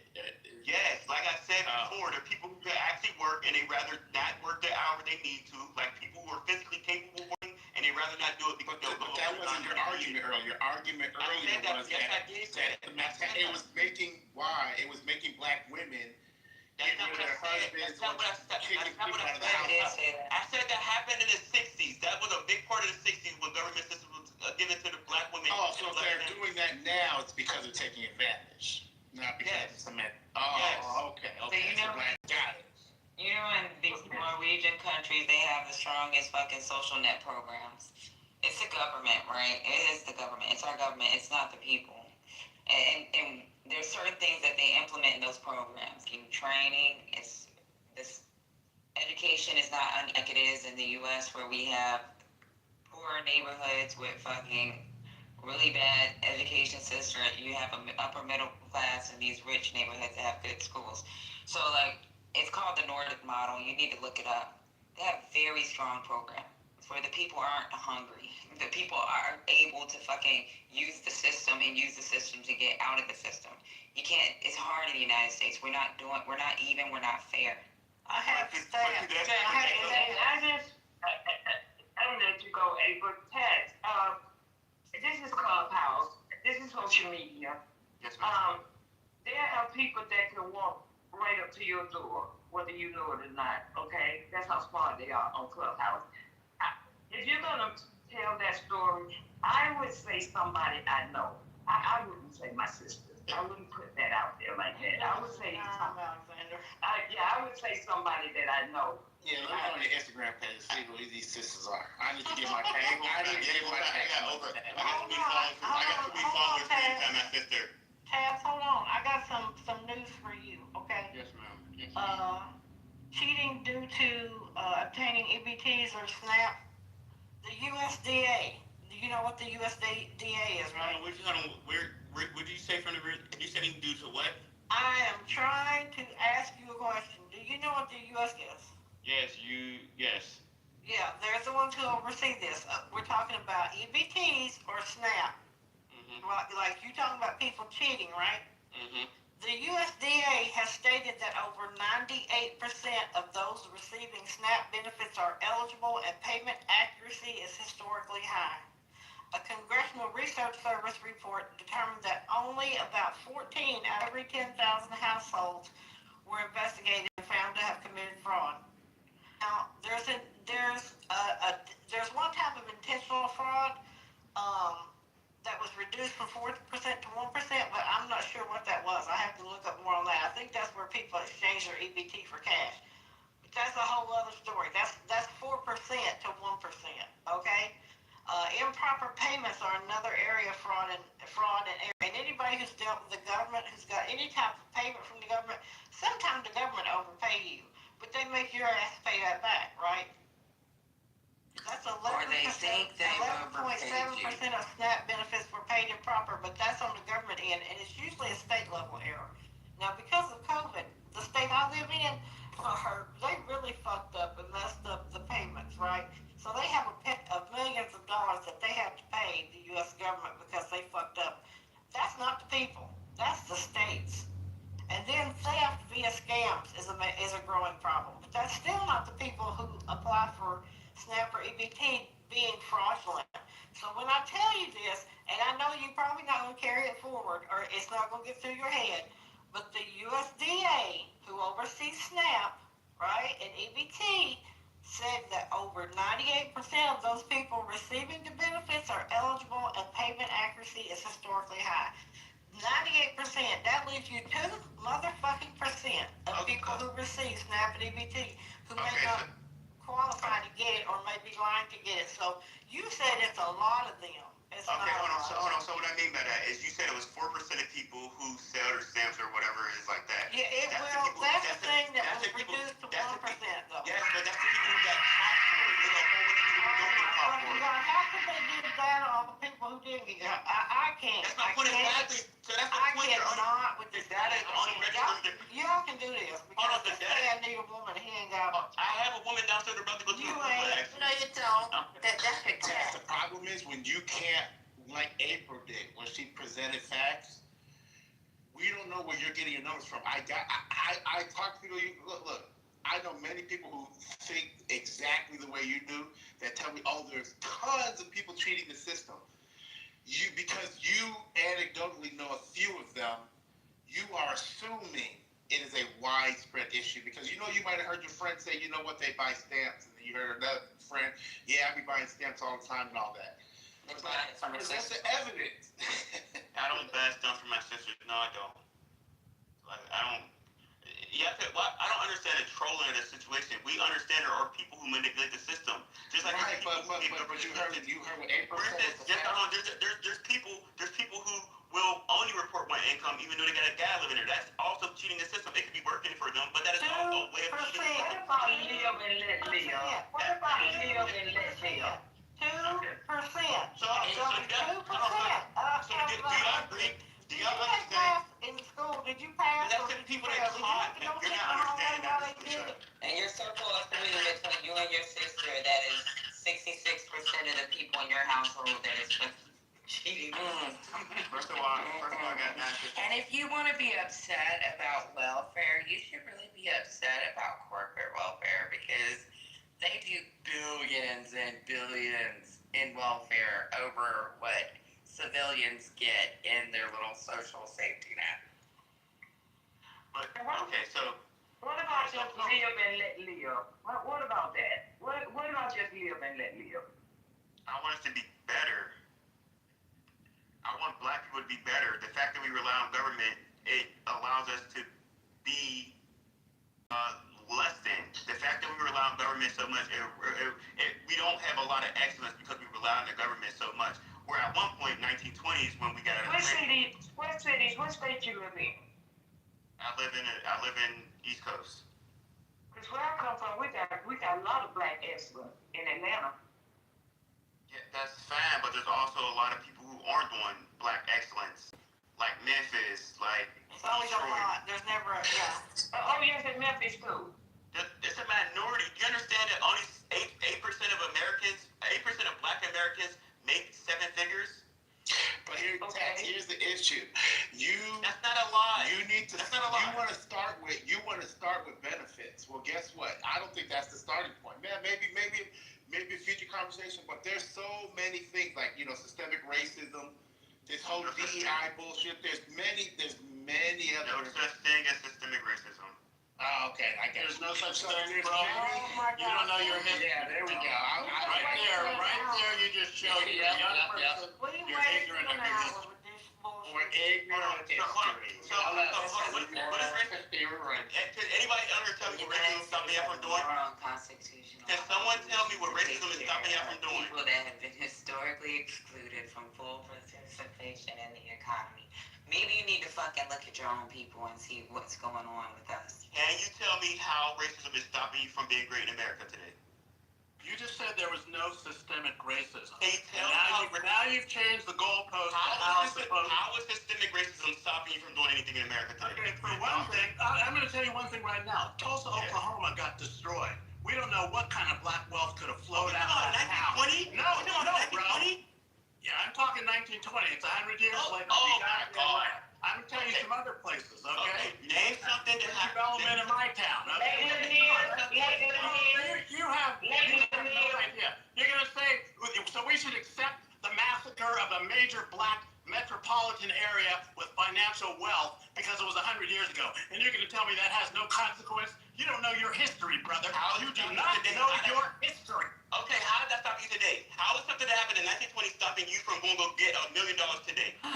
If I'm in Oklahoma, that's going to stop me because they couldn't even get reparations. If I live in Oklahoma as a black man, that will stop me because they could not give reparations for that crime. That's how it stops. Right there, brother. Right there with your ignorant ass. Calm down, put the line back in the cage. You just said that I don't know history, but you said Tulsa, and I was able to quote 1920 because I know history. Yes, that happened in the 1920s with 40 black sustaining businesses, 40 blocks of black sustaining businesses did well without the white person at all. They came to burn it down. Over 30 or 40 people got killed in the situation, and Black Wall Street has never been a thing again. How is that stopping you right now from being successful? These are dumb motherfuckers. I told you, bro. If I'm in Oklahoma, that stops you. That's called I'll give you an Oklahoma. A white power structure in Oklahoma had that happen, and they're still keeping black people in Oklahoma down. So let's not play a lot of games here. Could we not listen? Okay, cool. Could we not start the conversation off? Do you know what Oscarville is? Do you know what Oscarville is? No, he's that wasn't 100 years ago. That was I believe in the 50s. Yeah, I think that was in the 50s. Oscarville is under Lake Lanier in Georgia. He's purposely playing dumb. He can't be this. No, I'm asking how is it affecting you? Yeah, because apparently he doesn't understand what compound interest is. I just looked up some shit from today. Washington Trust Company, Rhode Island, 2016 to 2021. There was a settlement in 2023. The bank agreed to pay $9 million to resolve allegations of redlining, undercutting mortgage access, to black neighborhoods. City National Bank, Los Angeles, 2017 through 2020. The DOJ announced a settlement in 2023, $31 million for allegations that City National underwrote mortgages in black neighborhoods in Los Angeles, including minimal branch presence in those areas. The Mortgage Firm, Inc., Miami area, 2016 through 2021. The DOJ announced that the non-dispository mortgage lender agreed to pay $1.7 million to resolve allegations it engaged in pattern of practices of redlining, lending discrimination by avoiding mortgage services in majority black and Hispanic neighborhoods in the Miami, Fort Lauderdale, West Palm Beach metro area. The DOJ alleged that the firm's mortgage applications in predominantly black neighborhoods were far below their peer institutions and that the lender failed to locate a branch or actively market those neighborhoods. Those are just three. There's more. You want me to read more? But you're naming stuff that happened prior to. I said name something to stop you today. I said 20. She said it for today. What I said. They said She said it was 2023 was the latest one. She said 2023 was the latest one. So you want 20? Oh my God. I fucking cannot. Why do we do this? Because he's really being fucking. I mean, it has to be right there. 2024 academic paper using the expanded. A 2024 academic paper using the expanded Home Mortgage Disclosure Act found large disparities in approval rates by race, ethnicity, and after controlling for creditworthiness. A report titled Racial Disparities in Home Ownership Documents. This is not, you said 2024, this 2024, how during the subprime boom, minority communities were filled with predatory loan products and were more heavily impacted by the fallout. A study called The Radicalized Cost of Banking 2025 details how discriminatory banking and lending practices effectively siphon wealth out of communities of color. So what do you need, bro? You need 2026? I think he's 2027. You get your crystal ball, Patty. Yeah. That's Google. Well, don't forget the black farmers that were never made whole from the last time all their shit went under on their farms, and that was in Trump's last administration, if I'm not mistaken. Yeah. Social safety nets work. The problem is we don't have other things that need to be implemented so that people can get out of these situations. It works. They show it. That's what they call it, the Nordic model. You need to look it up. A lot of those people that go into those programs, either they get out or their children get out. They get good education. They got job training for these families. They don't immediately push them out the system. They give them time. And then they also have health. Do you know that in these Norwegian countries, a lot of these countries where they've actually legalized where you can do any type of drug, they have fucking nurse case managers visit these homes. They even So if you got mental health issues, if you got mental health issues, if you got like we don't have that in our community. The problem is, Patty, is that what we have here is not what they have, because they have a social safety net. We have a social dragnet. Do you understand a key component of why the government is shut down is because the Democrats want to give $200 billion to illegal immigrants? That's not true. It is true. It's in the bill. That's what it is. That's an angle point of view. That's a man. No, that's what. That's hold on. So it's not a thing. She admitted. Hold on. The woman. I can't remember which Democrat woman she was interviewed. And she said, We already talked about this. Let me go ahead and play that video. Patty, did he concede that racism is... No, because it's not stopping. No, because it's not stopping. Okay, so I said, what is stopping? No. I said, how is it stopping you? Taz, go mute while he talks, Taz. Go ahead. So basically, aside from the fact that Patty just read a long list of bad practices from these banks, right? Where did he go? I don't know. Someone keep on bringing him back up. Yeah. So aside from that beautiful submission from Patty, right? That really insightful submission from Patty, that meant nothing to him. He's just basically going talking points. Some people are just like stuck on, I don't want to say stupid, but maybe y'all can figure it out. I mean, this is just weird, Joe. Yeah, he's got coming back up. I'm assuming he dropped himself. Man, I can't see your first name. I'm down here trying to bring him back up to talk. And don't seem like I could bring him up. Somebody bring him up. Dave Dwight, you came up. You wanted to add on something, Dwight? Nah, I got invited though. I don't know that I have like an individual entry. I'm just like annoyed with people repeating these same talking points and being wrong and having no damn empathy. Yeah, we're agreeing. Even if it's true, and I'll be super brief, guys. I'll say this. Even if it's true, even if you ask, like, to even pose a question, oh, what's it stopping you specifically from doing? Like, so what you're saying is, I don't care who this hurts, as long as it doesn't hurt me. And this is a recurring thing. This is the real problem. Like, I don't see our problem so much as, like, parties or, classism. All of that stuff matters. These are all factors that we know are real. But I think the number one thing for me is the lack of fucking empathy. There's people that just don't seem to care what happens to anybody else. They think that it's perfectly fine as long as they are not personally offended. Look at all of the people in MAGA right now that are upset with Trump. Not because of what he did to other people, but because now the shit's blowing back on them. And you go look at their complaints and what their complaints are. It's not, oh, I didn't know he was going to do this to other people. It's like, oh, I thought you were going to help me. I thought I was getting something out of this. Fuck those other people. I don't give a fuck what happens to them. I thought I specifically was getting something out of it. We were going to throw everybody else under the bus. What's happening? And then they're surprised when a snaky motherfucker like that throws them under the bus. Of course he did. Of course he did. And y'all should have fucking known it. That's why I say live and let live. Somebody tried to bring him up. I tried to bring him back up. I can't bring him up. I don't need to see him. He dropped himself. I didn't drop him, but I was trying to bring him. He's always at the bottom. He's at the bottom?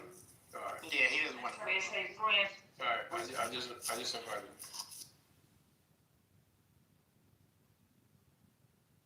So I guess he failed. He basically tried to do that thing that some Republicans do when they know they can't stand on a strong argument.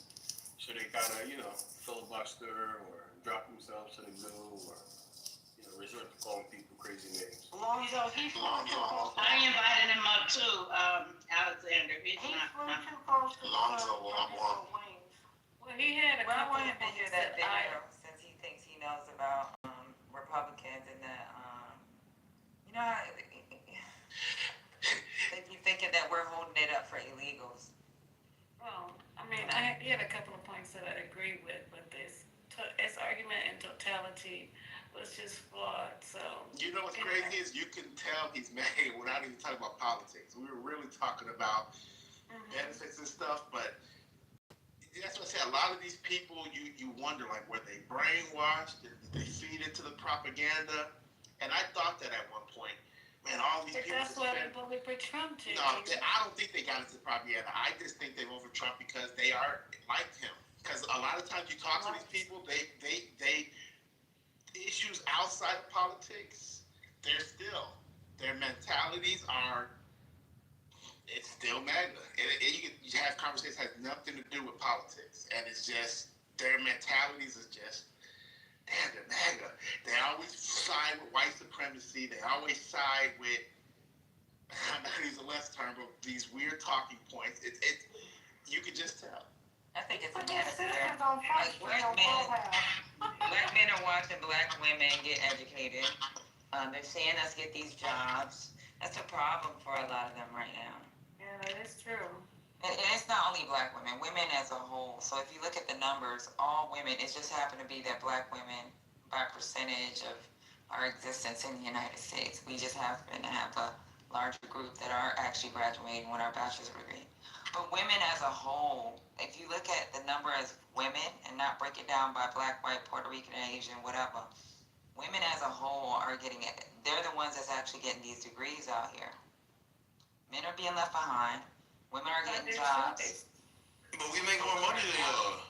We're getting jobs that they didn't. We're better than y'all. We've always been better than y'all. Yeah, you are better than us. There you go, Doctor. You are. See, it seems like you have the highest. Sorry. No offense.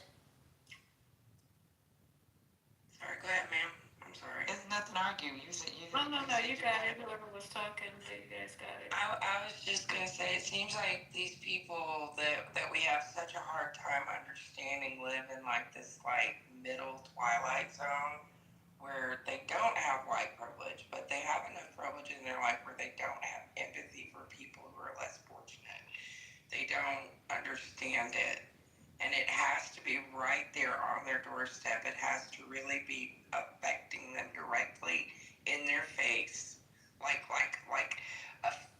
a face plant in the face with a fucking metal chair, for them to understand that it's affecting all of us.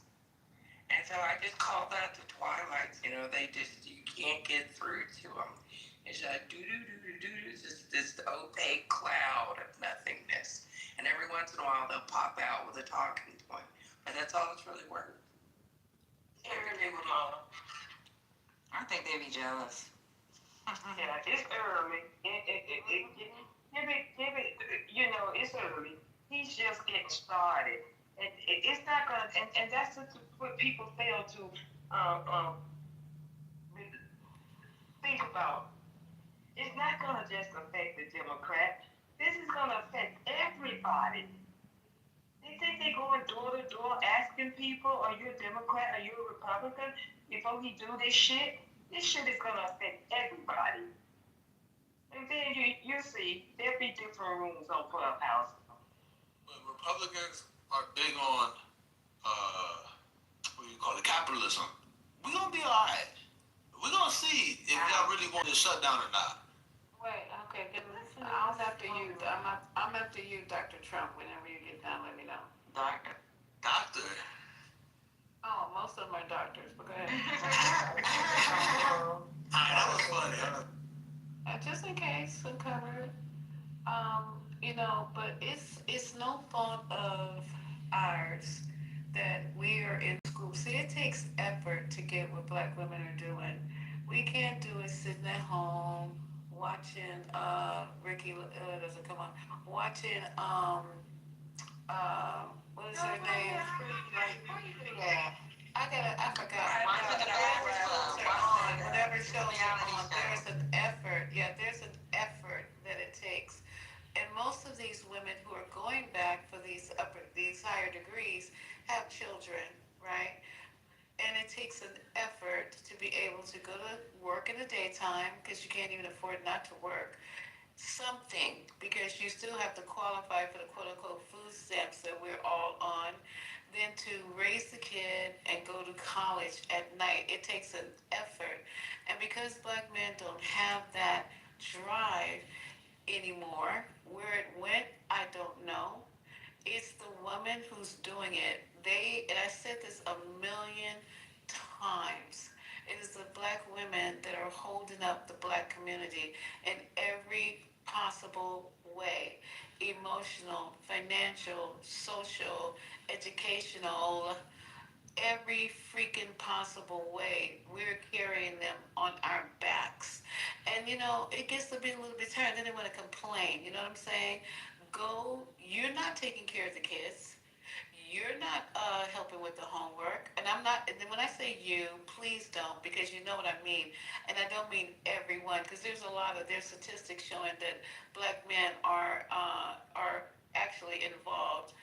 Where those statistics came from, I love them, but involved in raising their children, involved in that. But I'm just saying, as a majority, that's not happening. Because I am at the PTO meetings, I'm at the PTA meetings, I'm at the schoolyard, I'm helping with doing the tutoring for math and science. I'm walking, I don't see y'all. And I've been doing this for a while. So it's not like, I'm saying this out of some shit that I just started maybe a year or two ago. I'm talking about for over a decade. I don't see you guys. So where are you? Complaining. They don't highlight the fathers, though. They highlight the rappers. That's the problem. They highlight the superstars. You know what I'm saying? You you gotta highlight the guys that are really doing it, because there's a lot of guys, and I'm Dominican. I'm Dominican, so I'm gonna stick up. I ain't black, but I'm Dominican. I know black, but I'm gonna stick up for the black man. Okay, well, you can stick up for the black men. They need all the help they can get as far as like getting those numbers up. But why are you making it a bad thing that black women are sacrificing, got their backs bent over because you're heavy to do the work? No, seriously, Chubba. At this point, I'm just. Everyone should know by now that yes, that's true. That's been said on this. I'm glad to hear a Republican. Now let's talk about what you said. You saying that Republicans are more financially. We more capitalist now. We capitalist, like yo, we go get it. Look, right now You can't get it. Well, I'm not even gonna talk about me. So why has I'm talking about in general. In general, right? Like. So he's saying he don't go get it. But why the Democratic president had to fix the economy behind a Republican? So you had Reagan. After Reagan came Clinton. Clinton had to fix the economy. Then came Bush. Then guess who had to fix the economy? Obama. Then came fucking Donald Trump, adding trillions of dollars to the economy. And guess who had to come behind it to fucking reinvest back into the economy? Biden. Talk about a So then now, what's going on now? We got another Republican. What's going on with the job? The country reestablished itself. What happened in July? No, so even real estate investors, right? Because Cindy Stumpo had to fucking admit this shit. She said the most fucking money she makes is under a fucking Democrat president. You know why? Because they always want to build these fucking cheaper homes. And when they build those cheaper homes, and it's not her, it's her friends, because she said she makes these multi-million-dollar homes. But all her friends make money. You know why? Because there's all these fucking tax abatements. There's these fucking write-offs they get because fucking Democrats want to fucking build homes for people that can't afford them. And what happens when they can't afford them?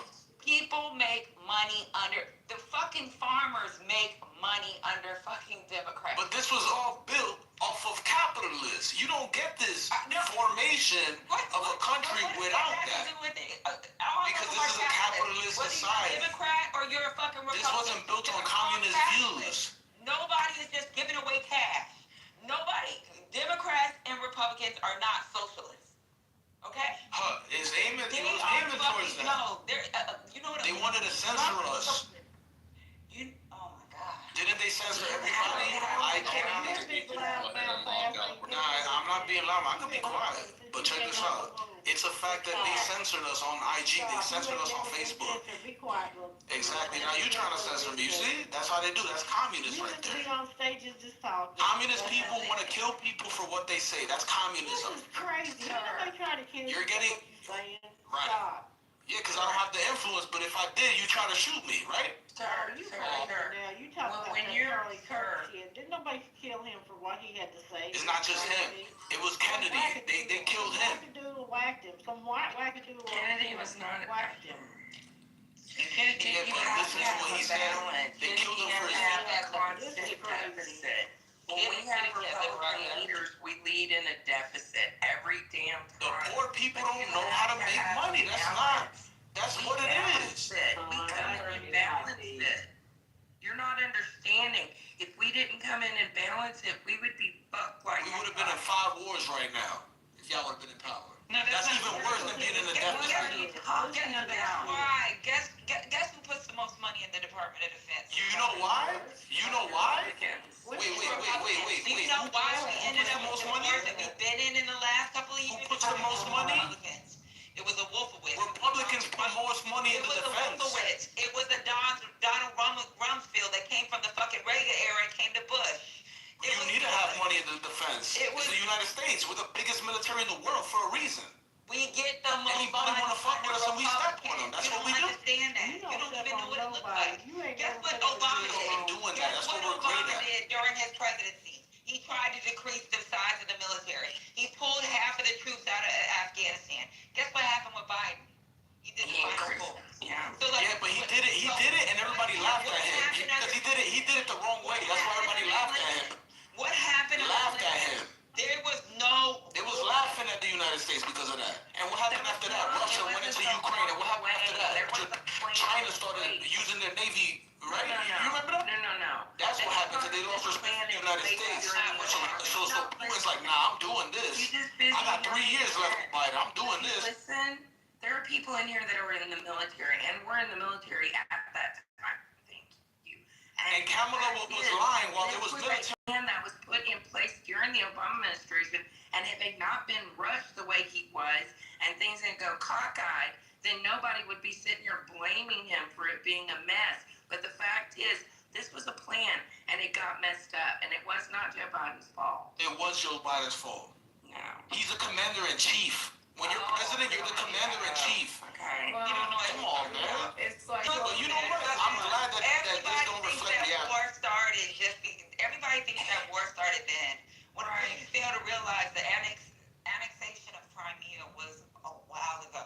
They were attacking within Ukraine even during that time. That's why I remember under the Trump administration when he tried to hold back funding from Ukraine, Zelensky, and tried to bribe him to fucking make up a goddamn story, and Zelensky wouldn't do it.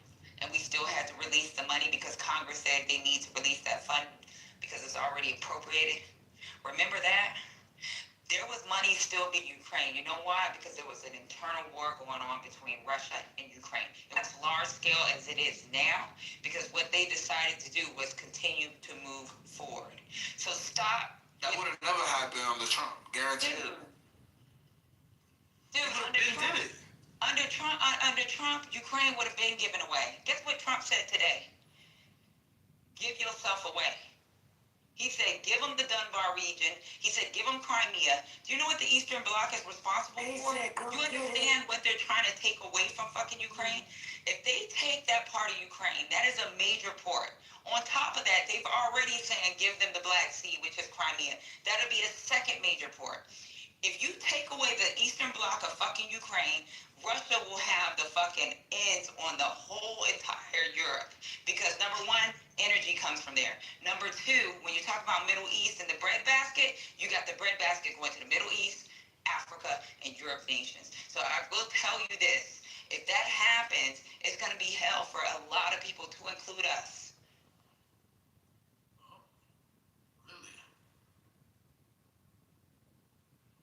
Okay, so you said also, I'm gonna let that breathe a little bit. Yeah. But you said, yeah, that was great. But you also said that, I'm sorry? Nah, this weed is good as fuck right now. Oh my God, I'm sure it is, darling. We are gonna be in 5 wars. You're talking about Ukraine. What are the other 4 that we would be in if Kamala was president? What are the other 4? Yo, if Kamala was president, Just questions. I'm not trying to challenge you. Just questions. Some look like what? Korea? China? China. Have you been to Korea? Come on, man. Look at what China was doing with their navy. Pushing up mad clothes to our fucking navy. Cause they didn't even respect the commander-in-chief. They was fucking pumping they puffing their chests out. Patty. When did they push up to Jesus? You don't remember the submarines? You remember that? When they was pushing up on the navy and shit, and it was getting too close and we had to warn them? We had to warn them? When was this? I'll pull it up right now. I'll pull it up right now. So this is the thing, right? You ever heard of the one China policy? He's trying to pull it up from his ass. So we try not to recognize Taiwan as a freaking separate nation, but in a way the United States still does. We don't congratulate them when they win the president, when they have a new president. But in a way we can do, because we depend on them for a lot of shit. Remember back in the days, made in Taiwan? Taiwan is important for our fucking economy, but we still have to recognize the one China policy. What China does is they fucking roam around the fucking China Sea, South China Sea. They try to fucking play these games with fucking Philippines and play these goddamn games with fucking Taiwan. They do it to scare us, or not to scare us, to keep us at bay. That's it. They not gonna do nothing. Yeah, they better not. I will tell you this, that last meeting that they had this summer where India fucking showed up and they ain't show up in 10 years. Now there's a fucking alliance. And you know why? It's because of Trump and his big fucking mouth. He done pissed the fucking India, he done pissed them off, and they done went and showed up. And now that they showed up, who's our allies? Because our allies, we ain't showing up for them. It's gonna be You don't think we need any? You don't think we need any? You done went and disrespected Australia. You know Australia is one of the only countries that purchase so much shit from the United States. Yep. We don't buy shit from them except fucking that's what the fuck we buy from them. Shit, we buy kangaroo meat. We don't even buy Vegemite from them. Look at the trade difference between. Look at the trade. Lisa, are you playing a video? Lisa? Lisa? Okay, go ahead, guys. Go ahead, she didn't know she was off mute. Go ahead. But yeah, yo, Trump is doing his thing. And he's doing his thing, and we're suffering for it. Is he likable? Listen. No. The people the same people that were suffering under Biden. The same Dude, he's people. not likable. He's been protested in damn near every country. So what were we suffering from? Inflation. There was too much money on the fucking economy. You know why prices went up? Too much money on the economy. That means there was too many jobs. People were making money. So interest rates couldn't go down. Right. So I go to my store and everything is locked the fuck up because of the stupid ass policies put in by Democrats, right? And now you're a fucking criminal, and you could go and now you could go and steal, right? You could steal, and you got a fucking hassle with the fucking bum who just stole what, $800 worth of merchandise from Walgreens? Now my deodorant is locked up because of this bum. Well, that's their business. That's what they might That's their business. That's their livelihood. They go on I mean, this they're not with Democrats, dude. Really? Yeah, because a Republican will pass that bill, right? Will pass those laws. Look at New York. Look at what happened with immigration. Lock up your fucking deodorant. That's people trying to fucking not lose money. You saying Republicans like But why do they have to lock it up? They just now start locking this shit up. And listen here, Yes, they did. That was all under Biden. Anything that's happening is just a lie. Anything It's not a lie because I work in New York and I noticed the difference. You could notice the difference. Every administration, you could tell. You think the New York are like that? You know they've always had bullets. No, they never had that. They only have it in the bad neighborhoods. They only have it in bad neighborhoods. Windows at every fucking Glass in the bodega. chicken spot. What is wrong with you? Bulletproof glass in the chicken spot. DR Park? The one you didn't have to fear. The one where you didn't have to fear that your neighbor was gonna go and steal from you. Bulletproof windows over there at your bodega. And in what neighborhoods? You never used to see that downtown. Now you see it in downtown. Stop playing. What part of New York you live in that you don't see bulletproof windows in front of the in every goddamn bodega? What part of you live in where every single part of the bodega was bulletproof? It wasn't in Washington Heights, I'll tell you that. I'm talking about the part that protects the people. In downtown, you never used to see that shit. Now you see it in downtown. Uptown, I understand. There's more people uptown. What's the problem with it? It's a safety reason. What's the problem? That's what I don't The problem is the loose policies protect criminals, right? Where to the point now they don't even have to post bail. That's encouraging crime. What the fuck? But do you know there has always been... Nah, ain't no always. You used to have to post bail before. No, not for every crime. That's a lie. Not for every crime. There's plenty of crimes that people didn't have to post bail for. Oh, really? Okay? Really? Yes, really. Everybody's so why it became an actual issue in New York in the past 2-3 years? So what Trump is talking about something in New York where they have the no cash bail.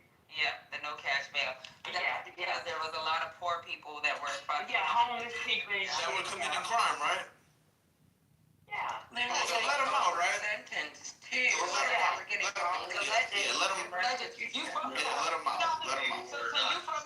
right? You said you're from New York. I'm from New York.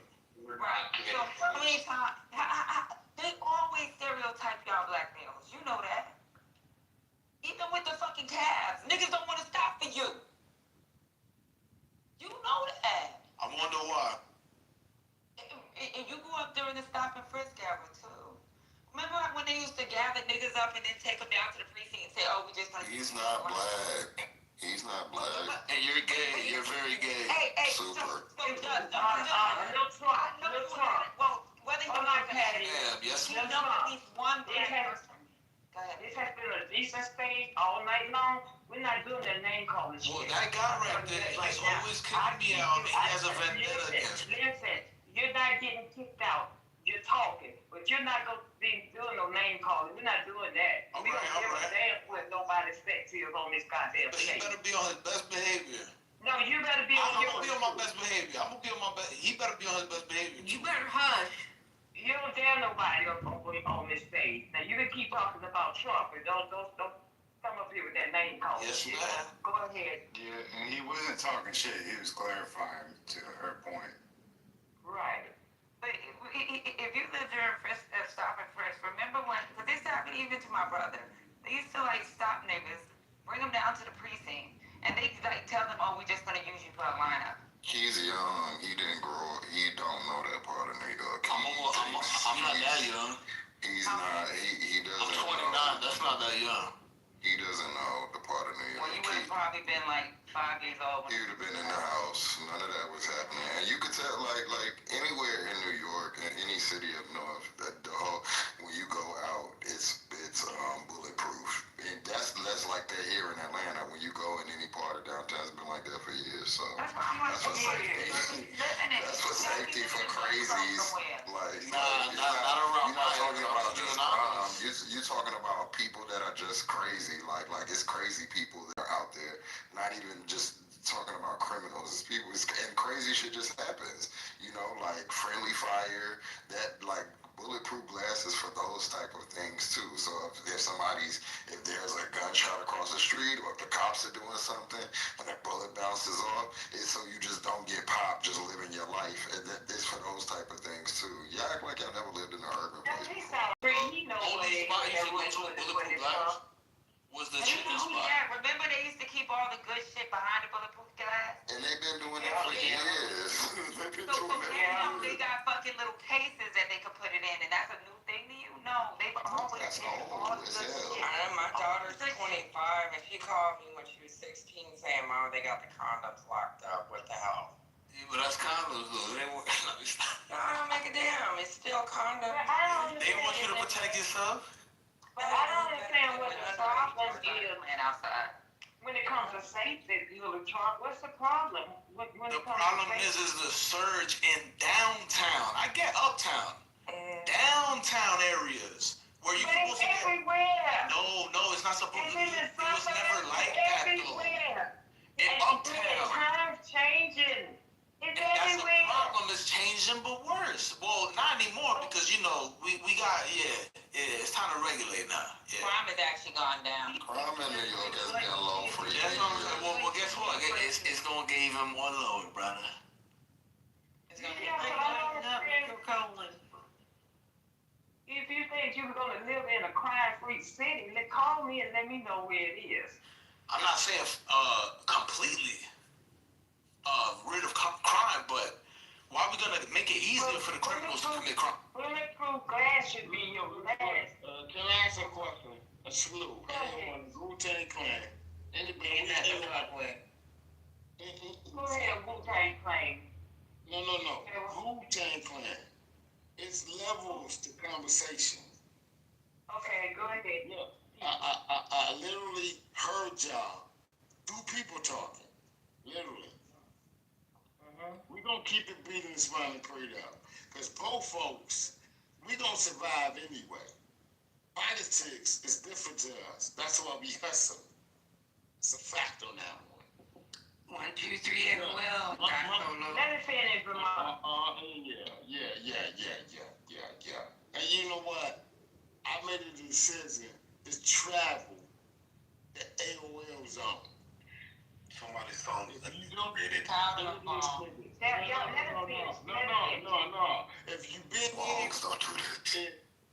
this. Look at this nigga. Nigga, 321s can't. No. 321s can't help but to interrupt truth. The truth ain't never been considered disrespect. Do you have anything to add to the conversation? Do you have anything? I just added it. If I was allowed to speak my opinion without interruption. Okay, Candace, hold on. Can you hold 1 second? Be so low. Man, let me ask you a question. No. No, are you single? No, married for 35 years. Exactly. So you Candace, you are. Be quiet. AOL.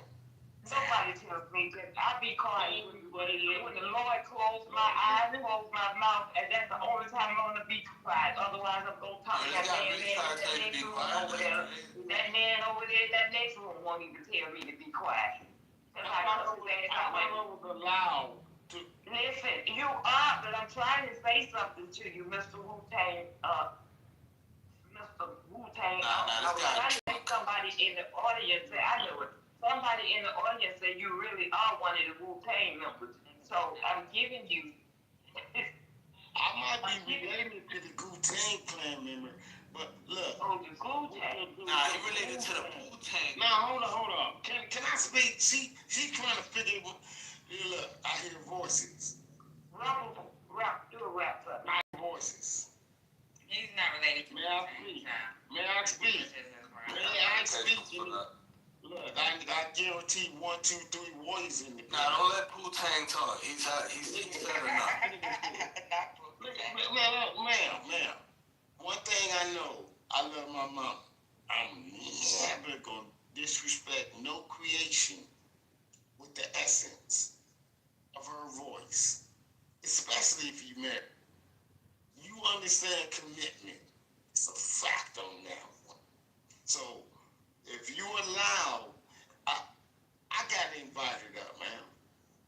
I follow protocol. 1, 2, 3. Keep it breathing, smiling, prayed out. Wu-Tang Clan. Nibbles the conversation. This must be the flow. Look. This nigga's a bitch ass nigga. Oh no, we're not doing that. We're not doing that. No, we're not doing that. No, sir. You was down in the audience. No. You was down in the. No. Are you crying? I'm talking to you. We're not doing that. We're not calling no. Yes, I am. We're not doing that. We're not calling no name. We're not. If that's what you came up here for, you can take your ass back down there to the goop. We're not doing that. Now, if you want to have a conversation, let's have a conversation. No. I don't talk to you. He interrupted us. I don't care. You're not going to call names up here. I don't care. It's up to me to tell him to go on mute. I will. How about I can tell, I'm telling you. I just told you to stop calling. Relax. Go ahead, Mr. So, what do you want up here on this page? You have anything to add? I'm giving you a chance to talk. I apologize for me attempting. Accept it. Go ahead. Man. No, we want to hear what you got to say. No. I evidently, look. You checking me for a nigga interrupting us. That's crazy. No, I'm checking you for the name calling. I'm checking you for the name calling. That's what I'm checking you for. I'd rather be funny than be disrespectful. Not to make the world go round. Yeah, that's why I'm checking you. We're not doing the name calling. Not Monday. Name calling. Tuesday night is name calling night. No, ma'am. Okay, can you go ahead, sir, and go ahead and state your You trolling. Y'all kidding me? I'm opening you up. I'm gonna respect the stage. My intentions was respect and trying to join the conversation and participate. Okay. Y'all go in. If you allow a nigga, show some respect. You said hold on. Hold on.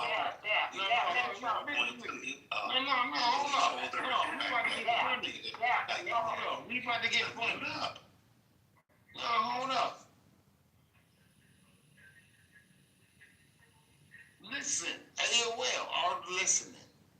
Wu-Tang Clan. We everywhere.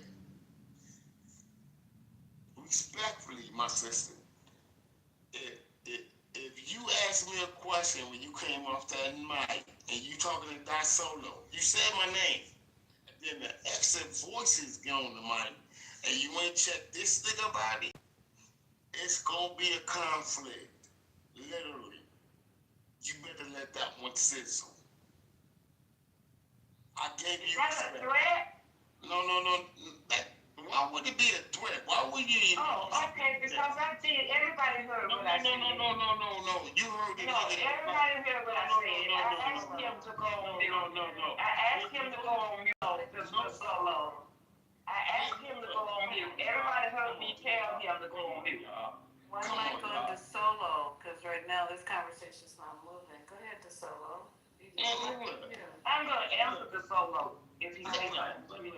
See, you from the projects, right? Never have.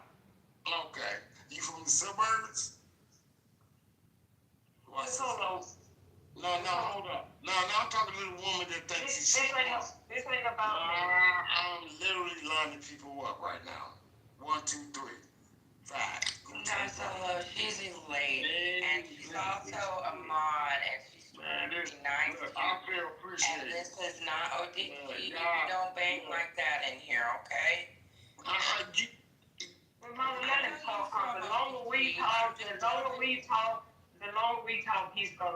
gonna get him to get out what he has to say. He's a dominant figure in this room. She is, and this is not like ODG. We don't bang like that, and I get it. I understand that. So why? Look. If you ain't banging like that, listen to the conversation. I'm just trying to explain. When you call names and get upset like that, come out yourself. That's why she checked you. She checked him too, but you didn't hear that. Man, him too. Oh, okay. All right, so let's relax. Look, an error corrected. Yes, sir. AOL. Remember? Thank you. Thank you. I'm gonna mute up. Let's relax. Look at that. Watch the adjective. The solo. It's the solo. It's God solo. It's whatever. The solo. It's one mic on you because for the last 6 minutes, we've been having a conversation about having a conversation. So it's one mic on you. Everyone's going to be quiet. Go ahead and speak so we can move past this point, okay? It's one mic on you. Literally, I came in the room. So whoever put that title up, I read it. Literally. I thought about it. I read it. And then I was like, you know what? Let me see if I can have an opinion. Let's see if people got their opinions. It's a fact. It say Trump plantation, Kamala. What they say? You got 2 missing. Anyway, black freedom. I'm for black. 70. Literally. Niggas, I'm finna get real 3, 2, 1. Even though I'm supposed to keep it forward. I know about the black fist, the COINTELPRO. Read before I enter a room. If I get invited up to the stage, I hope everybody understand this 2025 shit. Everyone already listening. So one mic on this. That's what we want, Mike. Look at this. Look at this shit. Ain't nobody gonna tell this nigga to shut up though. What? I guarantee you. The main one, which is Lisa, the main one, who is Lisa, said, let the fellow talk. So let him just sit there and talk. Let him talk. Lisa said, let him talk. I'm trying to share knowledge. Go ahead. I'm trying to go off the word. You got you with your knowledge. No. Shut the fuck up, nigga. Nigga. Already listening. Look, just based on your energy, I can base where you from, nigga. No, I'm supposed to have it. Because you got knowledge. You not come from you're a mod. No, hold up. you is. Interruption is real. In real life. Are you kidding me right now? Y'all gave me permission to speak. When I feel like I'm being interrupted and I know I'm saying some real shit, nigga, I get real. Okay, I tried my best, and I start getting late. So what we were actually speaking on was Lil Trump's started this stuff about, oh my God, we had Lil Trump and we had the other guy, which I don't even remember. But what we were just trying to talk about is, once again, like the title, Trump plantation, Kamala Black freedom. So we're just trying to figure out, well, I don't need to figure it out. The conversation was going to be had that Trump, everything that he's done, everything that he's doing, just letting people suss it out. Because I already have my views. You guys know them well. I don't need to come in here every night and fight. I'm giving everybody else the opportunity to either refute that we haven't heard from, because you notice the regulars are not around, refute it, or to build on it. And Trump has done all the articles that we've, excuse me, I have to complete the sentence. Trump has done everything he can to put you guys on, to put us, not you guys, back in plantation mode. And Kamala was offering freedom. The title has evolved. There was something before that I don't even remember. But she was offering freedom. So Marshall was in here. We're trying to talk to him about, he said something about Kamala was going to offer us stuff from going backwards. That's how this conversation started, going backwards. And I posed the question to him, Marshall, how was Kamala's policies going to take us backwards as opposed to Trump? Literally. And so here we are. Every time we try to have these conversations, here we are, right? We never get to a finite back and forth. It always evolves into something else. There's some kind of way we got on HUD, and then another way we got on food stamps. Then we started talking about black men, as far as black women being more educated. It's just, this is how these conversations go. And I don't know what the solo was trying to offer, but I gave him the opportunity to offer it, and then look, it went nowhere. So the bottom line is, and factualness of this whole conversation is that every day we wake up to some more bullshit with Trump. We are definitely going back on the plantation. We listened earlier how if this voting act, if it goes to the Supreme Court, we're going back to what did I said 1825, and somebody corrected me. Whatever the year, you listen to Clay Kane tell you about it. He broke it down. That's why I played him, because he's the expert on it. And Reese Colbert, that if this passes, we have less rights than we did after surgery if this makes it through the Supreme Court. That's how this conversation started. It was an intellectual conversation, and it devolves into this, because I don't care which side you're on, you got to be able to make the argument, right? You got to be able to support your argument, and here we are. So does anybody want to add to this conversation that we're trying to have? That's all I want to do, is it's getting really, really late, and this is what I was trying to do. I think Marshall, when he was talking about that, that's why I brought up the presidential, I put that in the chat when he was talking about, he was talking about, like, what was it, the proposals that she had in those 98 pages. Those proposals existed. So it was Biden's proposals. These were Biden's proposals. And that's why you're right, Patty. How did she come up with so quickly? You said it. You're absolutely right. And that's why I put in the chat. That's why I put in the chat, and I said, if you do the Google search, or not Google search, if you do Control F and you put it on your computer, put 25,000 Biden. You put 6,000 Biden. 3,600 Biden. The 30 million, the homes that were supposed to be built, Biden. Those were all, but that was joint. That was joint because she was a vice president. Those were things that were not able to be passed under his administration, and she's going to try to pull forward towards hers. Yeah, and So when March wasn't complaining, that's why I said that's what he means by going backwards. Like she should have went on ahead and just fought and said, "This is what we were trying to do. We could never get it done. I'm gonna make it happen." Yeah, and it might have been, and I'm not a what do they call it, a strategist or none of that, but I think it might have been how they were trying to frame her. Now she's cussing, saying the MF word and all that. And I know we gonna say she couldn't say that while she was on while she was campaigning, and maybe so.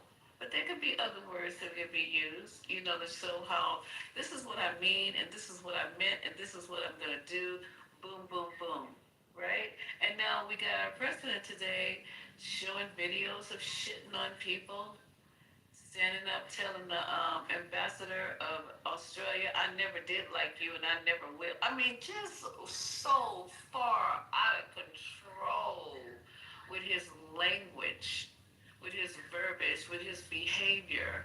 So we complaining about me saying her should be a little bit more aggressive, a little more spicy, whatever the case may be. But we got this on the other side. We never know how it would have turned out. None of y'all know how it would have turned out if she just would have been herself and present these things in basic form and basic English.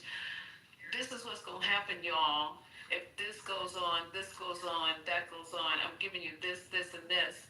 They want free giveaways. They want to be told that they're going to get some type of something free. If you say I'm wrong, I disagree, I'm right. Every time you say free to this country, even though they don't want the immigrants to have anything free, even though they don't want the black or the white poor to have anything free, but say free and see what you get. Look what's happening in New York. Say free. Just say free. It's just so crazy and basic and elementary where we are now in this country with elections and with our political stance. All you gotta do is be a basic bitch and say you're gonna get this, you're gonna get that, boom, boom, boom, and everybody's gonna be behind you.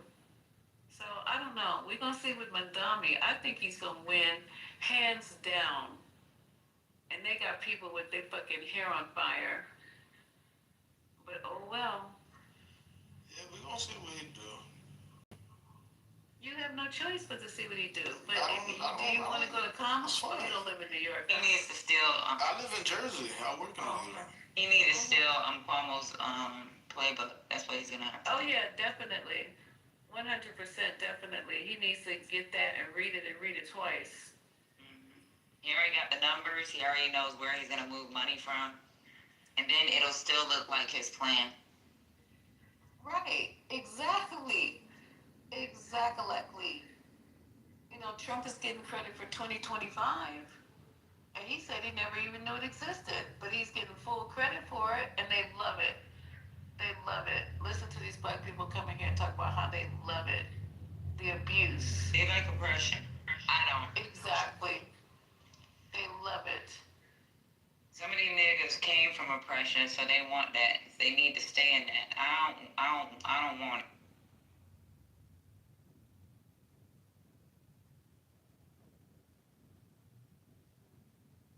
But you got people saying that their city is safer after Trump did what he did. Calling the boys over there. But you can tell me what he did, though, bro. Go ahead, Alexander. Yeah, for how long?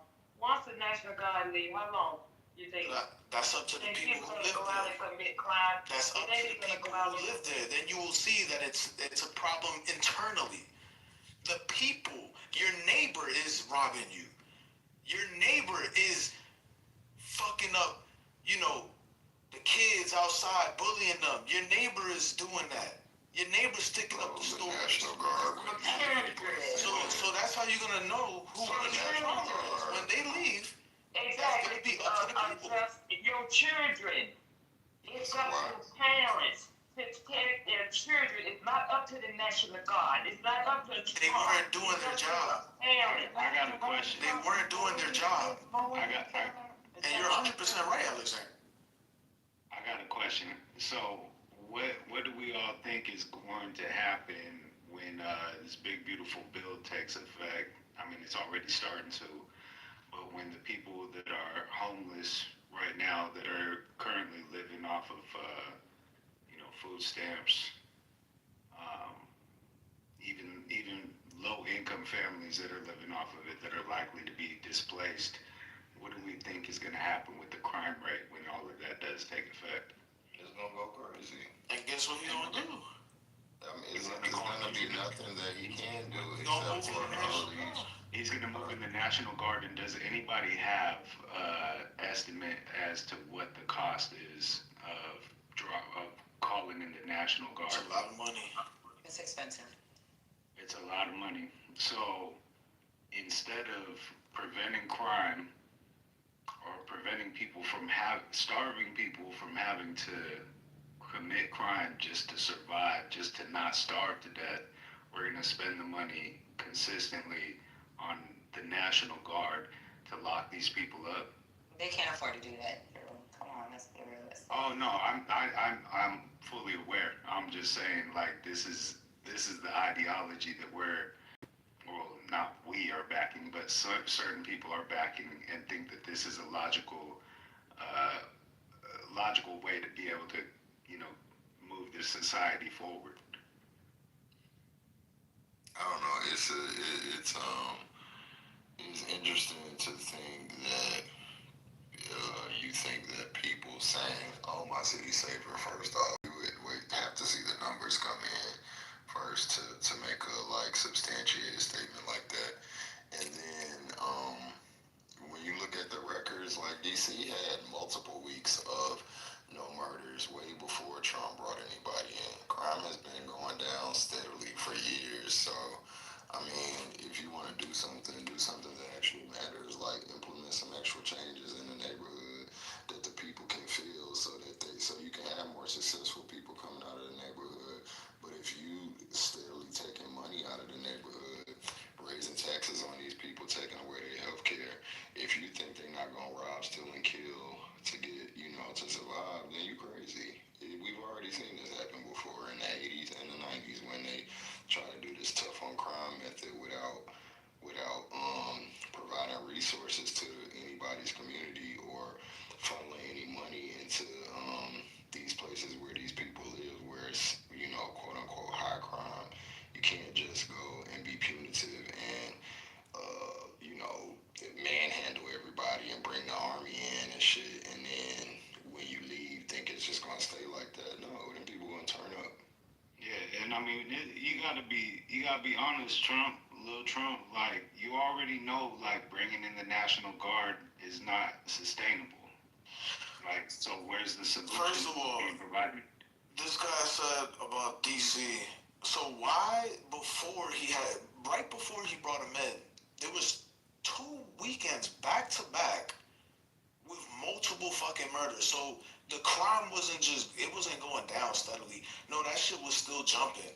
The fact that you had to highlight weekends, the history of DC. The fact that you had to highlight certain weekends where there were no murders just shows, like, that shit was fucking crazy, and that's why the people themselves. And you don't need data when you can talk to the people. You don't need data. DC was the murder capital of the United States for several years in a row. You got a chance to speak. I didn't say nothing when you were talking, right? No, I'm saying it right now. See, this is so what I'm saying is this. Because you don't understand how information works.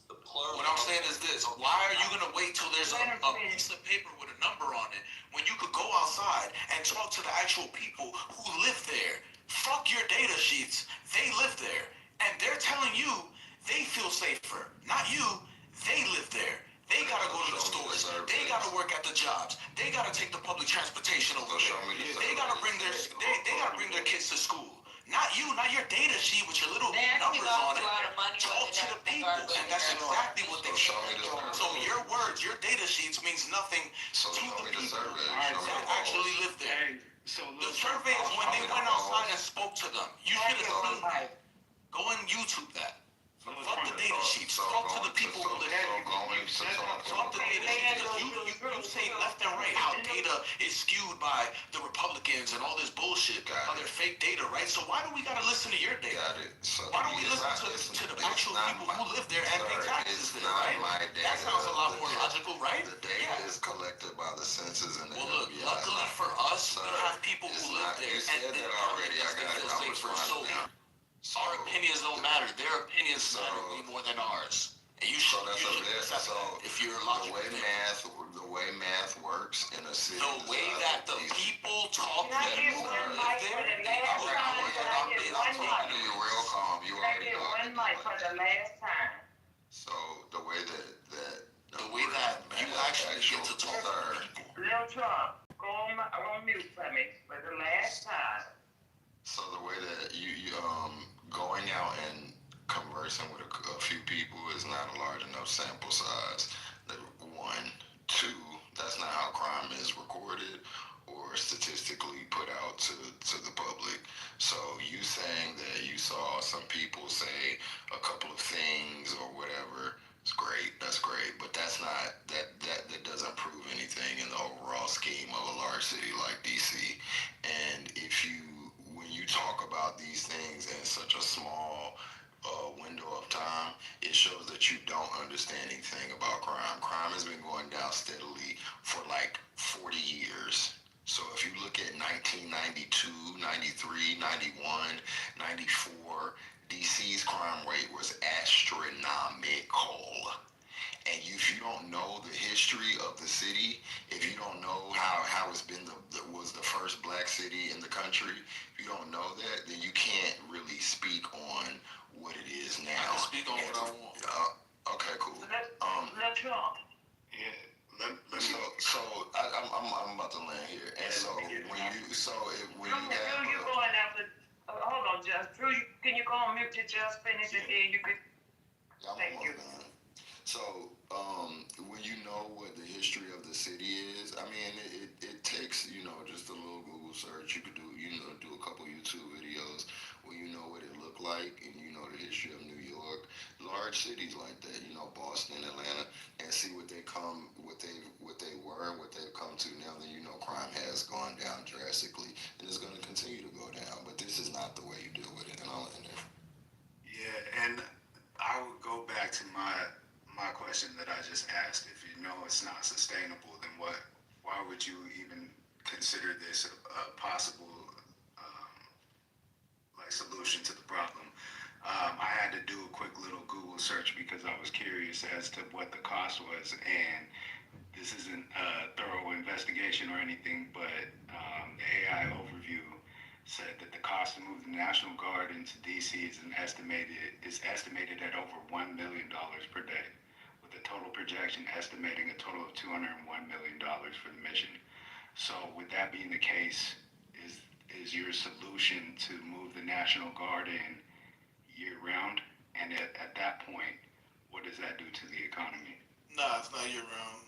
Okay, after they leave, you fund the police. Trump, go on mute. He asked me a question. Trump, go on mute. He said he didn't land though. Yeah, I mean that's fair. I mean, I just want to finish it.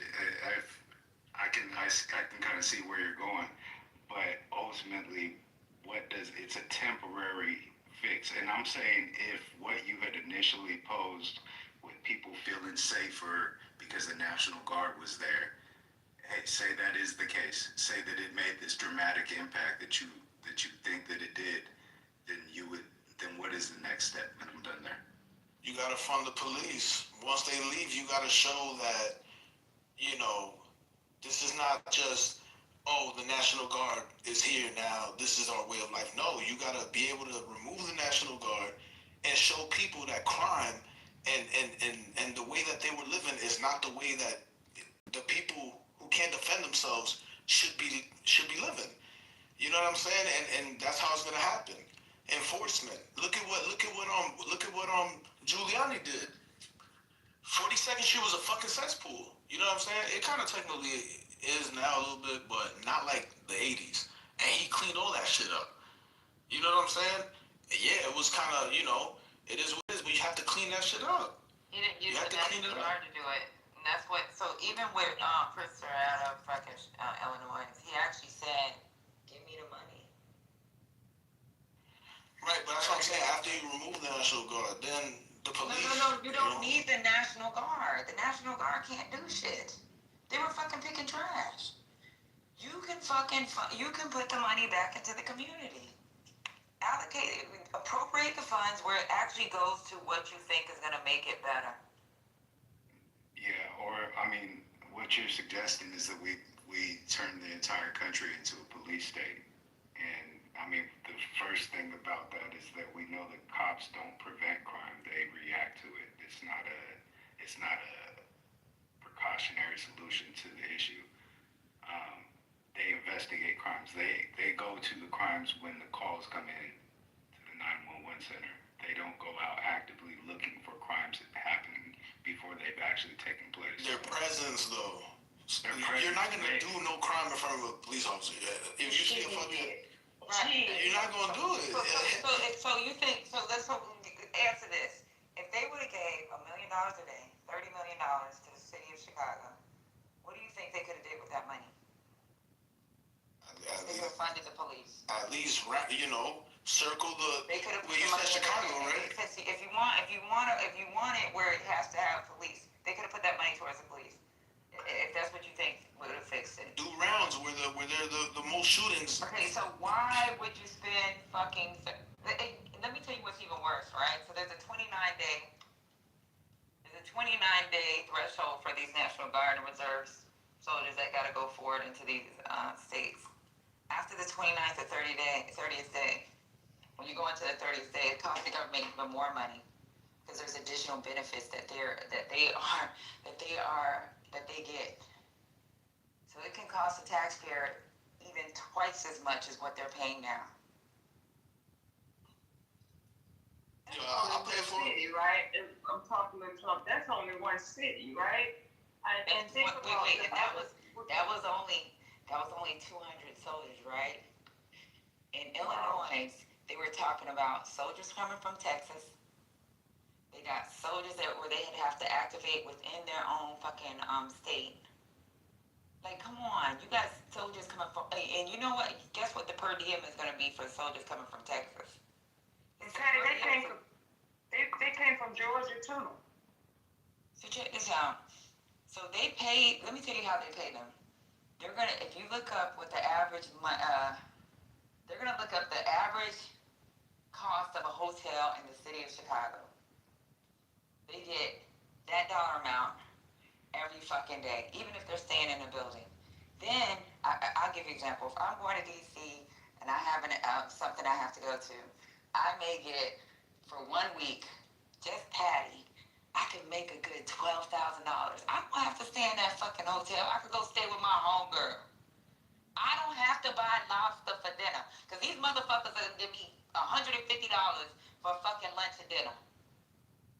I don't need to eat lobster, nigga. I can go to fucking McDonald's. Or, you know what I do sometimes when I do have to stay in a hotel?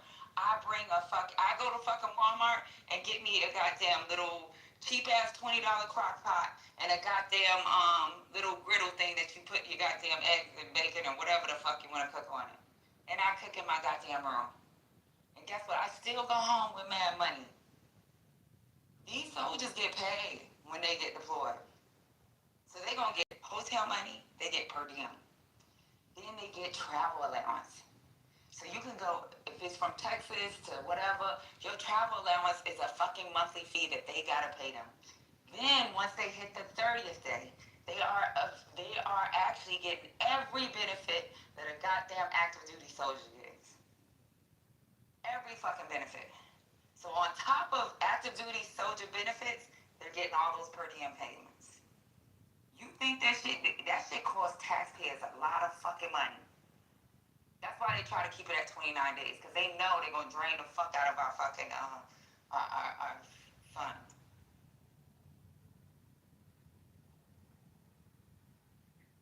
Rashad.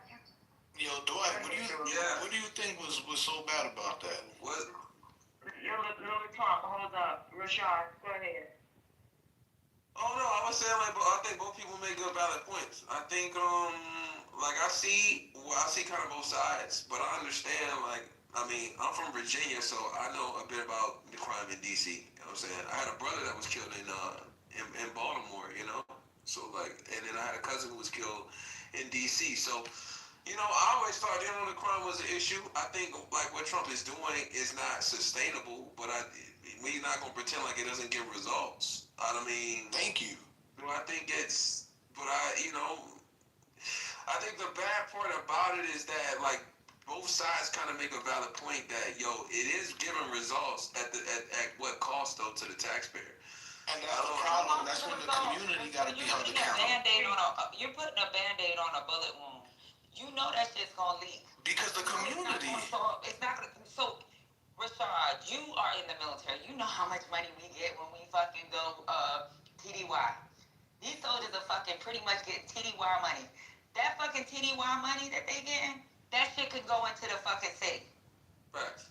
That shit don't need to go into no goddamn soldiers' pocket. A lot of them soldiers are leaving their families, and they got real fucking jobs. They're not fucking active soldiers. Okay, so what would you do with the money in the city then? You know there's a way to appropriate funds where you can strictly earmark money just for this.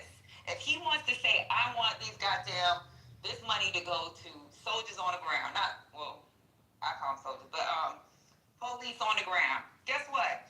They can say, this is how much you're going to get, and you got X amount of time to spend it. Or it goes right back to the treasury. So they can do a mass hiring of fucking getting cops. But the people, the community has to change the way they live. The community.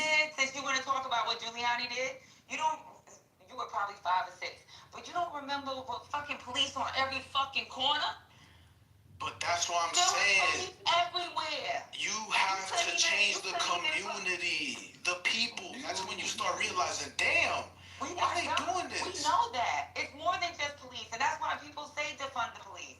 If you look at what they did in Camden, my aunt moved to Camden. The first week we lived there, or she stayed there, somebody got shot in front of her fucking door. But the Camden from the fucking early 2000s is not the same fucking Camden today. At all. You go to Camden right now, that shit look like fucking Sunset Park. What result came? And they defunded the police there. Now, mind you, they didn't do militarized policing or punishing people. And Camden, if you think New York Camden was off glass. Camden was off the fucking chain. Camden was terrible. Y'all don't even know crime.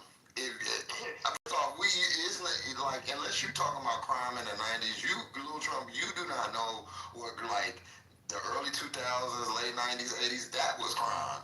Oh no, this is light work.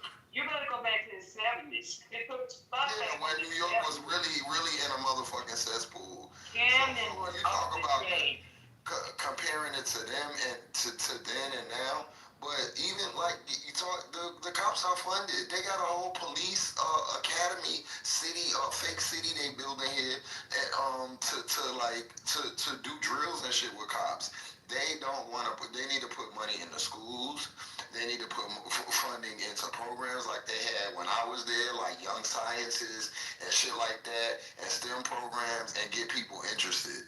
The way is not I grew up with cops on the corner everywhere, and that wasn't good. That didn't do nothing for me. And you couldn't walk, and every Tuesday and Thursday you might get arrested or whatever. That's not gonna do nothing but make niggas institutionalized. That's why New York niggas is like they are now. That's why all of them, you see how we see all these New York people on this app, and they be so crazy. It's because we grew up like we was in fucking prison. Don't nobody want to live like that. And I agree there are limits. Police worked. You know what that chief that they put in charge, he was from the hood. He grew up with a lot of black people. He knew what the hood looked like, and it was a white boy. He fucking fired every fucking police officer and made them come back and this is what they call defund the police, made them come back and fucking do a whole new resume, looked over their records to see if they can be rehired. And then not only did he do that, if you grew up in certain neighborhoods, he made it that you would police that neighborhood. My brother-in-law did that. Yeah, and I was just gonna say, I can see the point, of your reasoning, Trump, with you saying that police, like their presence, may prevent crime, and then you go to it's up to the communities to, essentially police themselves and fix things. But how do you expect the communities to do so when at the very same time they're being stripped of all their resources? I agree the money could be used for the communities. I'm not saying that it shouldn't. What I'm saying is right now, in certain cities, you do need that presence temporarily. And I'm not saying permanently because obviously it's not sustainable. But that should be the next conversation. Like, all right, look, now everything has settled, the dust has settled. How do you start the rebuilding of a community in its core? Like, yes, like how culturally inappropriate said, schools, programs. I remember when I was in school, there was a robotics program, things like that. But it has to, unfortunately, just like how the deportation is going on, unfortunately, it's time to clean up. Unfortunately, temporarily. Okay. But the community should gain their, the courage to be like, you know what? Now that they're gone, we're gonna make sure they don't come back. And these are the things we have to do. Okay, but you're aware that the resources are actively being stripped away right now. Right, but schools lose funding, right? If they score, I remember schools used to lose certain funding when they didn't, meet certain criteria. The test scores were low, attendance, all that. When you show that you are doing better, you know what I'm saying? More funding, more allocation goes to you. You know what I'm saying? And unfortunately, it's kind of backwards because the ones who are in more need of the resources, they're not able to perform, and then that doesn't reflect the ability of them getting funding. But if there's an effort they will eventually get funding again. That's how it works. But if you're talking about low income communities, and schools are typically funded off of levies that are funded by tax dollars in that said community, where do you expect that money to come from? At the same time, the Department of Education is being broken apart, with these charter schools being initiated, or they've always existed, but the funding is now being allocated to that. So it's up to these low-income communities to be able to ship their kids out to schools outside of their home community and be able to afford that in a community where they were already not able to afford funding their own school. So the logic in that there isn't any logic. But look what has been going on in the Department of Education, though. You understand? Like, Tell us. First of all of these little kids, right, were having to hear all this crap that was being taught to them. Things that don't even belong in the school, in the curriculum. So I'm not funding that as a president, What happened at the Department of Education? That's the state. What happened at the Department of Education? The Department of Education has to do with civil rights, Title I funding, where you get your FAFSA, and then they may have like oversight of what the states look like when it comes to education. So what the fuck are you talking about? Yeah, there's no talking about CRT. Locality. He's talking about CRT, but why don't why do you not? Not CRT. I'm talking about the transsexual stuff. The validity stuff. What? The gender transition. Sir, what school has that as a part of its curriculum? So there weren't drag queens reading to kids? That never happened? Hold on. At Barnes and Nobles? No. Yes. No, I'm telling you. Yes. There's videos of fathers. I'm trying to inform you so you don't have I'm trying to inform you. There's videos of fathers going into a classroom. I know. And exposing them and saying, I didn't sign up for my kids to be taught this. That wasn't at Barnes and Nobles. That was at a school. You know where that was? That was in the UK.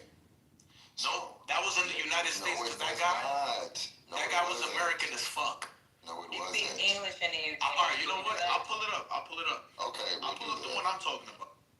Okay. They also had a public library program, but that had nothing to do with the school system. That was public library. And you still had to show up for it. So what's the... And that's also not a part of the curriculum. Even when they were reading, they were optional. You didn't have to take your kid to that. So I don't know, like, one thing, the thing is that gay people, drag queens, what is it when you can look like a man or a woman? What's that? No, no. So you don't need to answer this.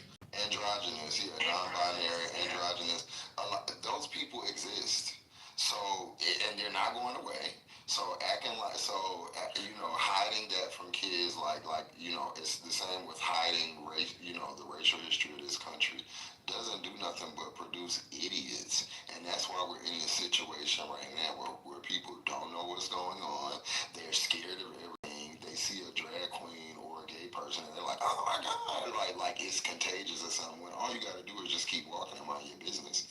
Like y'all make these things into issues when they're not. Because guess what? After y'all do all this hooping and hollering, it's still gonna be trans people that exist. They still gonna be around. All y'all gonna do is make them go back into the shadows. Why not just learn how to deal?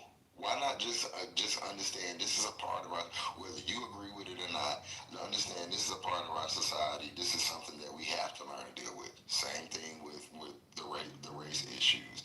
Why do Republicans act so scary about everything? Everything that exists outside of their norm, they want to fight and demonize it. That shit is weird. But the thing is, just nobody know how their child gonna turn out. That's the thing they do. Right. Nobody know how their child's gonna turn out. And I don't understand why people can't just mind their business.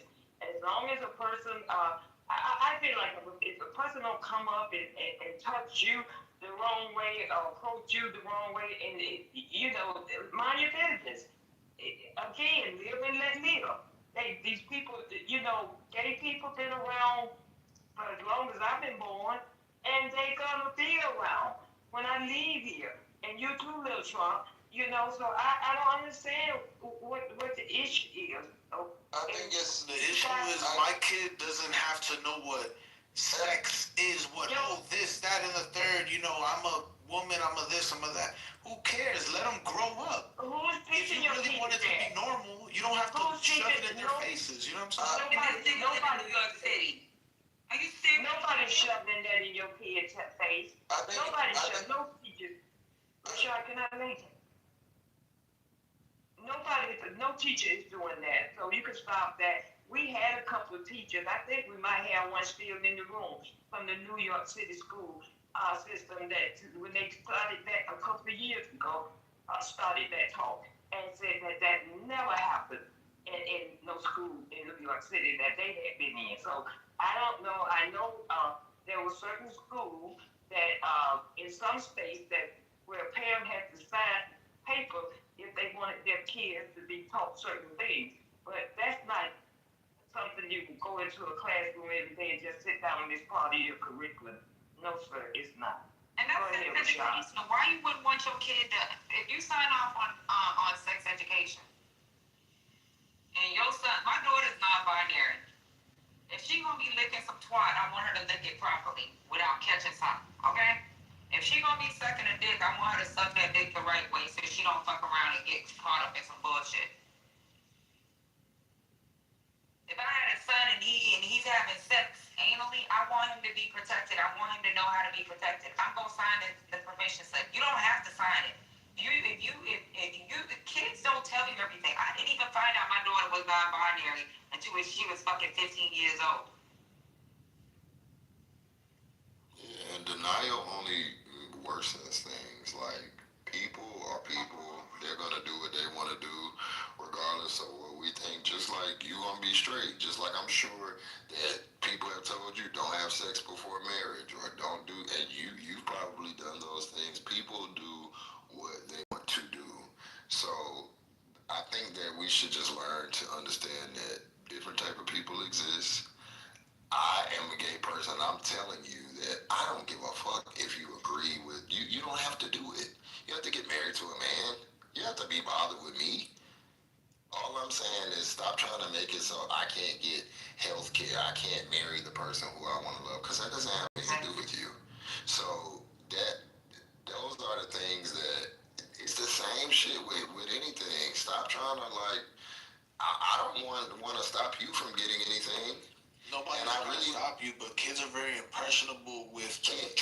transitioning. I have a problem with the transitioning. The kids are not.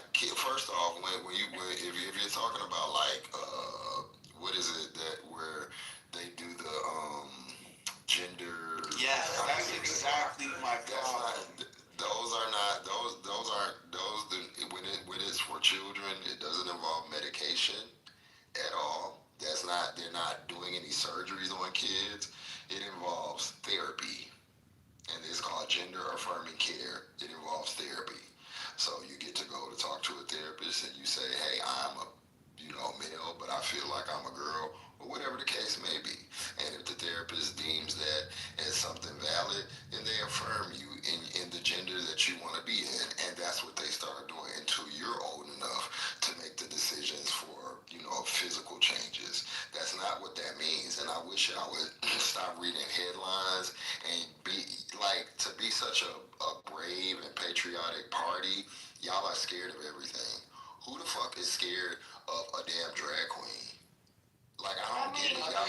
I think it's about like exposure. Like, if you can control what your kid is exposed to, like, they're gonna do it. But that's not life. Let the kids grow up like a teen. The only way you can control your kid from being exposed to it is to keep their ass in the house 24 hours. Yeah, I'm just saying, let them grow up, and when they're an adult, they can choose. Like, you know what? Niggas got the internet now. Thank you. I was just getting ready to say that, Patty. And by then, he'll just be full of bias and fear. These kids know more than you think they know, man. You crazy. Yeah, what I'm saying is let them grow up, because we all change. You know what I'm saying? Part of growing up is learning what the world, who lives in the world. Like, y'all see, the thing is, this is why y'all get so much heat from gay people, because y'all talk about us like we aliens without even really. Nobody's talking about gay. I'm talking about transsexual. The whole community. The whole community. The T is my issue. But at the end, they are human. They're human. You have issues that you don't tell nobody about, that you go through and if you don't, your mama do or your cousin do. We all got personal issues that if the world found out, we would be devastated, right? That's their issue, and the world just happens to know. And shitting on them is not the fucking answer. It's just not. It's just not. And all you do is create little fucking monsters that we gotta, that's running around shooting up schools and killing little babies and shit. Y'all don't get that yet. Y'all don't get that. Y'all put these adult fears in these young people. It's y'all that really doing it. It's not them seeing a fucking lesbian or, kids don't give a fuck about that for real. They actually. These kids committing suicide because they're afraid to tell their damn parents. They're afraid that's what they get. Ending their life and becoming either hateful people or hating themselves, because that's how you come out either two ways. And so we will rather watch. What's way more concerning to me is the rate in which, and I don't even have kids, but the rate at which people are walking up into schools and shooting kids. That happens every day in our country. But y'all are not concerned about that. Y'all are concerned. Just let that go, baby. Let that go, please. I think Jessica, you know why I'm telling you to let it go? Because it makes me sick at the stomach that for the last couple of years, they've been talking about this trans stuff, and that's what they're afraid of for their kids. And how many schools been shot up with all these kids getting killed? But that's not number one on their goddamn mind. That should be the number one thing they should be worried about. And we talking about crime in cities and stuff, and sending if you want to send the National Guard somewhere, send them to guard the front of these kids' schools. That's what I'm tired of seeing. I don't give a damn about a drag queen. Like, that's really the hallway. That's right. That makes sense. Yeah. Go walk the hallway. If we have an itch to do that, let them do that. We can have, these are adults that we talking about at the end of the day with the crime in the cities. But kids, come on, they're the most vulnerable. We don't even have a president that will get up there and say, he too busy telling people your mama and stuff, that he can't get up there and say, yo, we got a problem in this country. Like, regardless of whatever political party you align with, we should be able to say, that's the biggest problem.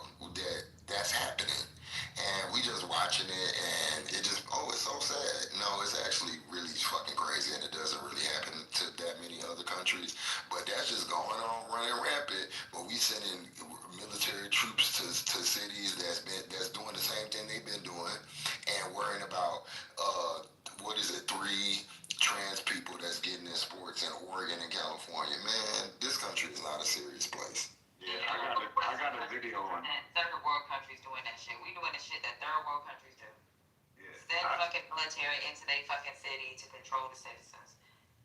I got a video to play on that topic, but I know Rashad's been waiting to talk for a minute, so I wanted to help him get in. Thank you. I mean, I was just kind of pitching in. Like, I think, like, it kind of goes back to what I said before. Like, I think both sides make valid points, right? Like, I think the idea that you can kind of just kind of cover homosexuality and that kids will never be like exposed to it is a fallacy. You know what I'm saying? But like, I genuinely kind of saw like homosexuality kind of more open when I made it to high school. You know what I'm saying? When I got to ninth grade, I think the thing is like, I can't pretend like if I can like choose what my son is exposed to up until he's a teenager, then like I'm gonna do that, right? And like that goes down to certain things, like if he wants to go see a movie, and I feel like I can't take him to see the movie because there's two male characters who are kissing in it. You know what I'm saying? Like parents do that all the time. Like they censor what their kids can do. You know what I'm saying? Even me growing up in a very hood black neighborhood.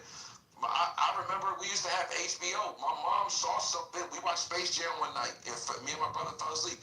The next morning, Channel 14 wasn't up there no more. My mom to this day said something was on HBO that I think it was just a porn or something. Even something like titties, yeah, even titties and shit. Like. Yeah, but we didn't see it. We fell asleep, and she came in the room to turn the TV off, and it was on there, and then she took the entire channel off our, like, we didn't have it no more. So, you know, my mom, even to this day, you know, she prohibited us from seeing something that we later on became exposed to, you know what I'm saying? Because, like Patty said, we have the internet. But I Did you look at the Simpsons? Say again? Did you look at the Simpsons? No. Well, we watched Space Jam, but we fell asleep. You know how we, like HBO, after a certain point, they start I understand what you're saying. HBO used to have a lot of stuff. I'm pretty sure they talk like you. The Simpsons had shit on here too. And people still let their kids look at the Simpsons, you know. So you know, I understand what you're saying, but all we're saying is that it is not. I don't know where little Trump got this notion that this is being pushed on his kid and taught to his kid in school. If you're that afraid for your kid, then teach him at home. Keep him home in home teaching. Well, I mean, you know, I don't know who's speaking. Was that Drew? It was me, Lisa. Rashad was talking. No, before that, Rashad. I agree with some of the things that you're saying because there's a lot of stuff my parents did not let me look at nor listen to, music-wise. And I do the same thing to this day with my kids. When you're in the car with me, I don't know now they're at an age where they can listen to whatever. But, you know, people love to tell other people how to raise their kids. And that's one thing I don't tolerate. Because my parents didn't let us watch a lot of stuff and listen to a lot of different movies, and that was their choice. They were feeding us, they were supplying us with our school needs, they were raising us. So I get you, but as far as like what other people do, now I'm gonna bring it around to a caveat. Just like you want to be responsible for if your kids are exposed to, and what they watch and what they're again exposed to. You gotta let other people live, and if they can't coexist in your world, then you have to make a decision how you're going to not prevent them from expressing themselves or them from living, but how you're going to decide how you're going to keep your child going down the path by which you feel is proper for them. I never tell people what to do with their children. That's the most insulting thing ever, to have somebody outside of your house telling you how to raise your child. It's insulting. Did anybody do that in this room tonight? Can I tell you, okay? No, I was just wondering, because you were saying that. I was just wondering. Conversation with him. This is not. Okay, I don't want to. Okay, you guys I'm just saying never mind. But I understand what you're saying, sir. That's the only thing I'm saying. I'm not trying to tell you. I'm not trying to tell anybody else what to do. with their kids. But when you start telling, well, you should do this, well, you should do that, and you should don't do this, and well, maybe you should figure out how to, you know what I'm saying? So I'm just gonna go on mute. I said what I have to say. My argument is this: if they really are who they are, because you're born like that, right? Then what difference does it make? Letting them, waiting for them to get to the teens, right?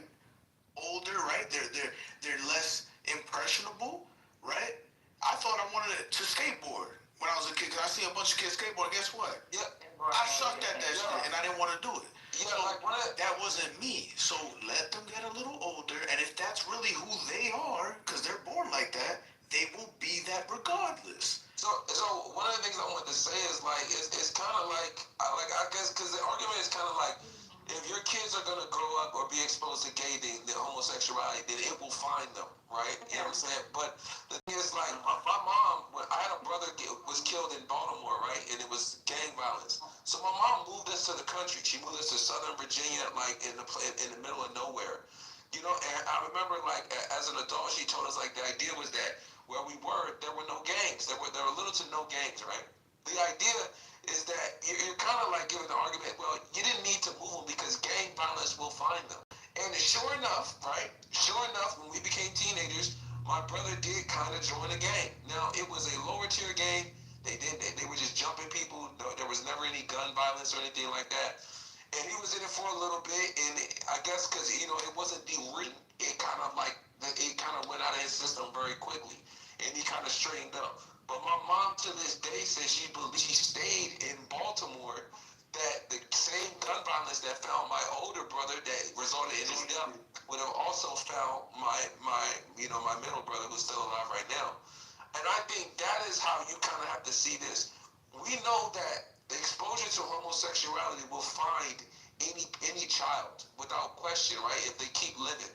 But if you can control how they are exposed to that, if you can mitigate it until they start to grow as a person, then I can see as an adult, okay, I get it. I can just homeschool my child, but that's a lot. Or I can just make my opinion at the poll. I can just go vote for this party that says they're against it. You know what I'm saying? And I understand the other side of the table because they're saying, we have a certain way we want to raise our kid, where they are exposed, able to make a decision. And able to. But you guys move the goalposts. You guys move the goalposts.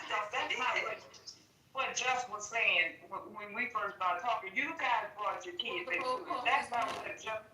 Yeah, but that's not what Just was saying. I want to clarify. I don't mean homosexuality. We mean when we talk about. What kid in their right mind? You act like this is something that somebody wants to do. There's a reason why my daughter hid it. Okay? It's not because she was fucking proud of it. Nobody wants to fucking have to live through life where all their friends have boyfriends and they may not be attracted to them. Or they may not be attracted. Nobody wants to be like that. Are you fucking fucking serious? If your kid is gay, that's fine. My point was that's not a problem. That's not a problem. But y'all are missing. Parents should have never mind. I'm not gonna. It's the trans that's because y'all are. Parents can parent in whatever fashion they Nobody choose. said they can't. And this is why somebody being called in school. Yeah, you confuse the whole thing. The teacher told me. The fucking teacher told me. The part about the teacher told them. So, let me just try to. So, the thing is, yes, people can parent and do whatever, but the reason why I keep bringing it back to humanity is being gay is not just about like having sex with a man, kissing boys. You could just be gay, be feminine, and you don't even do, and you're still gonna get the heat. So what I'm saying is exposure to maybe a feminine man, because there are feminine men that are straight. So when you're not exposed to things or know how different people show up, you can become phobic and not even compassionate to other humans.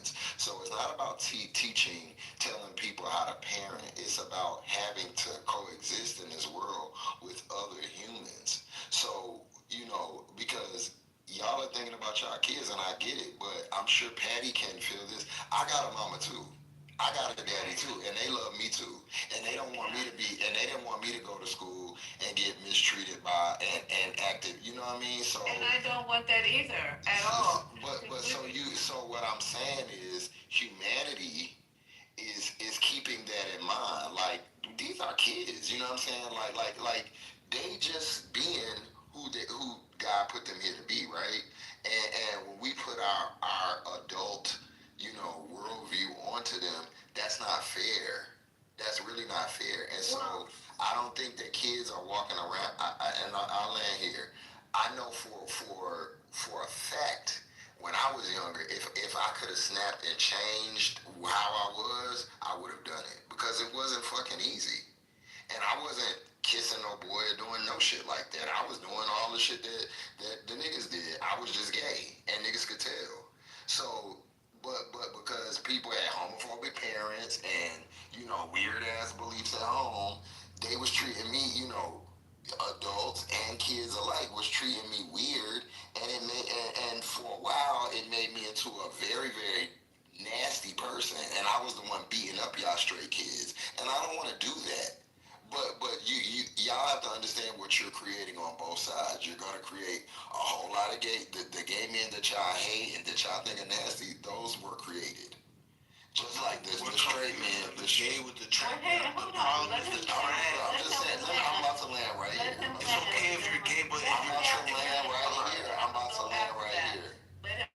And then I'm gonna go after that. You can go after me, babe. Sorry. And the straight man that y'all find that's homophobic and misogynist, those people are created by not exposing people to what the world has to offer as young people, and not sexualizing it. And I'll end there.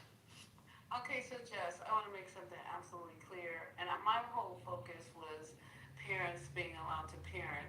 It has nothing to do with me trying to keep my kids away from anybody who's gay, whatever. They knew about the pronoun stuff before I did. They educate me before I educate them on what's going on in the LGBTQ community. We were getting nails done a month ago, and I was asking. We were all in there together, the boys. I said, listen. I was almost done. My daughter was done, and I said, I was just over there just messing with them. I said, so when she was bumping, I said, you guys want to get like maybe black or purple nail polish? And so they both said, nah, we're good. And I said, oh, so why wouldn't you want to do that? I said, that's fashionable. And I said, do you think people would perceive you as gay if you had on like black or maybe purple, gothic kind of look? And they said no. And I said, do you think people who wear nail polish, black men who wear nail polish are gay? No. We just don't like having the nail color on. We're good with it, and we don't think that, Mom. And I'm like, okay, cool. So I'm seeing that what I was doing is going in the right direction. But, I hear all the time, well, you should, and maybe you should. No, I'm not going to homeschool my kid. No, I'm not going to do this. I'm not going to do that. But certain things, like, I don't have any problem with the LGBTQ community at all. But certain things that I want for my kid, and that was the element that I was picking up.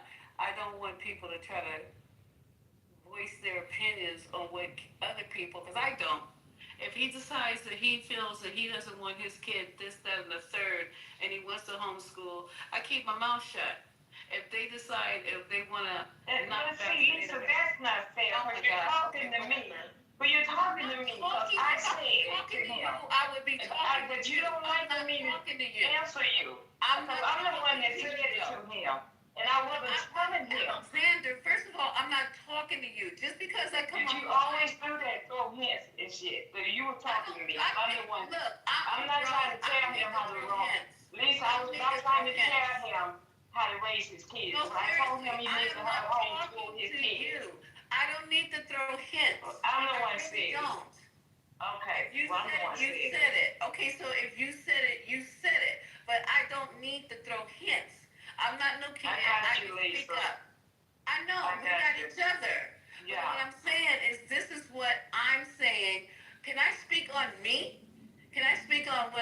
do and what I would, that's me. Everybody in here is talking about their own personal experience. Everybody's talking about what they would do.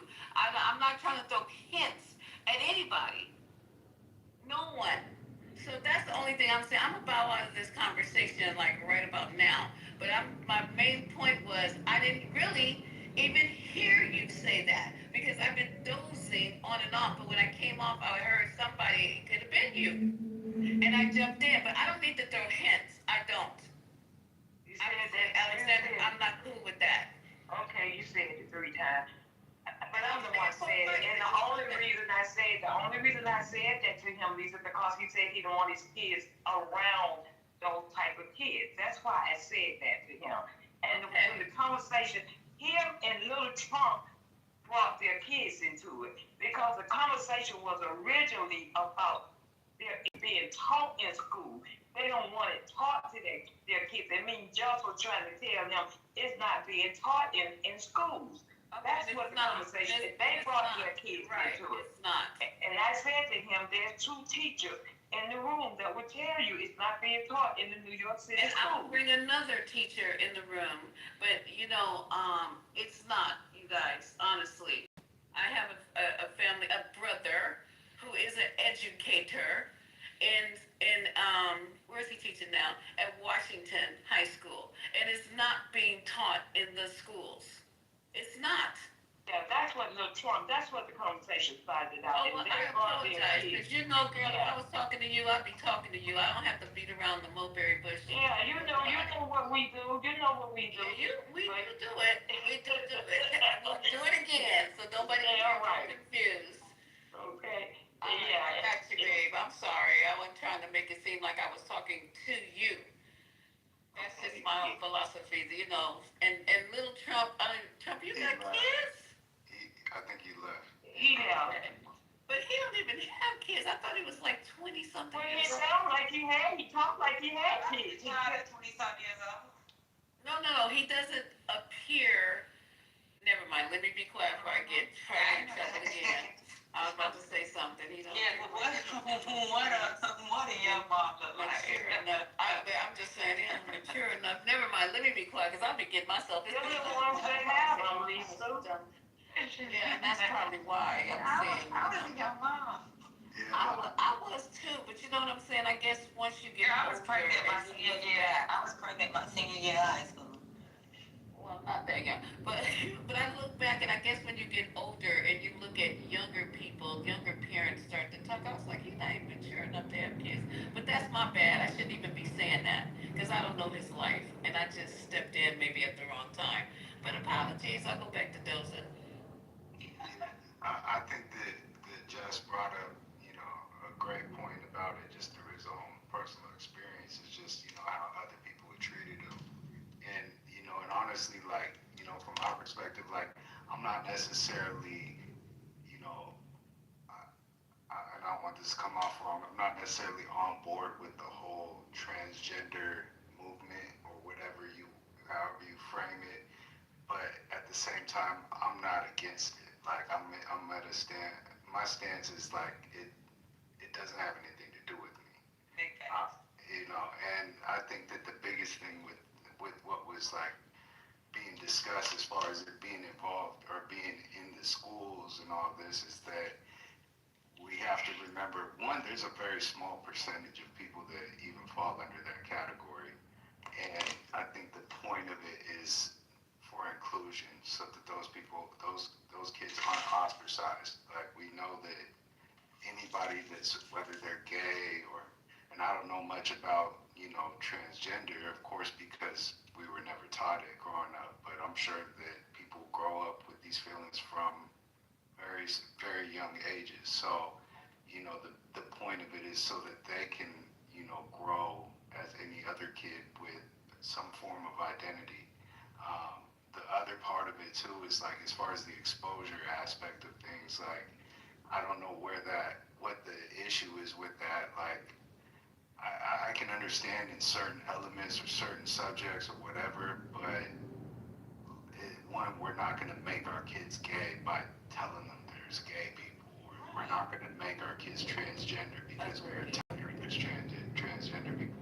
Because at the end of the day, sure people have been transgender since the beginning of this country and even beyond that, without TV, without internet, without it being taught in the schools, any of that. I mean, shit, as far as I know, niggas been gay since Greek mythology and shit. So Exactly. Egyptian time. There's evidence. Sodom and Gomorrah. Yes.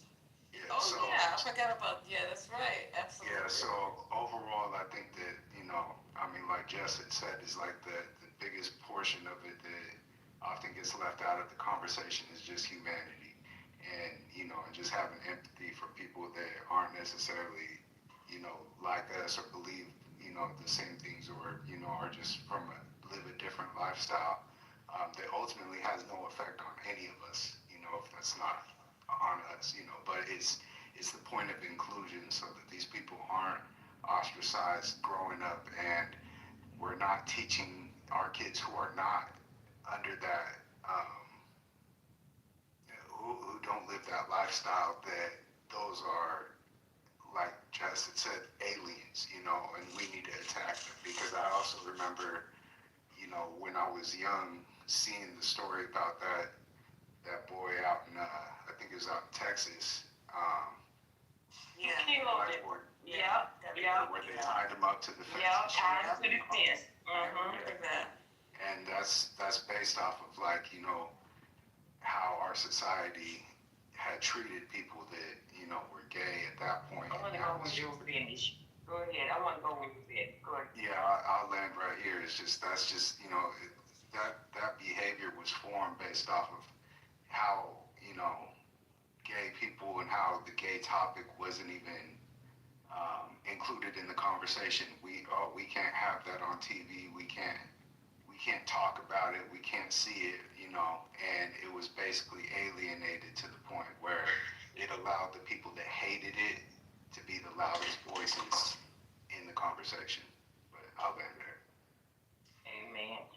And yeah, I don't want to change the subject, but you made me think. Did you guys see those little kids? I think the oldest one was 10 that raped that little 5-year-old girl, took that girl out in the field and raped that girl and used objects on this little girl. No, that they probably learned from home. Yeah. It just happened a couple of days ago. I'll pull it up. But they did horrible shit to this little 5-year-old girl, little kids.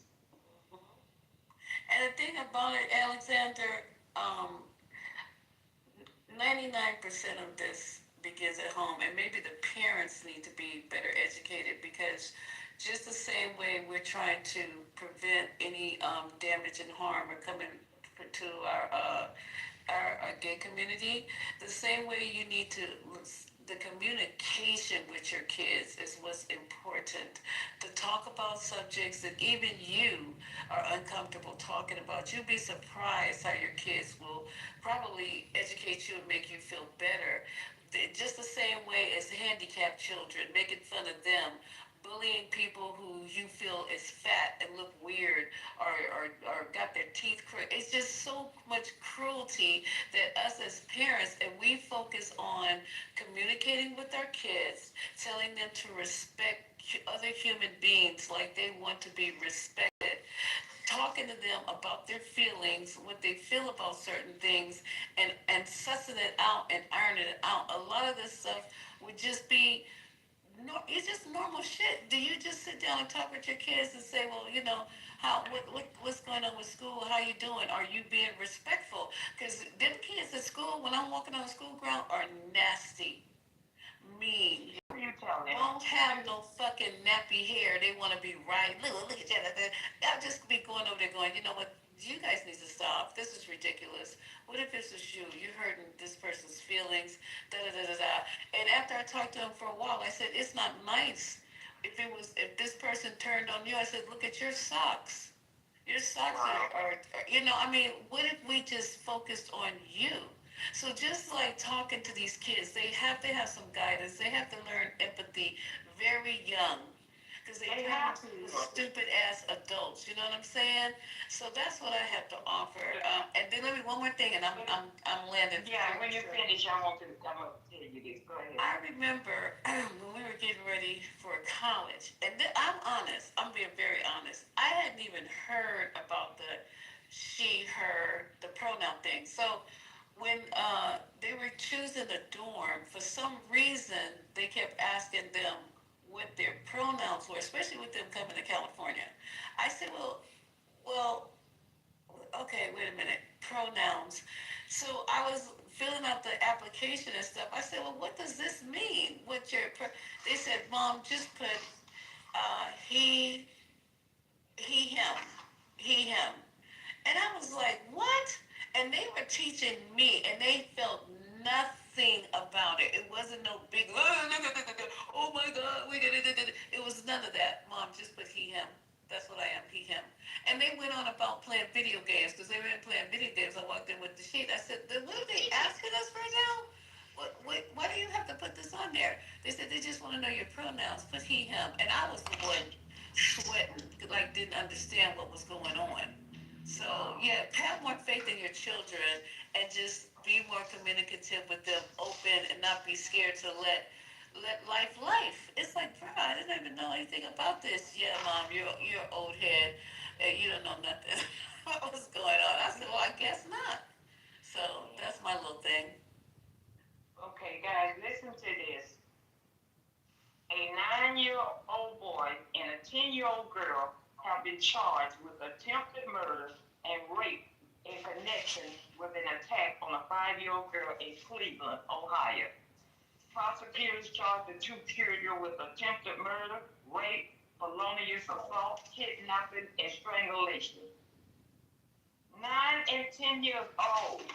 That's wild. Oh my God. What is going on in the house?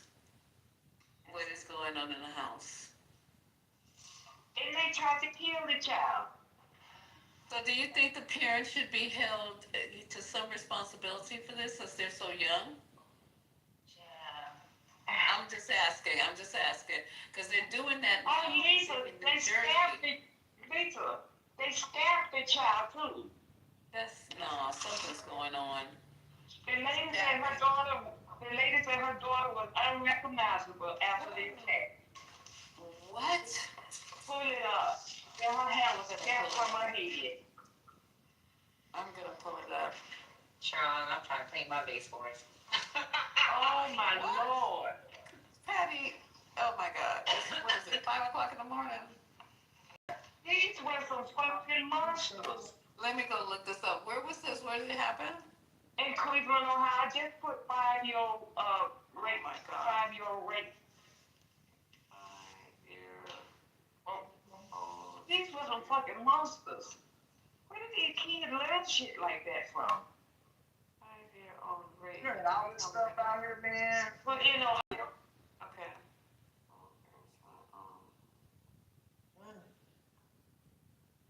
Go ahead, Adam. Wait a minute. Are they African American? Yeah. Now I'm You remember that story in Chicago? So I listened to this NPR thing back in the day. And they had these little kids that they gave this radio to or something. I don't know, some kind of recorder. They got it on NPR. It's pretty good. It happened back in the day, I think like in the early 90s or something, or in the mid 90s. But it's, they followed these kids, and it was when the projects used to be out there. And I guess it was like some little 5-year-old girl that they hung from a building. They raped her. Those 2 little kids raped the little girl and hung her from the top of the building. This is insane. You guys. This lady's outside. This lady, this little That was kid. back in the day. They scalped her. And then What? okay, so they black. Yes. Let me tell you something. They black, and your president's gonna be on the phone. I mean, on the TV tomorrow, calling them again animals because the way he was describing those other little kids. Now he gonna read this. Child, it's going like Donkey Kong. Where did it happen? Where did it happen? Ohio. And let me get the city. Let me get the city. Yo. They did Cleveland. Isn't it? I'm just trying to go back to my article. Isn't it Cleveland? I'm reading. Wait, hold on a second. 2 young Ohio children. That's terrible. Attempted murder, scalped. 5-year-old girl, left buddy scalped, and 5-year-old girl 10. At Saginaw County. I don't know where Saginaw County is. Hit the laundry list of charges. September 13th. Attack on a girl in. They said they were not black. They're not black? Girl, I see like those people who be looking at stories going, I hope they're not black. I hope it was in Cleveland. Yeah, Patty, it was in Cleveland. Yeah. It was in Cleveland, Ohio. I think they don't have pictures of them. They're too young. So you sure they're not black? Whoever said that? Omar put it in the chat. Patty. God damn, those are some. Yeah, we need to. They want. Oh, she said the little girl was black. The little girl that they did it to was black. Yeah, and but they were white out of here. Yes. Yeah. Oh, you won't hear shit about this. Trump ain't gonna talk about that. Nope. It's gonna be talking about the white boys out here. Wow. Messing with our black girls. Yeah. God damn. Just like they didn't talk about that black girl who went on that date with that white guy and he chopped her up. I don't know. I gotta go back and follow that story. Oh yeah, you know, one of the people that used to work with me in Hawaii, that was his damn. He was related to him. Get out of here. Yeah, he had to go home. He had to go home. Hear about the heist? Yeah, the bird, yeah. Did they get him? Of course they no. They never got those people that stole all that money from that bank lady in California, did they, Lisa? What they? You remember that it wasn't a bank, it was where they take all the money to be counted and they Was this a mystery? No. No, we saw it. It happened last year, and they cut a hole in the wall and went in there and stole millions of dollars. What? I got the wrong friends. This is, but these type of crimes, so they just did that heist, and then y'all heard about when they cut, this was the crazy crime that sounded like was out the movies, when they cut the brake lines on the train in the middle of the desert, and stole all that shit off of it. That shit was gangster. And they did that recently? Yeah, it was a couple months ago. This shit gangster too now. You can't front on. They robbed the Lord. Like, yeah, like that was crazy too. The least that, you know, like this some shit you see on, and then escape on scooters. That's some shit you see on. That's some gangster stuff right there. But they had a crown they dropped and that got damaged. But they're like, fuck that, we got these niggas stole the Napoleon's crown jewels. Damn. What kind of shit going on in the world? But they gotta chop that up. They gotta chop that up. Was that money marked that they cut through the wall? So obviously it wasn't. They said no. Yeah. They said it wasn't. The only thing I'm saying is, if they're put Wild West style cable cord cutting ice in the middle of the desert in Arizona, why fuck do y'all not have the National Guard guarded CSX and Southern Railways? Like, it's stuff for them to do if you just so eager to send them out, because shit wasn't like this wasn't happening under no Biden and Obama. I can tell you that. Hey, before we get too far away from the topic, can I play a little video on the school shooting topic? Why not? It's only 3 o'clock in the morning. It's not even midnight where I'm at. So. Okay, Lisa, it was $30 million they stole. 30 million. And how can you kill? It happened last year. It happened last year. Did they write scooters too? How did they 30 million is a heavy load? They cut a hole in the roof. Yeah, but I'm serious. How did they get away? Did they back a truck up there? They had a truck, but they said they didn't find out till the next day. Why they didn't have an alarm on this? Maybe the sensor wasn't at that point of the wall. And I bet you that whole thing is censored. I bet That's you an inside job. The wall. Of course. That's an inside job. The weak parts, right? wait a minute, Drew. I'm gonna let you play that, but I have to go see if Lisa remember this real quick. Lisa, do you remember? You might have been too young. Patty, one of y'all. Back in the 70s, when that guy robbed that bank in New York, that guy robbed that bank in New York, and he tried to get away. And he was gonna leave town, but he had all the money stuffed out all around his socks. And they got him at the airport. Yeah, he had all that money, the food, stuff, the money all around his socks. Trying to have some big ass legs or something. They got him at the airport. I know I got an old soul, but I wasn't born in the 70s, baby. Yeah. I'm sorry. You remember in the 70s? Yeah, girl. Well, I remember the guy who jumped off the plane. I wasn't born then either, and they still never found him. What was his name? Do something. They made movies about him. Yeah. I can't. Is it What was his? Kitover? Yeah, still ain't found it. Still. You know, you remember stuff when it's legendary, and the people from Alcatraz, I wouldn't have liked them, but they still ain't found them people. Well, I mean, we know these stories that we'll see in life. Yeah. The most famous person they still ain't found was John Bonet. Yeah. Oh, that was the Colorado girl, right? And the Menendez brothers had a central. I think John Bonet was the parent. That was in Atlanta. Oh, yeah, that was in Atlanta, that show. Well, I think it was from Colorado. No, it was Atlanta, but they was from, I think, somewhere out there. Yeah, that happened in Atlanta. That's crazy work. I think it was the parents on her. That was weird. Mm-hmm. I think it was the daddy or that brother. It was one of them. Yeah, because John Bonet was about my age, wasn't she? Yeah. I don't know. What do you mean? She was about the same age almost. Y'all was. Y'all were right, because she was like, probably like 4 or 5 years younger than me. Yeah. And I remember my mom used to be saying, that could be your ass. And one more thing about Atlanta, this memorable, I don't know what year it even happened, but remember the black guy that you guys were accusing of raping boys? The guy He didn't do it. I don't think he did either, because they only had like some dog hair or something.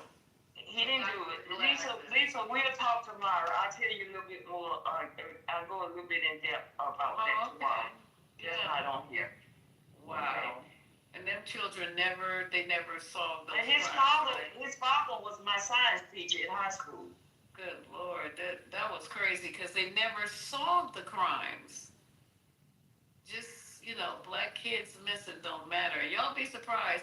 Have you guys seen the Ebony Alert or whatever they're calling it? Has it showed up on your phone? No. I don't. Amber Alert? No, it's either Ebony or something. It's for black kids. When black kids are missing. That's in California, though. I don't think that's a federal. Oh, okay. Because I know it showed up on my phone one day. I was like, what is this? And then somebody told me that's for black kids. And I was like, okay, I love this. This is cool. I guess white people just keep driving. They are black kids and black women. Oh, and black women also. Good. Good. Okay, y'all, let me be quiet. Go ahead, I'm sorry, who was it playing the, Yeah, it was me. Hold on one sec. Y'all gotta let me know if you can hear this. He has something he wants to say about school shootings. Here is his extra point. Another high school shooting yesterday, this one in Florida. 17 dead, the last report I saw. And everybody sends their thoughts and prayers again because that works so well. This is the 18th high school shooting in America this year, and we have 10 and a half months to go. We've had 290 since 2013. We average about one a week, but there's just nothing we can do. If it was a Muslim or a Mexican doing the shooting, how many new laws and how much money would we spend then to stop the madness? But since it's almost always a white kid, there's just nothing we can do. America has 5% of the world's mass shootings. We're worried about people coming to this country. They should be worried about us going to theirs. Australia had 4 mass shootings between 87 and 96. They passed stricter gun laws and haven't had a single mass shooting since. And here I thought, guns don't kill, people do. Is this the people we are? Last time I said we need to find a way to stop a nut with a gun, and that's all I said. I get an email saying, I'm saving my last bullet to put it right between your eyes. Just another responsible gun owner in America, and I'm taking all bets. He's a white guy, so there's just nothing we can do. I'm Dale Hansen. It's getting harder to enjoy the day. Amen. There's nothing we can do. Amen. That's what they should be doing, Patty, instead of saying thoughts and prayers. Just come on mic and go, look, there's nothing we can do. Amen. Amen. You know, how about them Lakers? It's like, why are we even playing games anymore? But when y'all was talking about people stealing money, a friend of mine who is now deceased, he used to work at Dylan's candy store in I think it was Times Square, and he quit, and he still had the key, I guess, to the store, and he stole $75,000 out of their like quick drop box. Oh my God. In cash though, right? And like 5, 10s, and 20s at once. Damn. And this bitch was like, pick me up from the airport. So I'm like waiting in the car. So I didn't know none of this, you know. So like I'm sitting in the car, and he comes to the car like walking like something was up his ass, and I'm like, what the fuck is wrong with you? Like, why are you walking like that?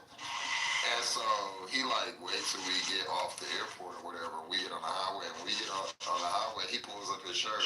He just got cash strapped all to his body. Oh, I've seen that before. True story. I've seen that before. How did he get through the X-ray machine? They didn't know. I have no idea, but I know that he got in drag to steal the money because the store was on. Crazy. It was over there by Broadway, and there used to be a whole bunch of like dancers and shit. Mm-hmm. And he said, and my friend, he kind of like androgynous looking. He always was like that anyway. We always say he looked like a girl. And so he just always was crazy anyway. And he was like, yeah, I just dressed up like one of the dancers to blend in. And he was like, and I just took all the unmarked money out of he was like, it's like 2 safes. And one is unmarked money, and then like all the big bills and heavy cash is in another safe. He was like, I just took everything that was unmarked. Never found out. I've seen that before. Oh, but the bitch went paranoid. He got down here and was all scared and shit. I'm like, you already here now? Like, you done like, he like, they gonna try to find me. I'm like, the people not thinking about you. But dang, he never got caught. Wow. Well, you better than me. I'm scared. He was real scary. Like, he was acting real paranoid, but nothing ever happened to him. I don't think the paper is detectable. I had a patient one time come in, gunshot wound, and he did not make it, but when he came in, the first thing they were doing was, it was a drop off, like they just rolled up there and pushed him out. And we cut the clothes up the center to assess wherever the wounds were. And as soon as it was me, a resident, and another nurse, I'm not really sure, I don't remember. But I had the bandage scissors, so I was just cutting up the leg of the pants. That's what you do first, expose any, the arteries in the leg, in case you have to use them to put IVs in, then cut up the middle so you can put the leads on. I got to the shirt, and literally I thought he was a big guy with like a big, maybe abdomen. No, it was all cash. He had it wrapped around him in cellophane. That white resident's eyes got big. I looked up over him. he was looking down at that money. He didn't even see the patient anymore. All he saw was the money. I was like, don't even fucking think about it. So we're trying to actually cut the cellophane off and get the money. So the phone rings, and the secretary out at the desk says, "Oh, the family wants his belongings." I was like, "Belongings? Oh, I know what's up." So I go out, and it's some real mean-looking characters. And they said, just put his belongings in the patient bag. I knew exactly what they were doing. I said, they know what I look like. I am not putting around. This is not my shit. I put every bit of it. Maybe $20, $30 got lost. I don't know. But we put every bit of it. I had put a record. We put every bit of it in that patient bag. It's like, what, 4 o'clock in the morning? I ain't playing games with nobody. And I took it out there. Now it's a different day and time now. They have security and police stations. What do they call them? Mobile units or something in the ER. So that stuff can't happen anymore. But yeah, I've seen money wrapped around a person's body like that, and I don't think it's X-ray detectable. Like I think you can go to the X-ray machine and not see it, right? Probably now, like King said, probably now they can. I don't think. Oh, okay. Yeah, but I mean. I don't think it will work now. And depending on how much it was, who's to say it wasn't his? Yeah. Yeah, but it'd be so suspicious. You're trying to go through TSA, and you go through that thing to go, and they see money taped on you. You know your ass is getting pulled out of that thing real quick. Yeah, you can question. You damn sure gonna get pulled out. Yeah. So what's up, Lisa?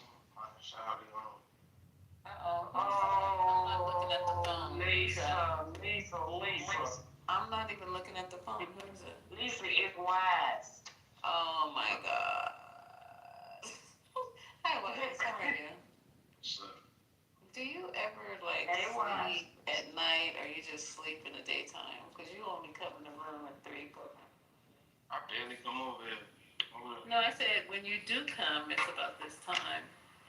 What do you mean over here? I mean, in your room. Why? I don't get paid there.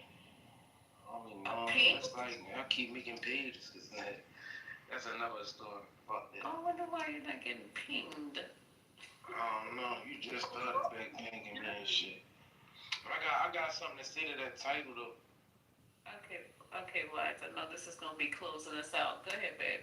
No, I ain't no trolling shit tonight. I don't know why people think like, cool, you don't fuck with Trump, or why I think Kamala is an exit. I think they both fuck with each other behind the scenes. I don't believe that Democrat. That's cool. You can laugh at that. No, that's the most creative thing I've ever heard. No, I do. I think they fuck with each other, bro. Astro, please stop. No. I think they playing good cop, bad cop. I feel like Democrat, Republican, left wing, right wing is connected to the same word. And they playing in the masses speech, bro. That's what I think. I don't think neither one of them fools. Be honest.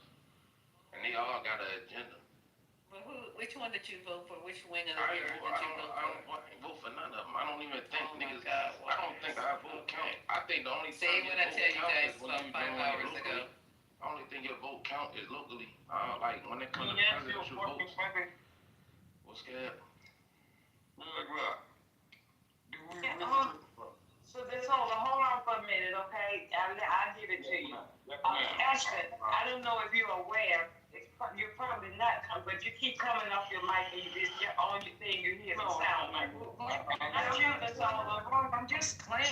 No, you're not doing nothing wrong. While he's talking, and when you come off your mic and make that sound, you can't hear Wise because he talk real low. That's all. He talk low, or I'm just. So that's basically what I was saying. I think that I think the government, they play on the masses, and not just our government, not just our country. I think other countries do the same with their masses, and all these real niggas is connected with each other. Black folks don't got a government, my brother. What government? I'm going mute. I'm gonna let you go ahead and talk your shit. Man, I guarantee Blackstones, look, Chicago, and it is from anything from the 60s and up. If you got an afro pick in your afro, you need to understand that part. Do you understand that part? Is that You throwing me up, but you saying somebody That's my job. That's my job. That is my job. Did you understand what I just said, though? Nah, hold on. Hold on, repeat that. Repeat what you just said, yo. Look. If you got an afro pick, if you understand Black Power, you understand that. Sometimes it don't work like that, bro. Do you agree? Yeah, I agree. Alright, so I understand I was A-Willing. It was like, when I say A-Willing, let me give you a little hint. Practicing or listening. Everybody on this motherfucking clubhouse listening. Because we always come off the mic, right?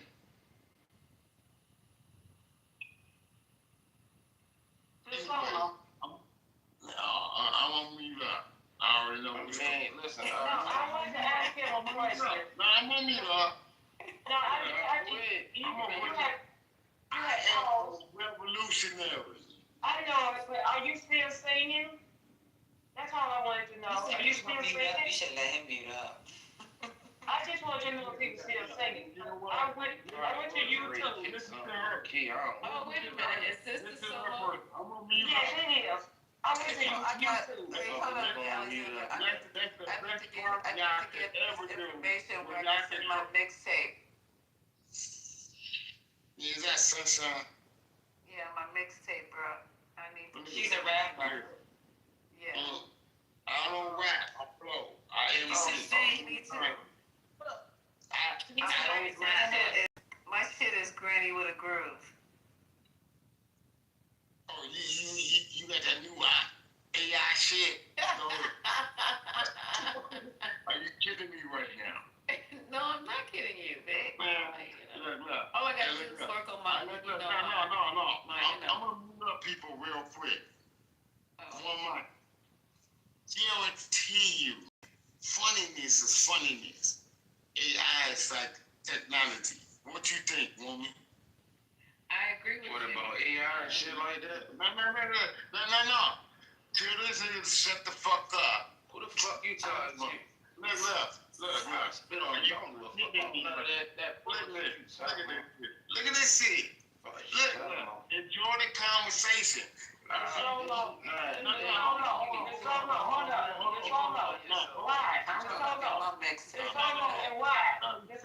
Why? I'm talking now.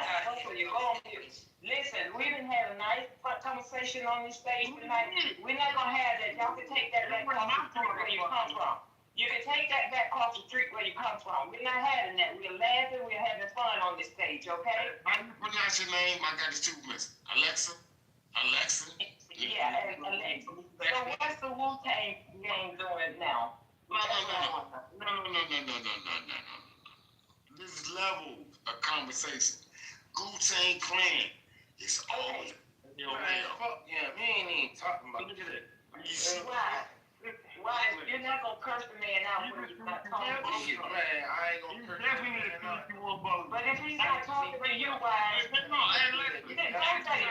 didn't put one of y'all in the audience. Y'all too late for this shit. Y'all getting on my nerves. Ask him that same question that you asked me. I'm on you up. Ask that nigga that. It's time to work, y'all get The on. only one I something wrong with that nigga. Y'all put that shit down. No. Ask that nigga that same question. Ask him what? The same question you asked me. Is he still singing with the Wu-Tang gang? No. What did I ask you? People know who it is. He don't even I know who you are. Literally. No. I know who you are. Ask that nigga the same question you asked me. What question did I ask you? What you couldn't I'm see? old. I got to admit, I forget it because to the stage. Say what? Said brown. Was you paying attention to the stage? Yes, I I'm looking right at you. I'm paying attention to you. I can't put my eyes on you. That nigga that ass that solo, that dumbass 3-2-1 bozo shit. Solo. No, okay. Solo. Look, I'm gonna mute up. I already know where it's going. Go ahead. Thank you. I appreciate that. You said thank me. You thanking me, and you trying to figure out who the fuck. Y'all blocking my rap. I already know who you are. I'm not trying to get. I know who you are. Look, you know, Why? Who are you? He want me to ask who you are. Why? Man. I know. Look, do you know about Billy and Smiley prayed up? Do I know about who? Talking to slurs and shit. Prayed up. Do I know about who? Look at this. Ain't no who, it's the essence. It's the presence. But when you're slurring, it's hard to understand, sir. Look. If you trying to make a joke about that solo. No, it's not a joke. This is true. When you slurring, That's what you get for not. Ask that nigga came off the mic. And look, it's already people. You want to fight with him? Y'all go into private. You and him go into private if y'all want to fight. Okay? Do you know him well? Look. Trying to fight. I understand. Are you kidding me right now? What up, yo? Look at this shit. That's Okay. Everybody, come off mic right now. Everybody come off mic right now and tell the solo you love him. You need some love. We love you, the solo. Love him because, he gone. That is your best bet. Tell that nigga to understand protocol. Okay, he gone. Yeah. Your Honor. Damn. You're not even following protocol. Every time I tell you to go on mute, you keep talking, so you're not even following protocol. So how you going to ask him? Michael, you know this is the Wu-Tang Clan. Michael M. Arthur Ware. Do a rap for me real quick. Do a rap. If you trying to debate with the 1, 2, 3 dog, do a rap for me real quick. I said, man. I don't want to fight. I'm a lover. I'm not a fighter. Let me calm you down real quick. Do a rap. No. I got a man in there 6'2", 250 pounds that calmed me down. Do a rap for me real quick. Come on. Look, you better hope you don't got a finger on that finger. What the hell? Yeah, Arthur Ware. No, she be getting them at midnight. Look good, because if you do got a ring on that right hand, you need It's on the left hand. Nah, look at this shit right here. Look at this. Where the ring's on the left hand. Everybody, Yours is on the right hand. I ain't never been married. It's on the right hand. It's on the right hand when they die. Hey, no. This is this. You got insurance policy, right? Oh shit, man, we ain't gonna talk about that now. Do you have an insurance policy? You going too far. Look, I don't mind being corrected. Wu-Tang Clan about correcting all you motherfuckers that come on. Hey, hold up. Hold up. You don't apologize or get your ass off this stage. You don't call us no motherfuckers. You don't know us like that. Apologize and get your ass off this stage. Right now. Okay. Apologize. I don't mind apologizing. Tell him to turn in his ticket before. Apologize. Hey, I apologize. Who's you though? I'm not cursing at you, don't curse at me. Is this him and his PTR over here? No, I'm looking at the PTR. It says AOL 123. Arthur Ware. Oh, gotcha. This nigga still got AOL. Everybody else. What is this Wu-Tang Clan? Well, y'all, come on, y'all. She ain't listening. She think she's being funny right now. Wu-Tang Clan. No, I'm not being funny. Look.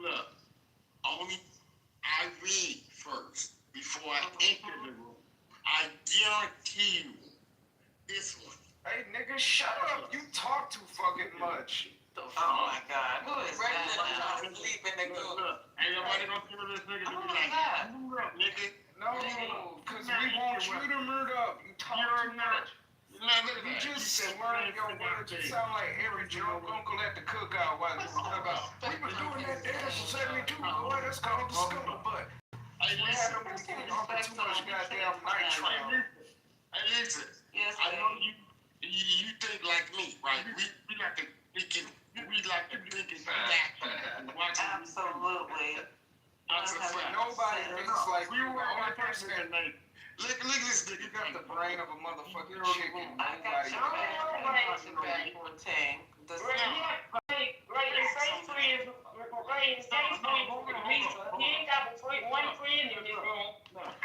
I only be my fault.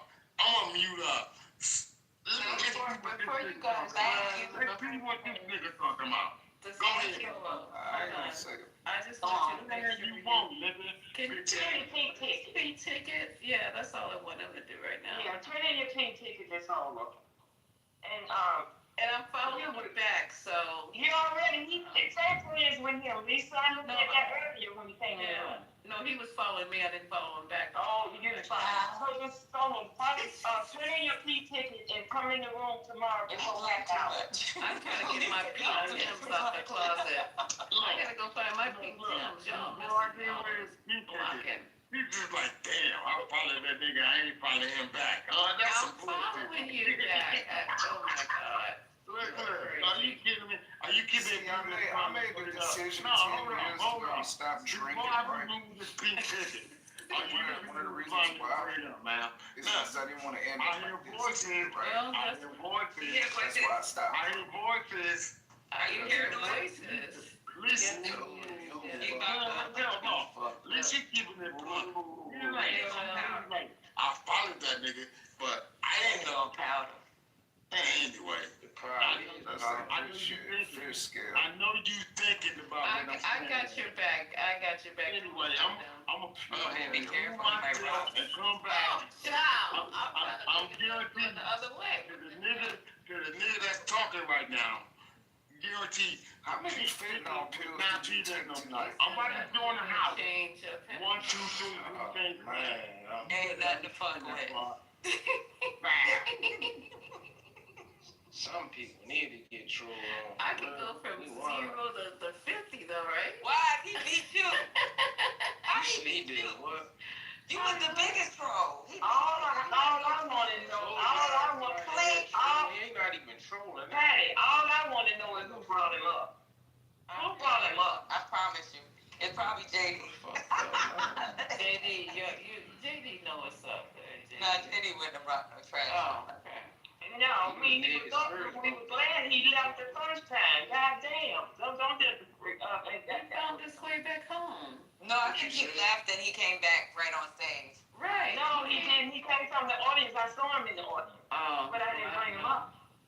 Maybe. No, remember y'all sent it? Did somebody send him an invite? Y'all was saying he can come. No, I just sent him a. Did I? No, he's been gone for a while.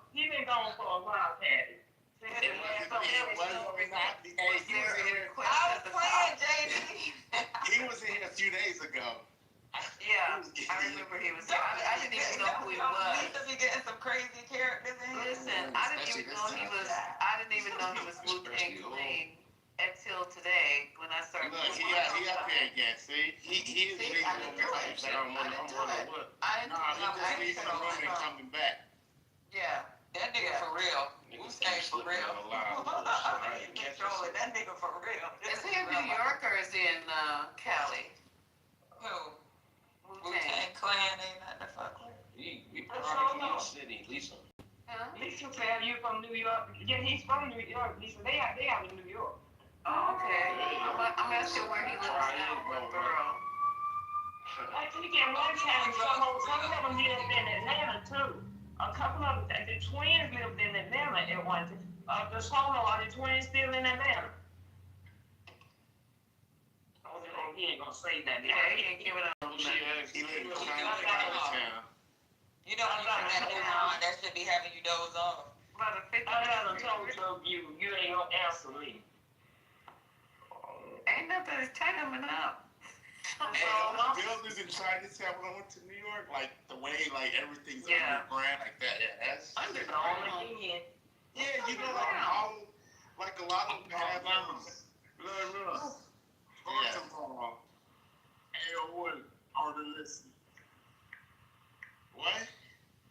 JD, what buildings are underground? Like when you go through Chinatown, don't you have like where you like always go down? It's not like Oh, I see what you're, yeah, like a basement, right? Yeah. Oh, mix Yes, up. I see what you're saying. Yeah, the little entrances going downstairs. Yeah. Hold up. Lisa, he went and got rid of the pink ticket. That's what he did. Thank you. No, man, give the pink ticket back. Take the pink ticket back.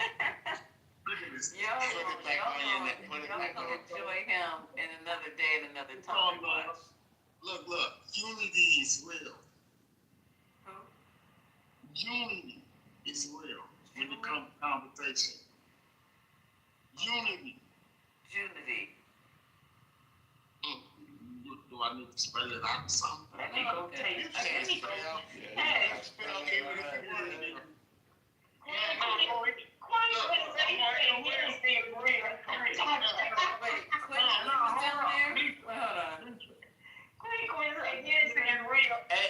I gotta tell you, look, Lisa, this is a test. Look, I saw, it's on you.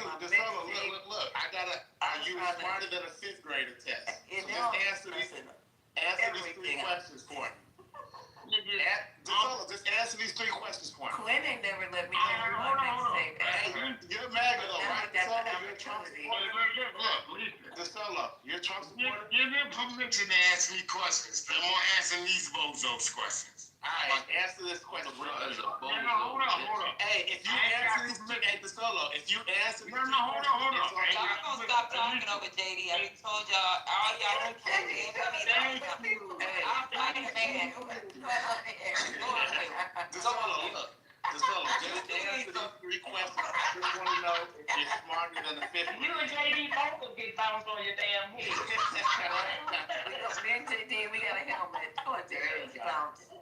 DeSolo, I just want to know if you're smarter than a fifth grader. Just answer these 3 questions and the stage is yours. Alright? Here's the first question. Because I know you're a MAGA. I remember from last time.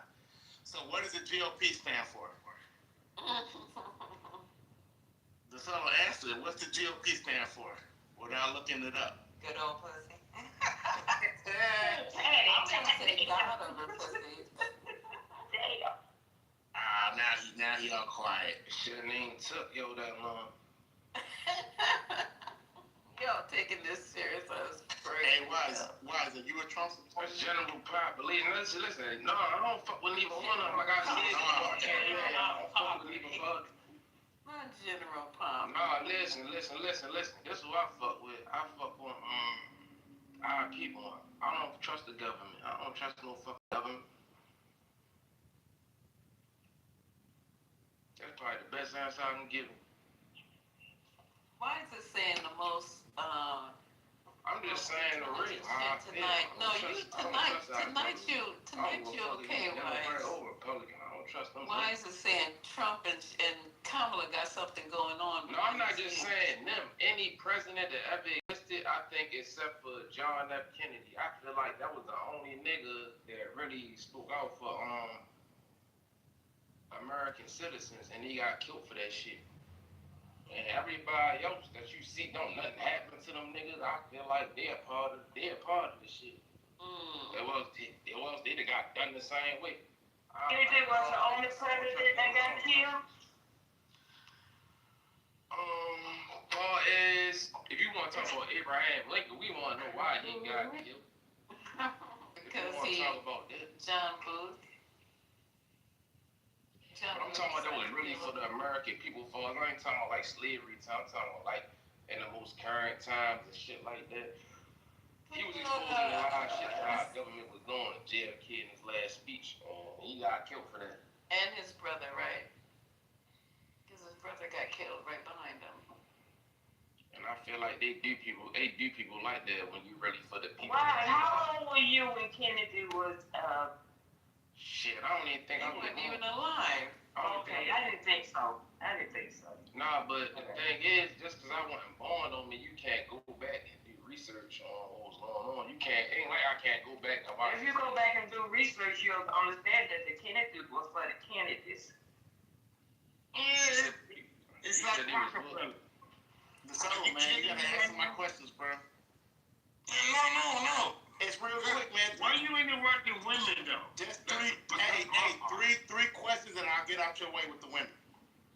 All right, go ahead. All right. What's the GOP stand for? What you say? What's the GOP? Yeah, you know GOP. What does it stand for? GOP. Yeah, you know they call the Republican Party GOP. Got some bitch ass niggas. Next question. All right, so you don't know that. That don't even line up. What's the sixth planet? No. Are you kidding me? Are you kidding me right now? Hey, here's the second one. How you gonna ask a nigga? Gemini, I'm trying to get my mixtape. Here's the second question. Lisa trying to say something. What's the sixth planet? I'm trying to get my mixtape. Hey, hold on one second, y'all. Lisa trying to say something. No, they're not listening. This nigga asked me what. Go ahead, Lisa. No, Solo's gonna, I'm just trying to start my new career, trying to get my mixtape out there, you guys. Oh, yeah. So, Quinn ain't never inquired and tried to. Quinn full of shit. Quinn ain't gonna. Yeah, right, you know. When they ain't trying to get your shine on?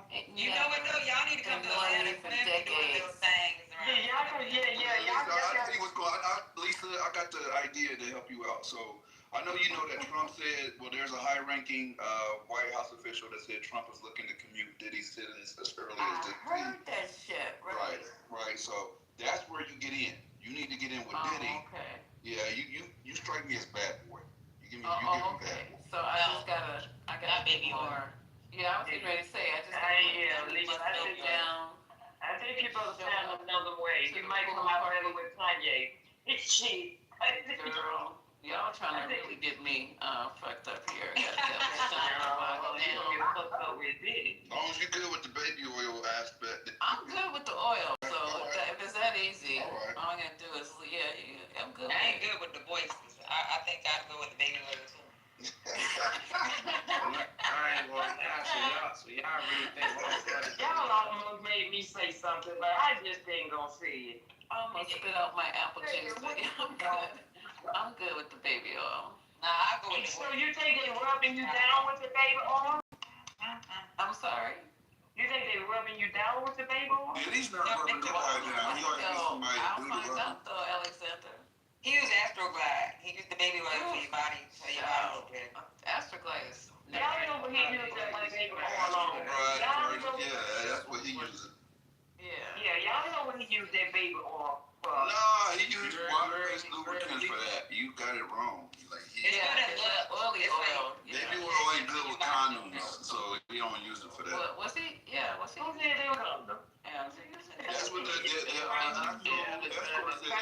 Condoms. Oh, yeah, he did say that. He did. You allowing it? Yes, I am. No, he asked me a question. What do you ask? What do you ask me? All right. JD's got it. Hey, two more and I'm done, y'all. Two more.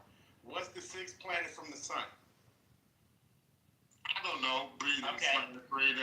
Look it up. So far, all right, you're not smart in the fifth grade so far. Last question. How many? All right, look. Last question. Y'all better allow me the chance to rebuttal after that. Last question. Bill rebuttal. How many holes does a woman have below her belly button? Huh? How many? No, he didn't say. Okay. He got one. He got one. 4. 3 or 4. 3 or 4. Oh shit. No, 3 or 4. You got that wrong too. 3 or 4. No, man. Hey, Lisa. Yes. Are you kidding me right now? You better understand this Wu-Tang Clan, nigga. We keep it breathing, smiling. Look. Let me ask you one question. Okay. No, I'm talking. Okay. No, I'm talking. This goes to that person, to everybody. His name is JD. Anyway. Ask your dumbass question and then Look at the helpers. Nigga, set your bitch ass up and ask your bitch ass question real quick. You niggas did unmute when he was asking questions, though. Go ahead and ask JD. Ask your bitch question, please. Let me ask the room. One question. Are you keeping it being this line to pray it up? Yes or no? Yeah. That shit you just said, nigga. You said, are you keeping it bean and praying up? All day, every day. Yes, sir. Facts. Lisa. Yes, sir. You, your turn. Anyway. Lisa, your turn. Your turn. That's green what bean. Mike. Martin said, he said, your turn. That was Hey, so what you sipping on? What you sipping on? Okay, well, I got a question. How many licks did it take to get to the center of the Tootsie Roll Pop? You will never The know. world would never know. The world shall never know. But you can find out. Should never know. You never asked Come on. the woman to ask that question. You never asked it in your life. Literally. What? How the fuck y'all young? No, hold on. AOL, are they listening? AOL. Get the fuck up. Lieutenant. AOL is You better look at that PPR right there. I got a whole lot of them.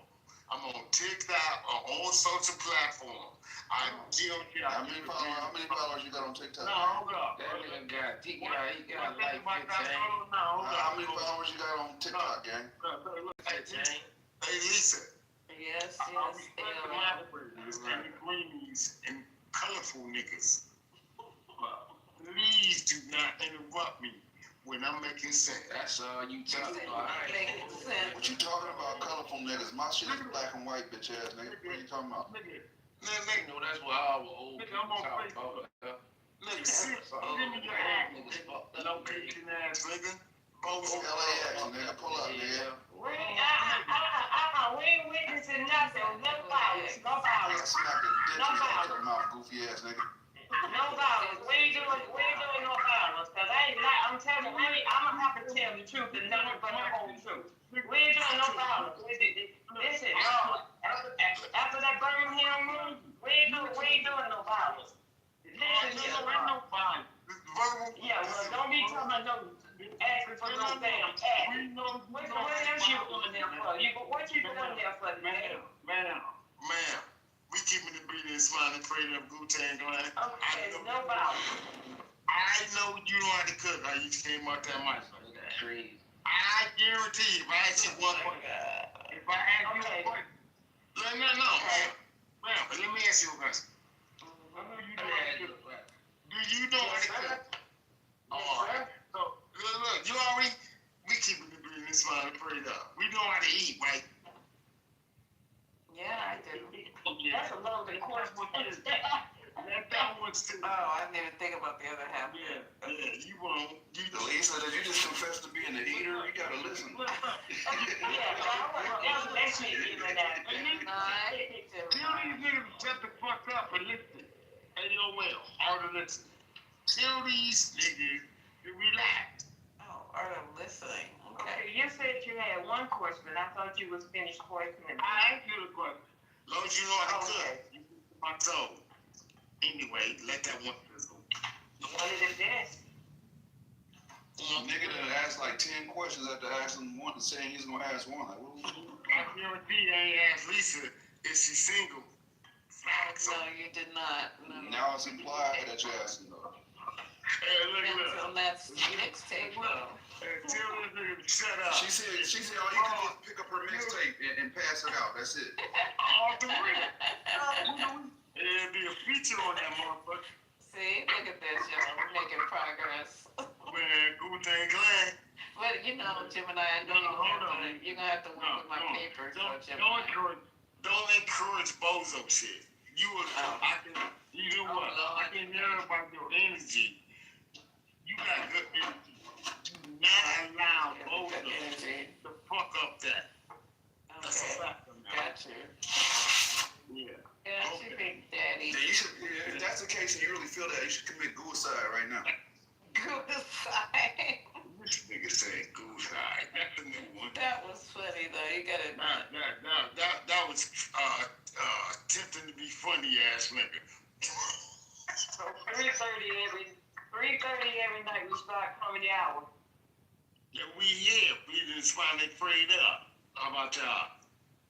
Yeah, this is hilarious. AL. Off the rip. Are you listening? Now I like that. No, I ain't gonna lie, so Well, you know what? You know what, Gemini?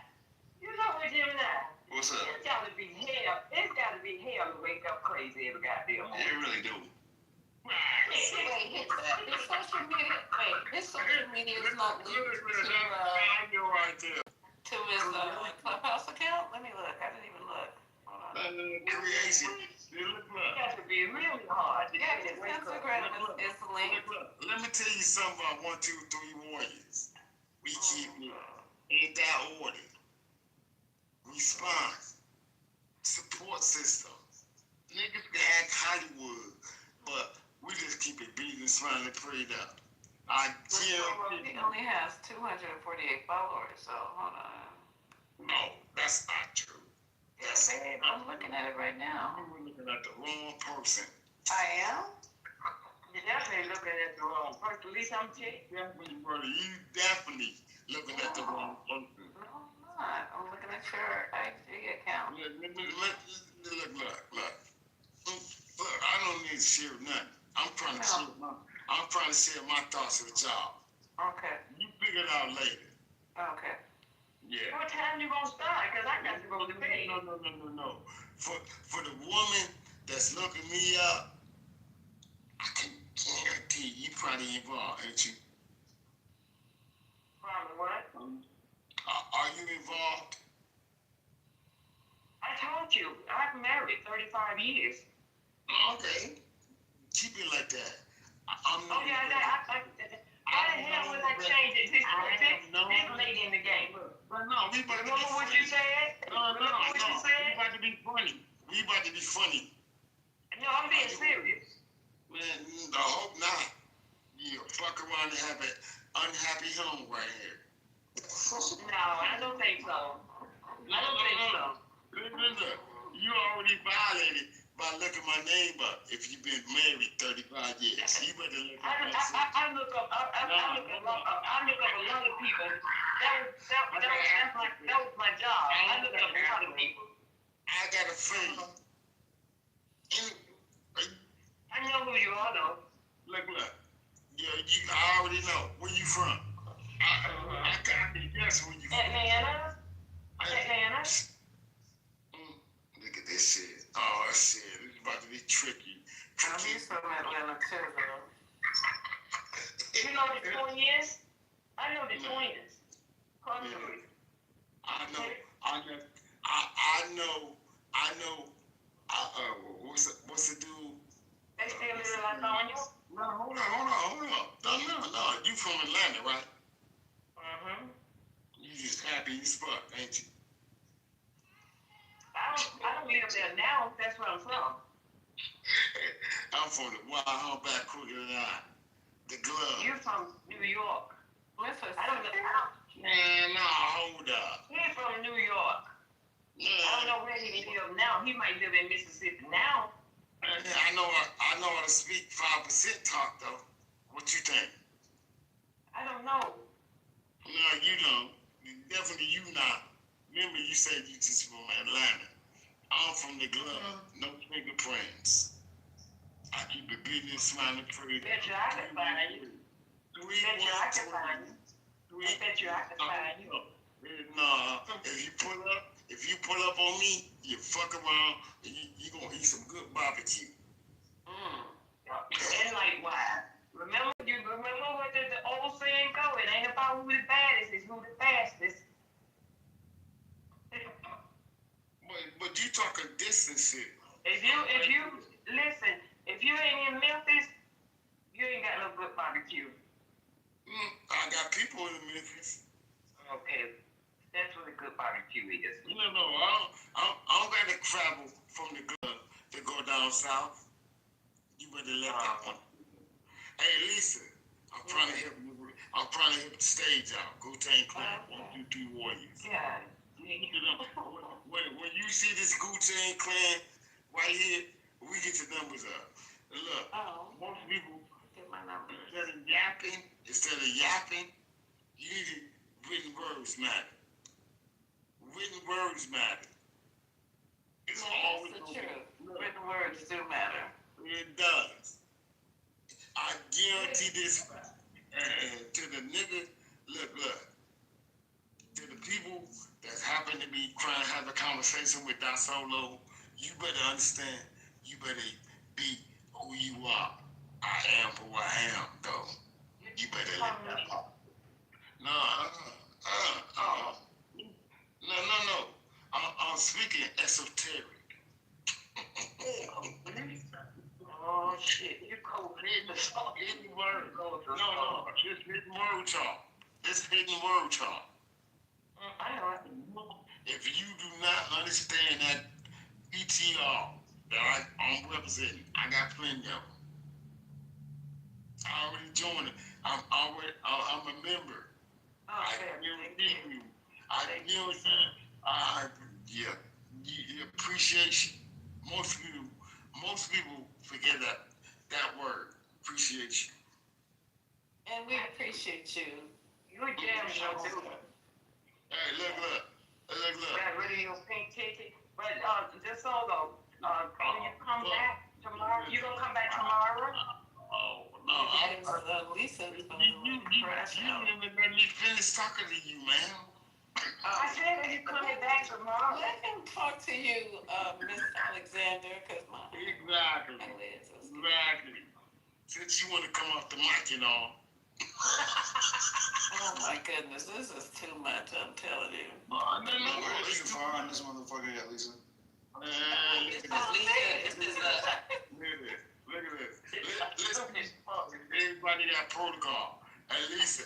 Yes, sir. I guarantee you got the authority to be like, mute up, Don Solo talking. I guarantee you got that. Oh, so that's what you want.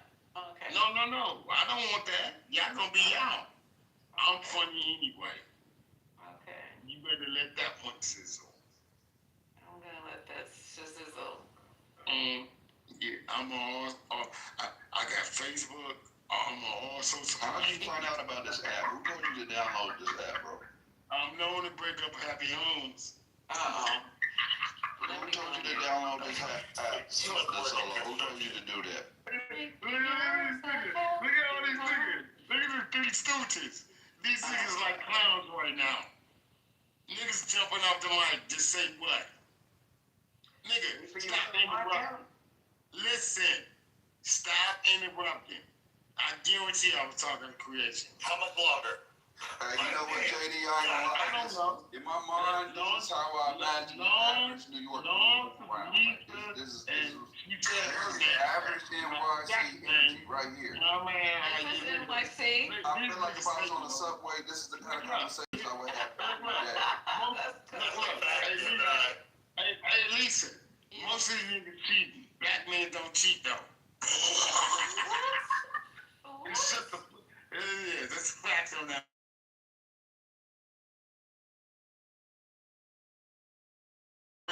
It's on my license plate.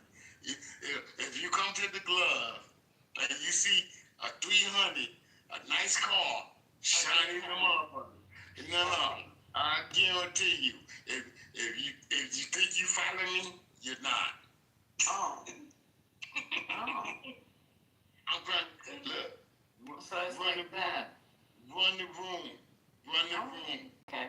Run the room. Because if I think, if you think No. Look. Just like, look, you got an ad-libber. You can literally tell this nigga to shut the fuck up and let Don Solo talk. You can literally say that, but you didn't. Okay. Y'all let Solo. See, look. Too late. It already happened. You guys. If it wasn't 4 o'clock in the morning, I would just be. Hey, look. You act like I don't know the time. How much more time we got? Thank you, too. How much more time we got? Hold on. Lisa, don't act like I don't got a nice watch on. Lisa, how much more time we got? No, hold on. My lips are heavy, girl. I'm getting ready to take this Tyrion and take my ass to bed. I can't take this no more. I was trying to get, because this This is No, I thought I was talking to her social first. media, Alexander. No, exactly. I thought I was talking to Alexander first. You were, but No. you don't want me out. Alexander. No. Social media, correct. Alicia. He has another social media. He does. 1, 2, 3. 1, 2, 3. Wu-Tang Clan Warriors. Wu-Tang. Look, Erica Rector is very respected. She listened to both of us. She knows she should have said something. This is too much. I swear to God. I don't think this is the club. I think this is definitely New York, maybe I definitely remember 128.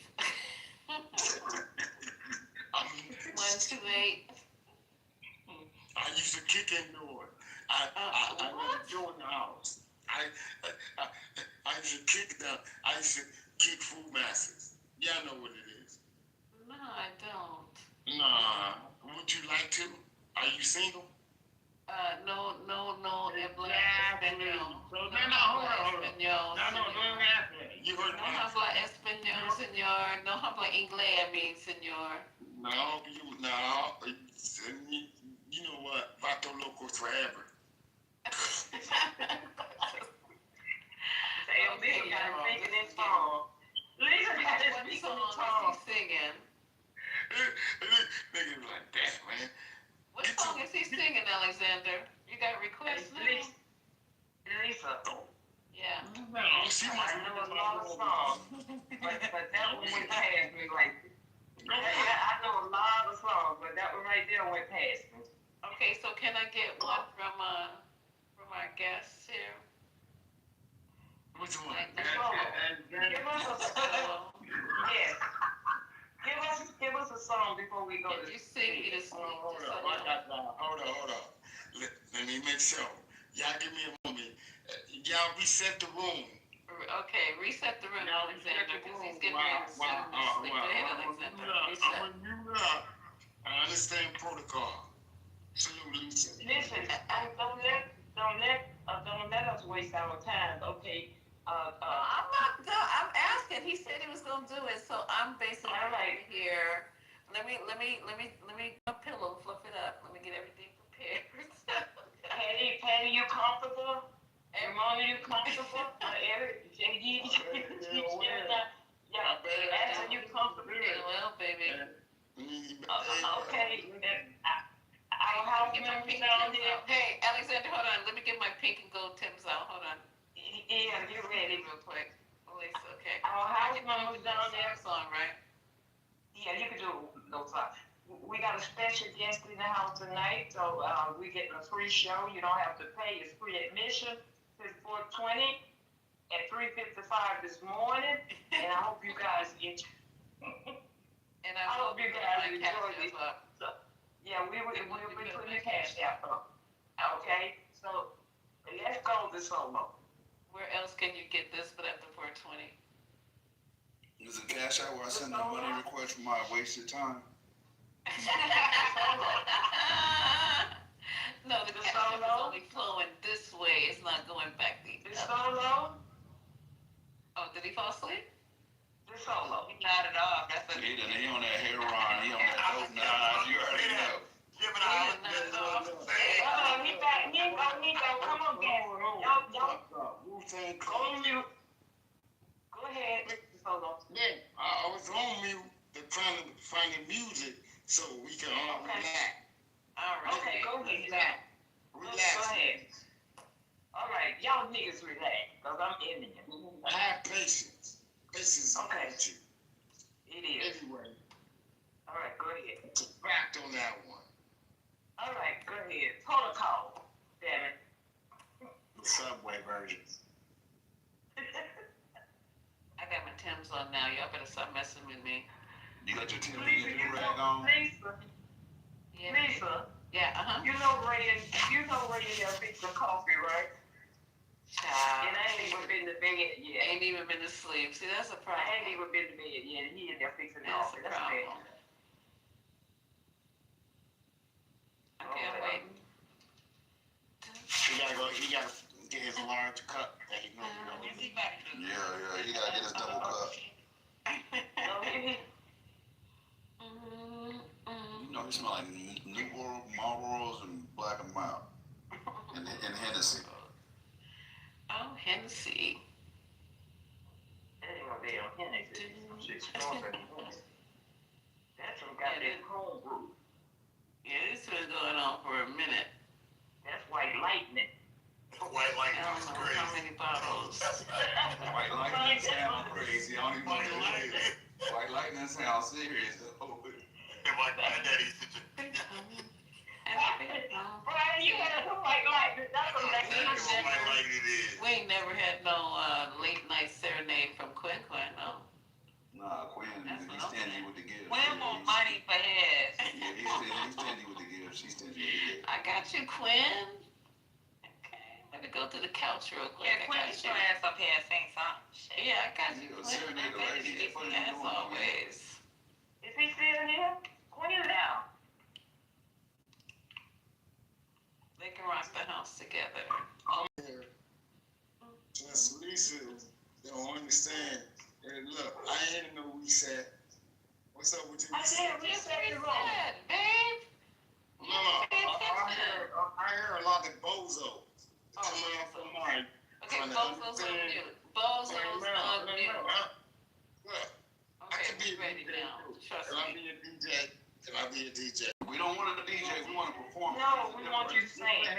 We want a performance. You can't DJ us. Nigga. AOL. Then perform, bitch ass nigga. I gotta be the bitch ass nigga. Damn. Go ahead and sing, please. This shit right here. Come on, that's right off the top. Look. Come on, Tony Kane. All this negative energy. Tony Kane? I'm in the club. No, hold up. Let me tell you this thing. Look, my location is real. Literally. I'm trying to enjoy the conversation.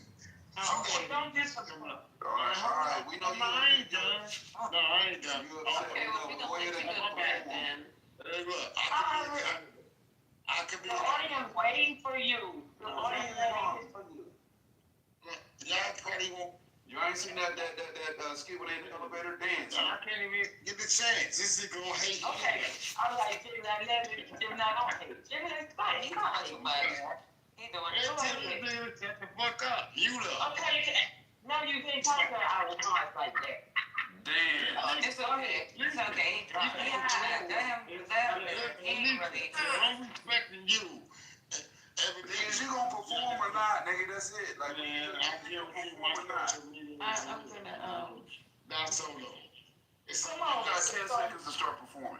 I'm trying to. Man, damn, can a nigga. Okay, 8 seconds to perform. 10 into it.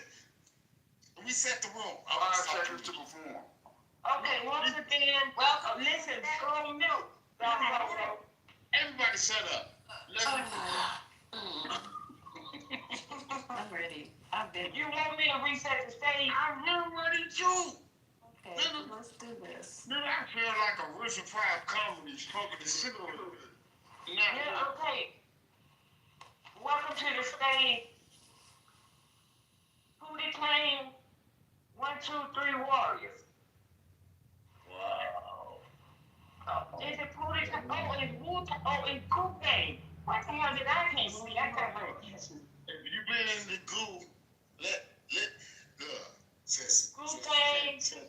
No, you right, man. Hey, man, I'm all Let me sorts see. of I'm enlarging it. Wu-Tang Clan. Okay, Wu-Tang Clan. Welcome to the stage. The one and only. The one and only Wu-Tang Clan.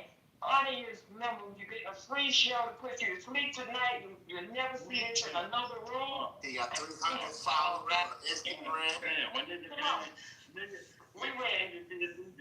Y'all stepped in the party and shot the party up. We ready. Y'all niggas are worried about the DJ. We ready. Literally. No, you hope so. You better look at that one. Who shot you though? Who shot y'all niggas? When you Wu-Tang Clan, you better understand this remix. You better understand. said this. Are you gonna perform? She just reset for you. Okay, nigga. If you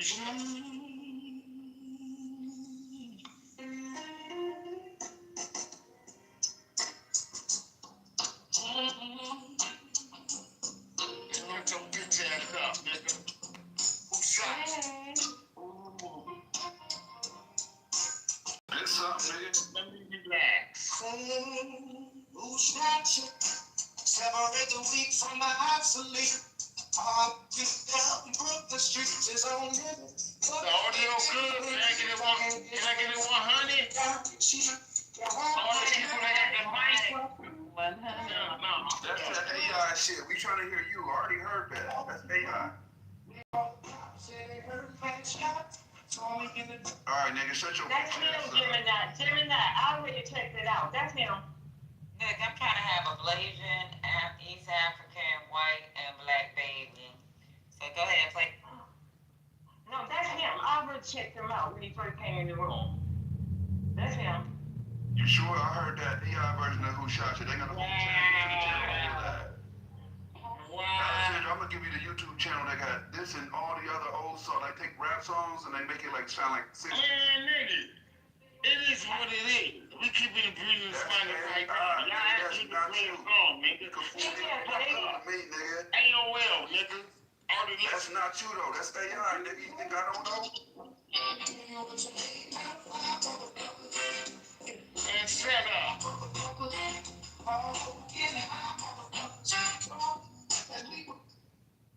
I don't want to hear no fucking AI, nigga. That sounds pretty good. I'm telling you, that's him. It is him. I heard him. I saw him. I heard him. Yeah, that is him. But we done had enough of the goddamn pooey tank. Well, I don't know. Lisa might not have had enough. That's what I'm thinking.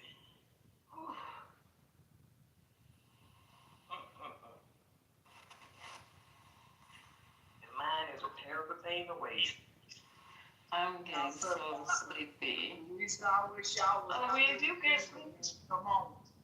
Wait, where you at, Ashley? Nice, it's 81 degrees right now on a balcony. It is absolutely fire out here, man, folks. What? Oh, shit. What the? It's 75 where I am. So shit, yeah. It's nice. Come on now. We go swimming tomorrow. We're gonna be on it. Let's go. The pool is gonna be open tomorrow at 1 o'clock in the afternoon. We on it, y'all. It's good to have a good time. Shoot, live life. That's what I do. Get out and have fun until it gets cold. Alexander, I'm about to drop a link in the chat so you can see where he got it from. That is AI. That is not him. Hey. He probably been getting away with that. Motherfuckers don't be following music like I do. That is not him. Here you go. I'm gonna link in the chat right now. There you go. Links in the chat. That's AI. You guys play it. Yeah, because I was wondering why he has 300, 200 and something. If that was him, he had way more people. Yeah, that's AI. They got a whole channel. That's all they do is they reimagine like old songs and they make them sound like the 60s. Old school shit. I'm going to play it real quick, what you said in the chat. I can't bring you up anymore. Is it the same song? Is it the same song? Yeah, it should be. If not, I'll go find the right one. From the obsolete. No, I got the wrong one. Hold up. All the creep. Oh, I be seeing all these on TikTok. They do a lot of Eminem songs. Yeah, they do a lot of songs. They do a whole lot of AI. I'm going to find the right one, though. I got the wrong one. They do these all day. I take it away from it just takes away from real writing of songs. Man, y'all should let him be an AI TikTok, whoever he was. He said that he in the chat. For a reason.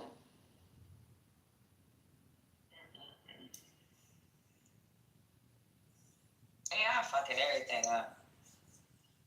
I was about to fry some chicken over here. You can't be frying chicken late. Now I was doing a music room one night and a freaking rundown came in. Oh, you was in there, ain't it, Gemini? Yeah. Rundown came in here and played some of the music that he got to release. One of the songs he's gonna get Joe to sing on, but he's doing it like what is he? The NFTs. Yeah, he doing it under the NFTs and all that. Oh my, that man still with NFTs. I'm not even But gonna I mean, comment on the that. idea made sense. Like each person that, like, so I guess he got Joe singing on one. It's like he has a fake.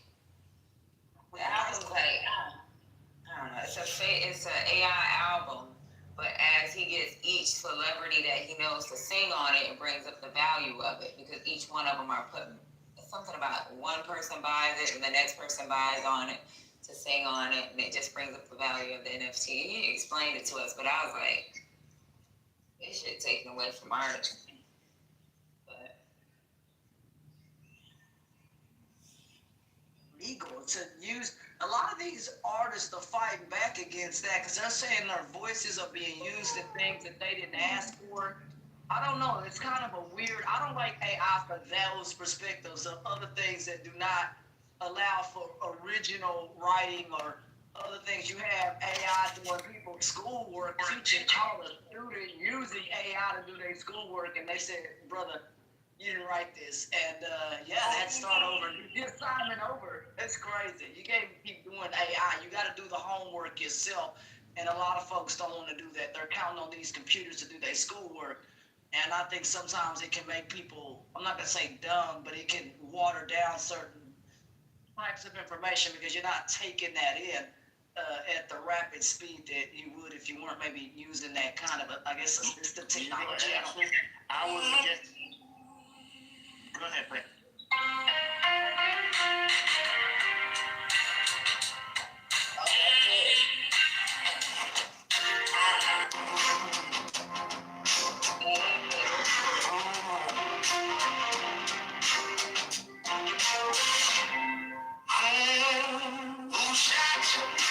Separate the weak from the obsolete.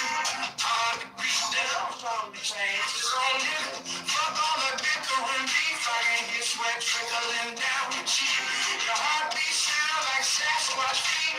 Thundering, shaking the concrete. Then the shit stop when I fall apart. People call it out, say they hurt. turn that shit off.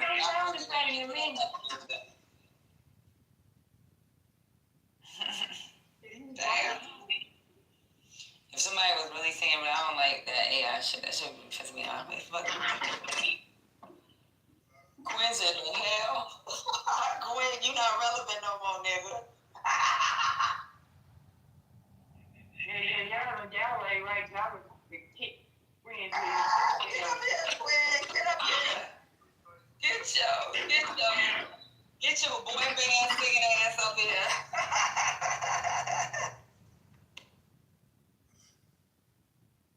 You ain't relevant no more, Quinn. That was AI, nigga. Don't that shit fuck with you when you actually got real talent? It does, but I mean, it won't fly with. It won't fly with our generation, but our generation to come. Yeah, it is.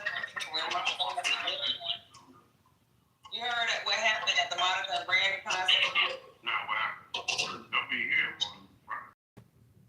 Child, I think it was actually in Chicago too. Yeah, she had like a seizure or something, right? Oh,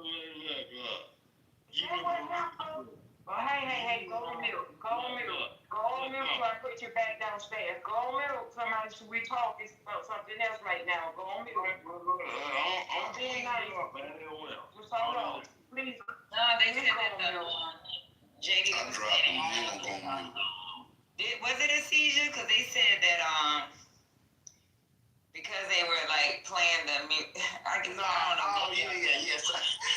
Yeah, that boy is mine. When they were playing that they were like fighting over it. They were trying to say like she really is, the boy really was hurt. I don't know what the hell they're talking about with that. But people in the I was reading some comments. People said no, she was really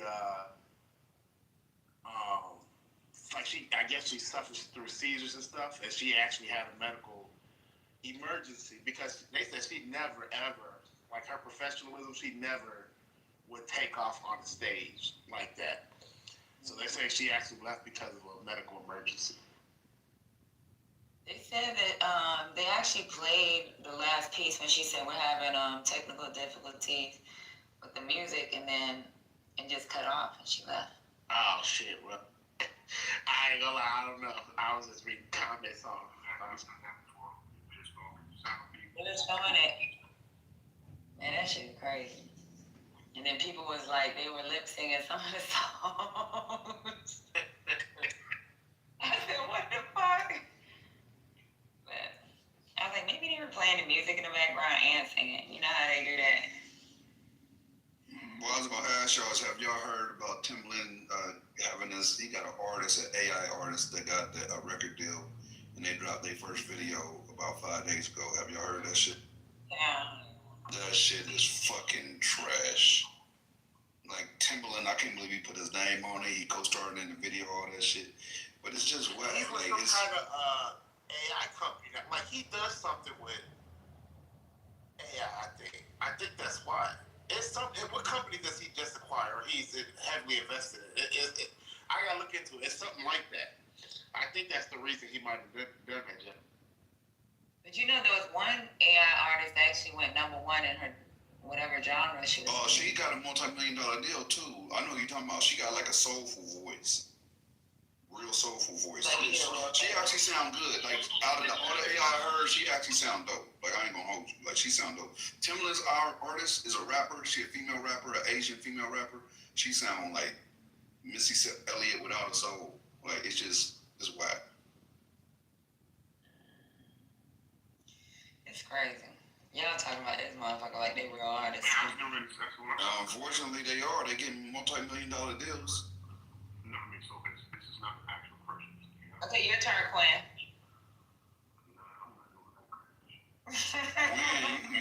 Man, what you doing, gang? Like, go ahead and bless us with the talent God gave you, bro. What you doing? Quinn want money for his shit. You gotta meet him in Atlanta. Put your cash app up, Quinn, and then bless us. In Atlanta, he gonna have a glass. He gonna have a little whiskey glass, and he gonna be drinking and at the same time. And Quinn. Hey, can we go ahead and grace us one time for the one time on the late night, bro? Go ahead, bro. Quinn be like, doo. Hold on, y'all. Let me clear my throat.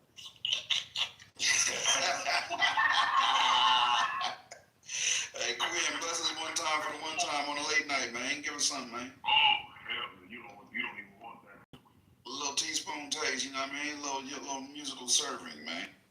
If he ain't got no kibasi, he ain't doing it.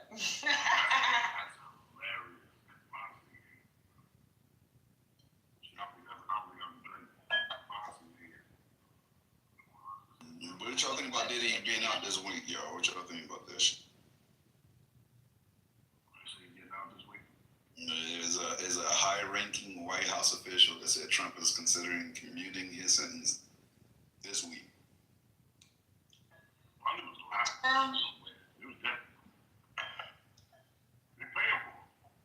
Then he can use his music, since nobody else will give him music to him.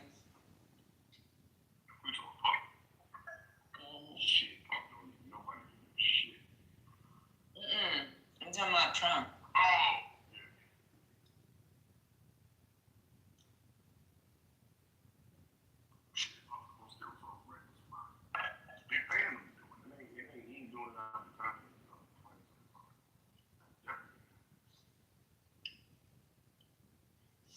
Man.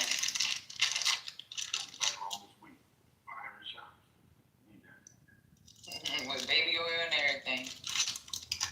Baby oil boys is back. He won't do that no more, but I guarantee you he's not going to. I mean, it's not illegal for having sex. Nah, he gonna have it more privately. Yeah, I mean, he'll do what he wants to do, but it won't be. It definitely won't be. It will be a very. You submit your invite, Quinn. You gonna get invited again. You ain't gotta worry. I'm not going to that shit. Quinn don't go to no parties like that, do you, Quinn? I'm going to his 50th. See, I told you, you over here co-signing and he done win. No, I mean, the other shit was some other shit. That was after. Matter of fact, that was after the after. That wasn't even Okay, so you went to the after party, but not the after party. Got you. Just the after party. Not being a public. Child. But the niggas were talking shit about it. Gary, But this story's been outside. You know what I'm saying? Man, for a million moons. Yeah, but I'm talking about people that just kind of take advantage of it. You know, they thought he was gone. What he gonna do? We gonna fuck their ass up. How? Too many niggas been talking crazy. Why that nigga? That's what I'm about to say. He ain't gonna do shit. He gotta do shit. That nigga got goon. Man, anybody scared of a nigga in the music industry crazy as fuck. I wish a nigga would blow a nigga down. I ain't scared of no dancing baby oil nigga. I think a nigga would, just cause he got an S curl. Nigga, I'm telling you, bro. There's so many more dangerous people. Like we got the cartel here. Fuck, we worry about a puffy. Hey, Quinn, have you heard this? Tell me if you heard this before.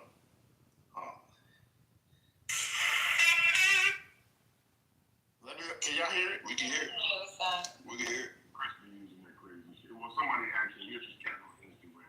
And Chris be posting what he doing here. So, are you playing it right now, JD?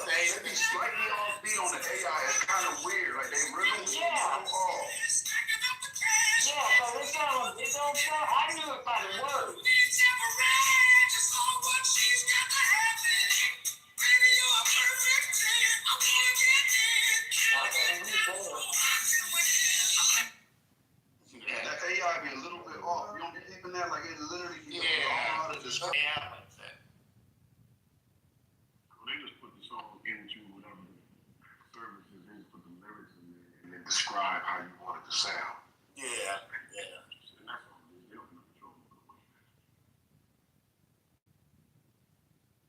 Yeah, they just butcher it down, sir.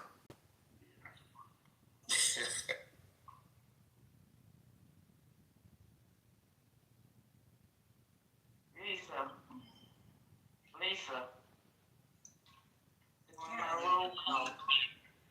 Lisa. Yes. You got it. Oh, yeah. Okay, everybody, thanks for coming to the party. I think it is about 4:20. Why? It's 4:20. It's exactly about 20. Yay. 4:20 and not 4:20. And thank you for that beautiful, it just sung me right, he just sung me right to sleep. I mean, and then y'all come back in here and wake me up. I don't know what's happening, but I appreciate you, Dolo, for singing me to sleep or talking me to sleep. Whatever you did, it worked. So I will see you guys tomorrow. Excuse me, my voice. I'll see you guys tomorrow at 6 or 6:30. And the PT's down at the bottom. Please turn your pink tickets in, y'all, so you can grace us with your presence tomorrow, and I don't have to ping all the way down to the red meat. So, y'all, peace out, and remember, the struggle continues, but to God be the glory. We be out. Amen. And Quinn, you owe me, baby. You